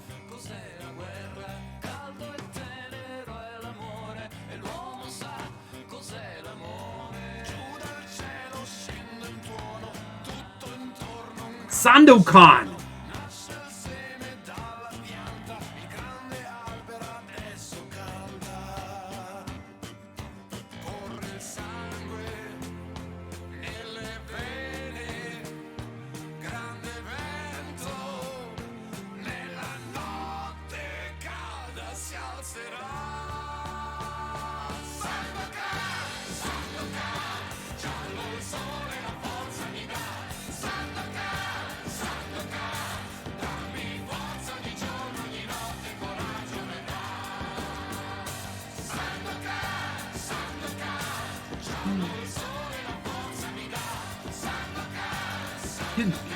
Good.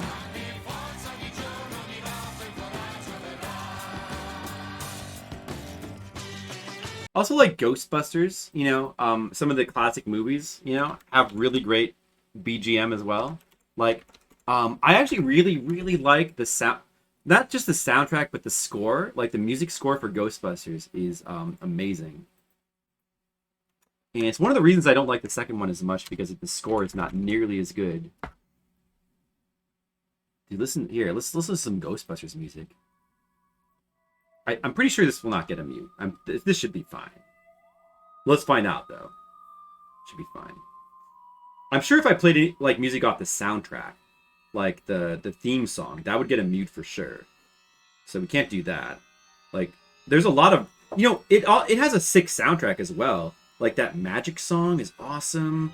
The Saving the Day song. There's like a lot of really cool songs. It's like what an amazing soundtrack. Ghostbusters has got like one of the most. I love how a lot of the music is like more serious and kind of like, you know, mystical. Like, dude, this Elmer Bernstein, yeah, dude, he was amazing. I love Elmer Bernstein. I love Jerry Goldsmith, who did the soundtrack for Alien.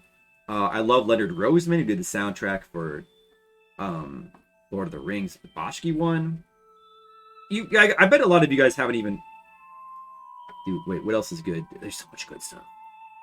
Some of the score was like not... Yeah, there's some music on here on the score, if you listen to the score CD, that's like not used, because he did like he did a soundtrack for the entire movie, but they ended up replacing some of it with like, you know, songs like pop song, like the song, you know, like the actual like music song, the pop songs that they recorded.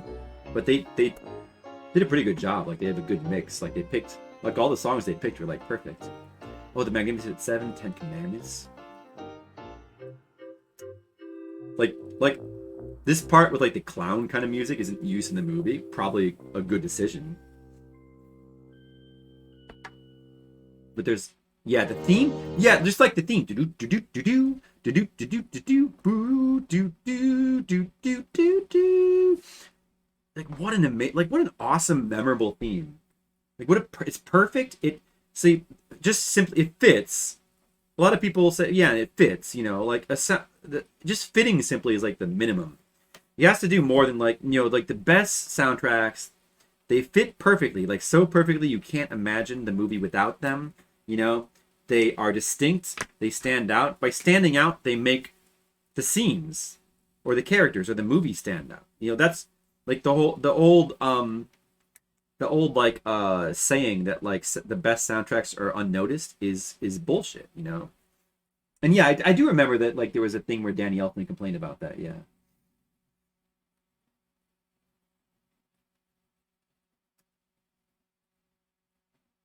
Most of it will not be used. Yeah, I mean, a lot of it is used. Like the most, like the theme song of the Ghostbusters, like this is used.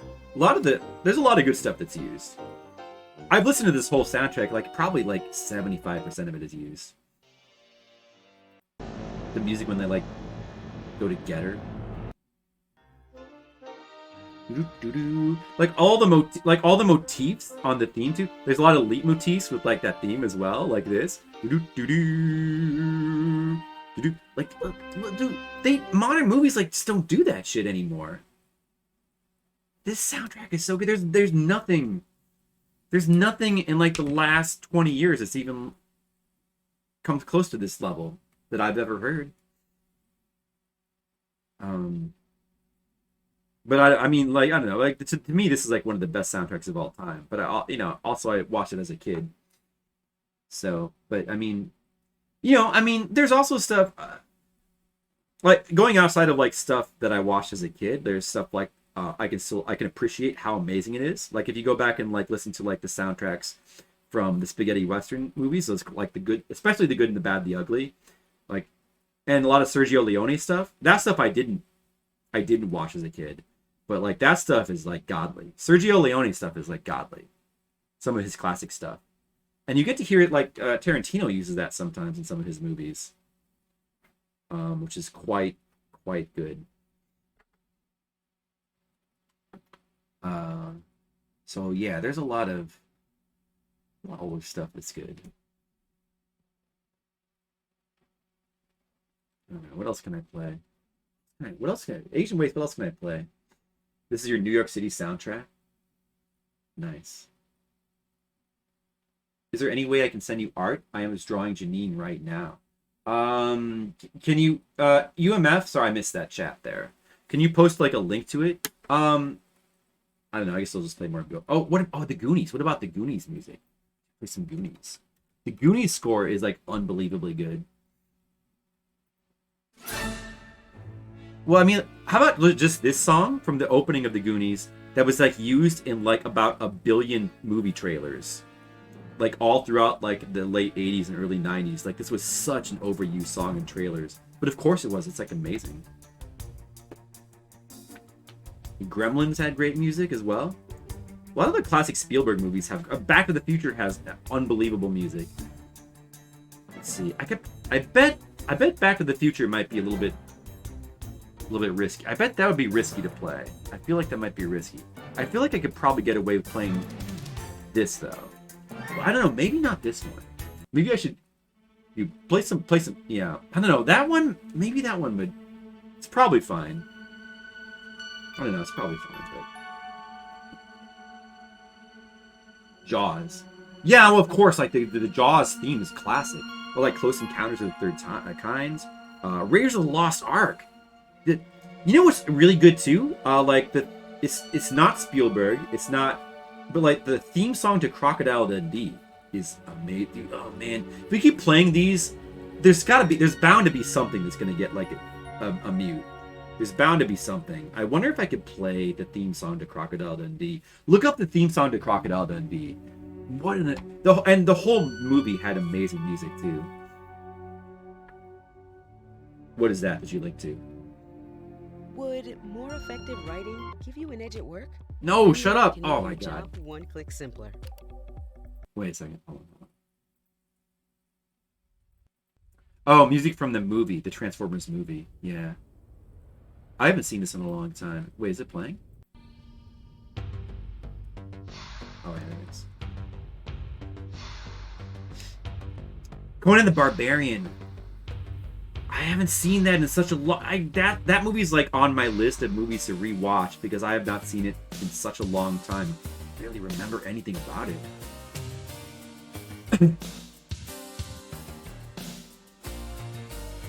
I bet it does. I'm not very familiar with that soundtrack. I bet it does. Paladin, hey, how's it going? And welcome, unless you were lurking already. But thanks for chiming in. I'm probably going to stop my stream real soon, I guess, because it's late. I'm going to get some good work done. I'm inking my 4th page here, so...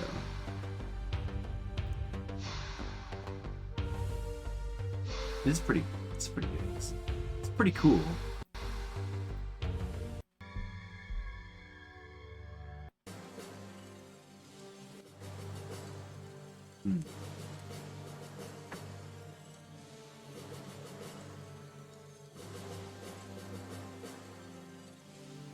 Also, like, classic anime from, like, the 80s, like, often has really amazing music, like, really sick music as well. I think a lot of modern anime still has very good music, sometimes. Not all the time. At least some shows do, like Dr. Stone had, like, really cool music. But, anime from the 80s probably wins, though, for soundtrack. Even so. You love our streams? Sorry about that. Maybe I'll try to stream just a tad bit more for you then. A few minutes more. Besides, we gotta listen to like more. We're listening. We got sidetracked. Now we're listening to like music from like classic movies and animated cartoons. We started with cartoons. Now we're listening to. Is there anything else? What else do I want to play for you guys? Wait. Oh, I remembered what I wanted to play. Because I bet some of you have heard it because I've played it before. Oh, dude. Hey, wait. Listen to this part. It's pretty sick.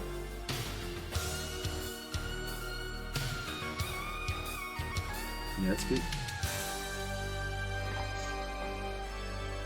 Guyver Out of Control. That I also haven't seen in a really long time. You know, when I was in my teens, I was renting like all kinds of like anything I could get, I would rent. I was trying to like watch all of it. Definitely watched that. I remember liking it, but there's also like the really stupid, cheesy live action one, which I think might be kind of entertaining. Now, here's the Lotus Wars. Oh man, that one I really want to rewatch. Watch that. I remember the TV series, which I remember not finishing that. The TV series has absolutely out of control, mind-blowingly good Yoko Kanno opening and ending song. Like the opening and ending song. I mean, the classic show had an amazing opening as well, but the TV show might have been even better. The TV show's opening and ending song were amazing, just mind-blowing. But the actual shows, I'm talking about the Lotus War TV show. Not that I didn't finish them. They were kind of boring. But I really want to watch the OAVs. I bet the OAVs are still good. Yeah. Okay. I'm pretty sure I can play this. This should be safe. We have to play it because I've played it before on stream, but again, for those. And maybe it's just me. Maybe not everybody likes the same things that I like, but I love the theme song for the Bashki version of the Lord of the Rings theme song. This is Leonard Roseman. We did a bunch of other classic like 70s soundtracks. Well, that's the credits version. Wait, I should play the one that from the opening of the movie. This is like one of my favorite movie themes. It's so good. And I like it better. I like the soundtrack. I like the Bashki Lord of the Rings better than the Peter Jackson one. I like it better. I can't really find the Jackson one. I liked it at the time, kind of. But I find it really hard to go back to. I just can't really sit through it anymore. OVA better music? Yeah, I would think so. Right. That's the one I was talking about, Paladin. Chronicles of the Heroic Knight. Did he also do the Flight of the Dragons soundtrack? Flight of the Dragons? Yoko Kanno is a woman, though, if you're talking about Yoko Kanno. Who you're referring to?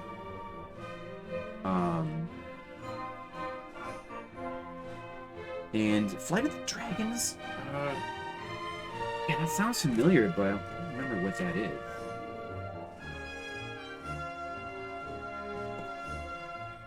The Bashki movie of Lord of the Rings, which was made in I think this is made in the 70s, like late 70s. It like also like, I mean, the theme song is awesome. It's amazing. Like it has a lot of like really like dark music as well. It's just like kind of perfect.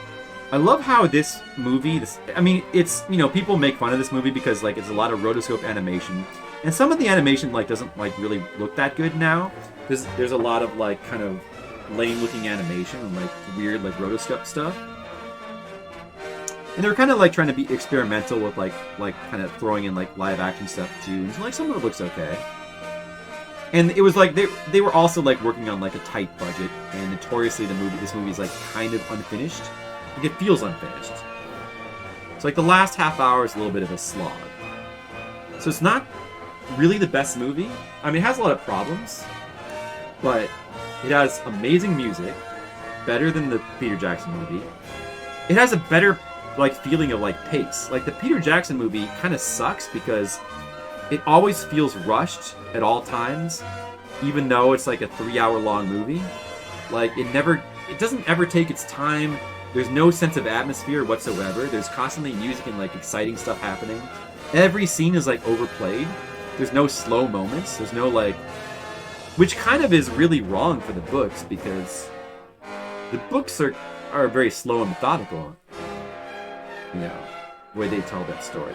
But also, I just don't really like that. You know, I like stuff with atmosphere. Like, even though this Bashki movie is like half the length, I mean, it covers the first half. It covers the first book and a half. Even though it's half the length of the first Peter Jackson movie, it feels less raw. It feels more atmospheric, slower, and it's more immersive, I guess, to use that word. Anyway, it's awesome. It's like an isekai. Isekai it's a concept that's been around forever. It's like, it's not a new genre. It's just that isekai are pop. I mean, that's just that term for that thing is popular now because like that it's a popular trend in anime currently. But like, I mean, like Alice in Wonderland is an isekai, Narnia is an isekai, Wizard of Oz is an isekai. A lot of classic stories are isekai. A lot of classic anime are isekai too, like Escaflowne. Like it's not new at all. It's the exact opposite problem I described. Say it has way too much of it and it doesn't get on with it. Those movies are like 10% establishing shots. Well, I mean, I don't necessarily. But I like, though, I mean, yeah, no, like, to me, that's not really the problem with it. Like, establishing shots are good. Like, slower pace is good. The problem is that, like, every scene is, like, overplayed. Like for example, like, when they're, like, doing, like, all the battles last longer than they need to. Every minor battle is played up. Every scene is, like, played for, like, maximum drama. Like, for example, like,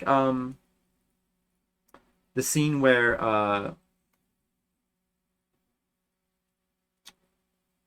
what was I gonna say?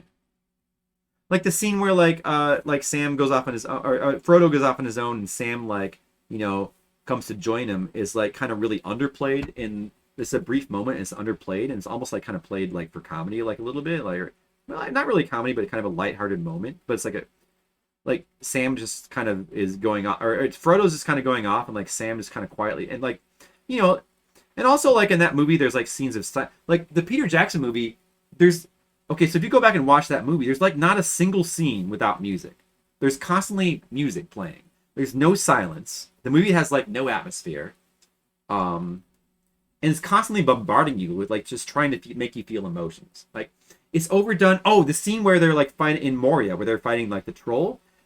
Go back and watch that scene if you want to see like that scene is terrible. Like so like it's almost like watch that now and it reads like parody. Like it's so overdone and it's something like it's like kind of one of Peter Jackson's weaknesses. But like, like Frodo gets stabbed, like the moment where like Frodo gets stabbed by like the troll blade and he like is screaming like "Arr!" and the movie like literally slows down. It does slow-mo while like Peter Jackson is while like Frodo is like screaming like "Arr!" And then it like does like shots of all the other characters like in slow-mo, like going like Frodo,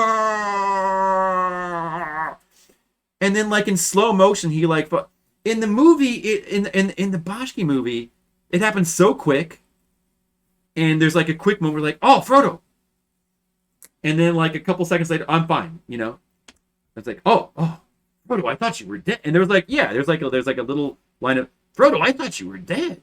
And it's like it's fine, it's good enough, It's underplayed, which you don't have to see. The problem is like in the movie overplays everything, overplays every scene. So many scenes are like that. The atmosphere can be cheap, but that's a lack of atmosphere. I don't think it lacks atmosphere. Okay. Agree, disagree. There's a little hammy. I think it's super hammy in a lot of parts. Honestly, I kind of think it's super hammy. That's just me. I don't know. That was what when I went back to rewatch it like I don't know, a few years ago, and that my takeaway was like, oh man, I don't remember this movie being like so overdone. Well, I kind of do remember it being that way, but I guess it bothered me less. like they're not. The thing about those movies is that they're still good. They're really really good in certain ways. The casting is amazing. Like modern Hollywood casting is kind of terrible. I don't know what happened, but they kind of lost the art of like casting people with charisma. But the casting for Lord of the Rings is extremely good. Like all the roles were cast perfectly. The cast is great. The acting is great. The cinematography and the sets and the special effects are all amazing. You know? So, but just the way it's shot, the way it's edited, the way it's paced, to me is kind of terrible. And I don't know, it kind of plays to... I love old Peter Jackson stuff, like Dead Alive / Brain Dead. I could watch forever. I could watch that over and over again. His lower budget stuff I could watch.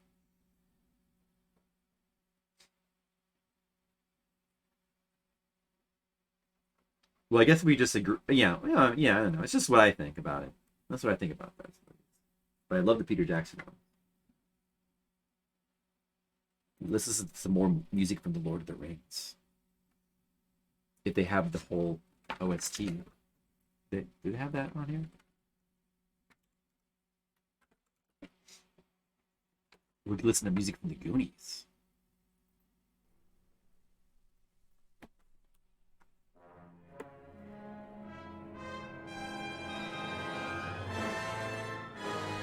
Brain Dead is so good. That movie is a work of genius. Like, it's a work of art, Brain Dead. It's known in America as Dead Alive. I'll call it Dead Alive. Brain Dead was like the original... He's Australian, right? Like, his movies like came out in Australia. Australian, right? I think? Not British, right? Here's a Janine drawing. Oh, okay, nice.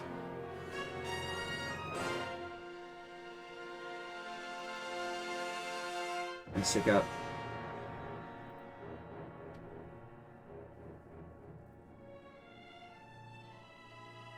Nice. Janine from Ghostbusters. Alright, that's good.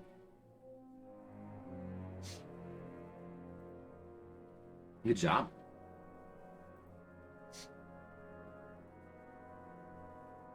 Hey, Dan, you're still around.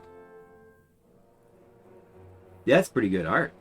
That's pretty good art, Dan. I think that's pretty good. I would like to check out your Ghostbusters comic when it comes out.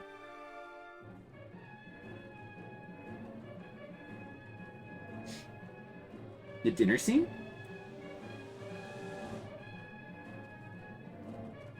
Oh, and the real Ghostbusters, Janine? I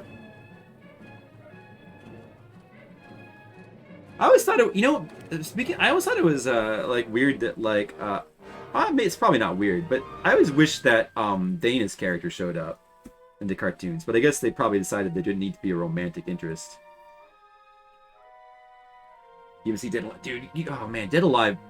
That's another one. I mean, Evil Dead and Return of the Living Dead are. I always like cite them as my favorites, but if there was a third one, it probably would be Dead Alive. Like Dead Alive completes the trilogy of my favorite horror movies. And also, what are your guys' favorite horror movies? Also, I'm kind of a horror buff. I know a lot of. I like a lot of recent ones I don't follow, but anything like pre-2000s, I'm pretty knowledgeable about. And then also, Reanimator. Reanimator is like a classic as well. There's a lot of really good form. I mean, Halloween, The Thing, of course. I don't know where those fit in. They would probably be in like the top 10. Phantasm. If I were to make a top 10 horror movie list, it would definitely have, without a doubt, Evil Dead, Return of the Living Dead, Reanimator, Dead Alive. It would probably have The Thing. It would definitely have The Thing. And it probably would have Halloween as well. You're definitely bringing Dana back? Oh, good. Very nice. Yeah, I always kind of thought it was weird that she was in the cartoon. And she was like replaced with Slimer. The comic relief character. You ever watched the Nail Gun Massacre? No, I haven't seen that. Nail Gun Massacre. I've heard of that, though. Somebody mentioned that to me. Somebody told me about that one. From Beyond. That's a good one. Another Stuart Gordon. Yeah, that's a really good one. I don't know if that'd be on my top 10. But that's Mouth of Madness. Also, Mouth of Madness is a really good one. Like, one of my favorite endings. What a good ending. Dude, can we like play Evil Dead? I'd love to play music from the Return of the Living Dead soundtrack, but that has a chance of getting a mute. But I bet Evil Dead BGM music would probably be pretty safe. That is pretty safe. Because Evil Dead has got like a really cool soundtrack. Is this?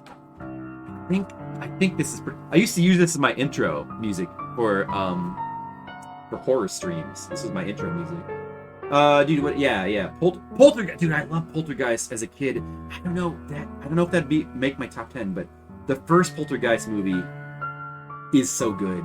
That's an amazing movie. You can still watch that. It's kind of the cool thing about that is it's kind of like they were sort of trying to make a more kid-friendly horror movie, but it's still really creative and scary, and like the visuals are just like out of control in that movie. The ending is like so awesome when there's like just like falling into like a pool of skeletons, and it's like it's got so much creepy stuff in it. It's like it's the perfect movie, like horror movie for kids, because it will genuinely scare them to death, and kids need that. I watched it as a kid, and I needed that. I needed to be scared. Like that movie, I needed that. I needed those scares. Mouth of Madness that's a really good one. That's a really fun movie.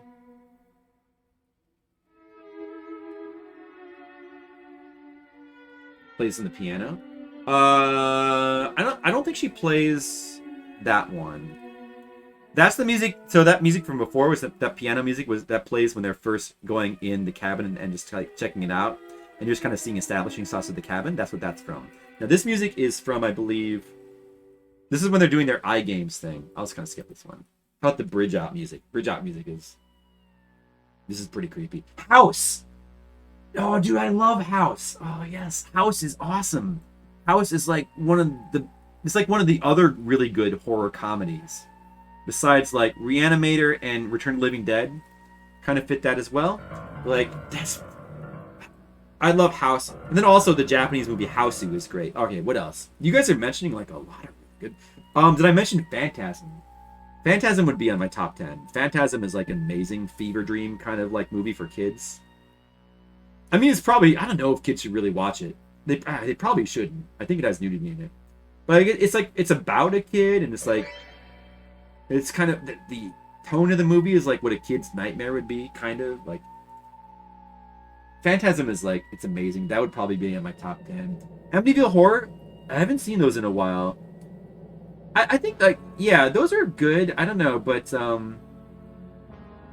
beyond the first one, I don't know if they're really like that. The first one's like, it's cool. It's iconic, but like I don't know if it's like the best horror.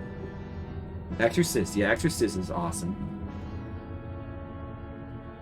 Exorcist is awesome. I don't know if I put that on my top 10. Because it's an awesome movie, but to me, it doesn't quite speak to me as much as it does some people. Certain people it seems to really, really speak to. But it's a really, really well-made, like, awesome movie. Linda Blair. Sleepaway Camp? Oh yeah, Sleepaway Camp is really good. That's a really good one. Dude, what else? Let's see. Is there any obscure ones I can pull out that I really like? Let's see. What do I really like?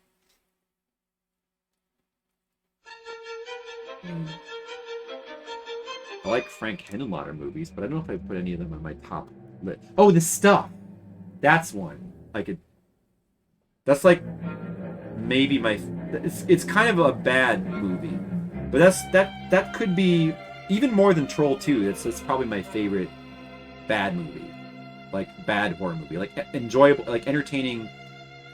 Although, like in a lot of ways, it's very intentionally funny. If you have never seen The Stuff, that's the horror movie about killer yogurt. Probably like a lot of you haven't heard. I think that's Cohen, is it Larry Cohen who made like a lot of B movies? That's my favorite of his. He also did Q the Winged Serpent, which is pretty good as well. But The Stuff about killer yogurt. I could probably play the theme. I could probably play like the commercials from The Stuff. There's no way that would get a mute. Is that on YouTube? Like so The Stuff is a movie about killer yogurt, and it's got some pretty good commercials in it. When I was a little girl, I didn't think there was anything that I liked better than ice. There, you know what? You gotta watch it. Actually, no, you gotta watch the commercial, you guys. You gotta watch The Stuff. I recommend this to people who like want to see, like, you want to know about like bad, like entertaining bad horror movies to watch. When I was a little girl, I didn't think there was anything that I liked better than ice cream. Now I'm a big girl, and I've decided there's something I like better. Much better. It's called the stuff. And believe me, enough is never enough. The joke. No. When I was a little girl, I Where's the one with the jingle though? Oh, here we go. This is actually what I was looking for.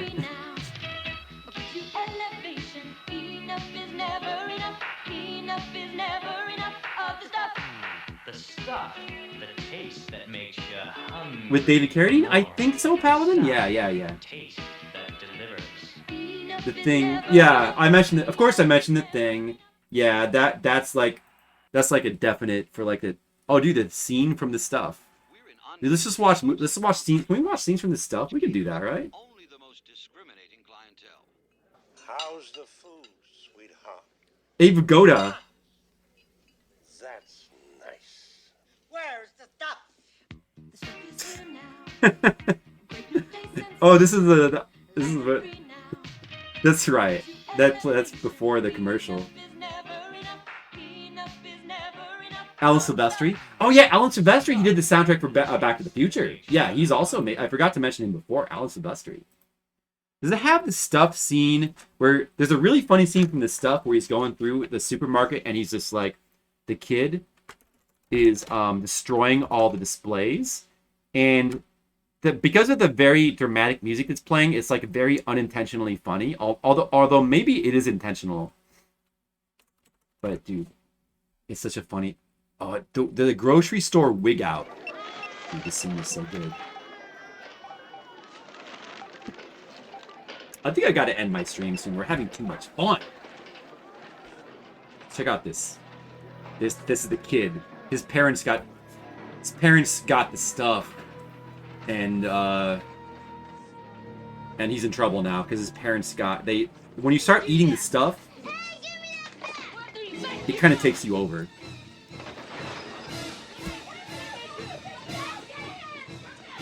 The music.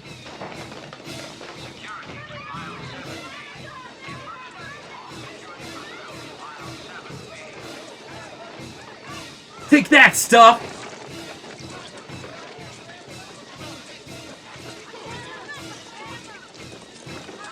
See, the music is what makes it hilarious. Shit. It just keeps going on, see. Omega Mart? I haven't heard of that one. Yeah, Back to the Future and Predator and Who Framed Roger Rabbit. Yes. Well, you know, yeah. He actually, oh, I didn't realize he did Predator. He actually was used in a lot of Zemeckis movies. Zemeckis used him a lot. And he's probably did some stuff for Spielberg as well. Silvestri was awesome. I mean, Back to the Future is like one of the best soundtracks of all time. Honestly, Back to the Future is probably the best movie soundtrack. What do you guys think? Like, I forgot about that one. Like, a better than Ghostbusters, better than all the one. Back to the Future is the best. Like, that's just the best. Don't you think? Like, what do you guys think is the best soundtrack? I think, like, maybe, like, The Good, the Bad, and the Ugly. You could, like, that would be a good choice. But I think Back to the Future, the best movie. It's sometimes I like to say it's like the best American movie. Like, the best piece of American cinema. Like, I would. It's an amazing movie. Like, it's kind of like the perfect Americana movie, in a way. Yeah, Ghostbusters and Jaws. Yeah, Ghostbusters and Jaws very, very, very extremely good as well. You know, a movie has like really good music as well as like Star Trek: The Wrath of Khan. Very, very good music. Alien. Also, another one of my favorites is Alien. Like that one. I think I probably shouldn't play that one. I feel like that one might get a mute. But the theme song for like for the first Alien, when like the letters are like appearing on the screen. By the way, that was another thing that I loved as a kid. I loved movies where like the where like the titles like had some kind of like really cool piece of design to it, and like the title of the movie kind of slowly appeared on the screen, like the way Alien does, like the letters kind of slowly appear. There's other movies that do that kind of thing as well in like the 70s and 80s. They don't really do that anymore because I guess it's like considered to be a cheesy effect. But for some reason, I love that. The music probably helps too. I watched Alien when I was like so young. I was probably like 10 years old when I watched Alien for the first time. The first Alien. Well, both of them, both the Aliens. And at that time, Alien 3 wasn't even out yet. But I love those movies. They were so awesome. Terminator 1 and Terminator 1 and 2 both have like amazing music as well. Probably shouldn't play those themes. Those seem like they could get into trouble. Yeah. Let's play some. What happened to the song request list? I'll go back to song requests. I should probably just stop the stream. It's already after 1 now. You know what? I'm not going to play any more music because I should just stop streaming. I'm almost done with this 4th page. It's like close enough though. It's more than I thought I would get done. Family Guy clip I haven't. Conan the Barbarian. Yeah. Indiana Jones and The Last Crusade. All the Indiana Jones movies. Well, I mean, for me, I would probably go with Raiders for like the best. Yeah, but they all have really good music. Like a lot of Spielberg movies have like extremely good music, especially from that time period. Kind of not. I think after like I remember Minority Report had some pretty sick music, but I don't know. Like I'm not sure about the recent ones, but like a lot of Spielberg movies from the 80s and 90s have extremely good music. Of course, Zemeckis movies, Carpenter movies. That's your favorite? I think it used to be my favorite for like a little while, and then I kind of like nowadays I appreciate Raiders a little bit more because Raiders is a little bit more serious and badass. Like Last Crusade is just a little bit too like it takes Indiana Jones, it makes him just like a little tad, a tiny bit too cuddly. Although he's like still murdering tons of Nazis, so like not. I mean, there's like tons of murder in it, so, but it's just I don't know. Like there's just a little bit more. Is it like the comedy in it? Like there's just a little bit more badassness to the first Indiana Jones. That's why that one's kind of I like the hardcore kind of edge that Raiders of the Lost Ark has, and also like it's Raiders of the Lost Ark is just like an absolutely sick, mind blowing like. I mean, Last Crusade is really, really good too, and like Temple of Doom, that one's kind of weak, but it is really dark and cool. It's still a cool movie, but I think that one was actually written by the people who did there was like this couple, I forget their names, but they also wrote Howard the Duck, which is they're kind of bad writers, and like Temple of Doom kind of has really bad writing, unfortunately, but. It has some annoying characters, but it's still got some sick stuff in it.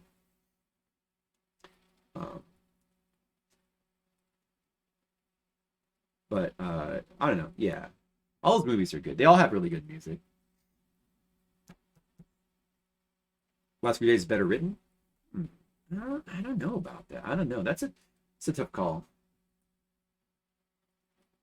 Dan Shonen is his favorite of 3. And I think a lot of people like Last Crusade the best. Oh, Godzilla's soundtrack through the ages. Oh, you know what? I haven't seen a lot of Godzilla movies, but can I? Oh, I probably can't play it. Well, probably. But the newer Godzilla, Shin Godzilla, we watched that. It's got really cool music. If you guys haven't, it's made by the director of Evangelion, and it actually has. There's like a particular song in it that sounds. It almost seems like intentional, but it's like pretty much lifted from Evangelion. Like there's a song that is just like a song from Evangelion but I really like the soundtrack. I mean, it was awesome. It like worked for the movie, but I just thought it was funny because that Shin Godzilla movie has like an Evangelion song in it. It's very worth seeing though. Like it's really cool take on the Godzilla. I haven't really liked any of like the Western ones I've seen, like even the newer ones. I don't really like those too much. The Beast.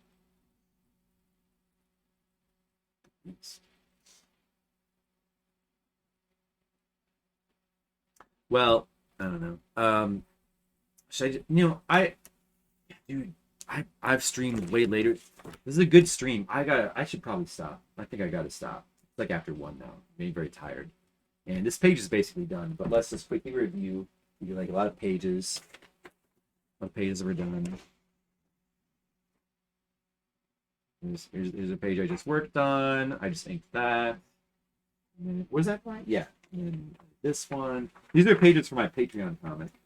It's like not the actual web comic, but oh, I should probably turn this off. Lightbox. Thinking of my lightbox here. And this one I did. I mean, they're like these are pretty like simple. Like yeah, these are pretty simple pages to do. They're like pretty quick. There's like not a lot of backgrounds in these. Well, there's no backgrounds. They're like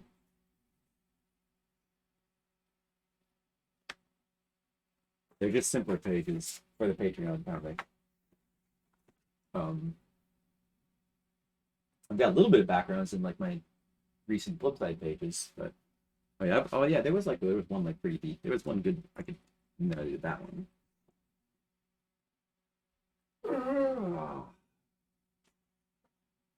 And you want to see the sketch I did of Ash from Evil Dead on the last Patreon stream?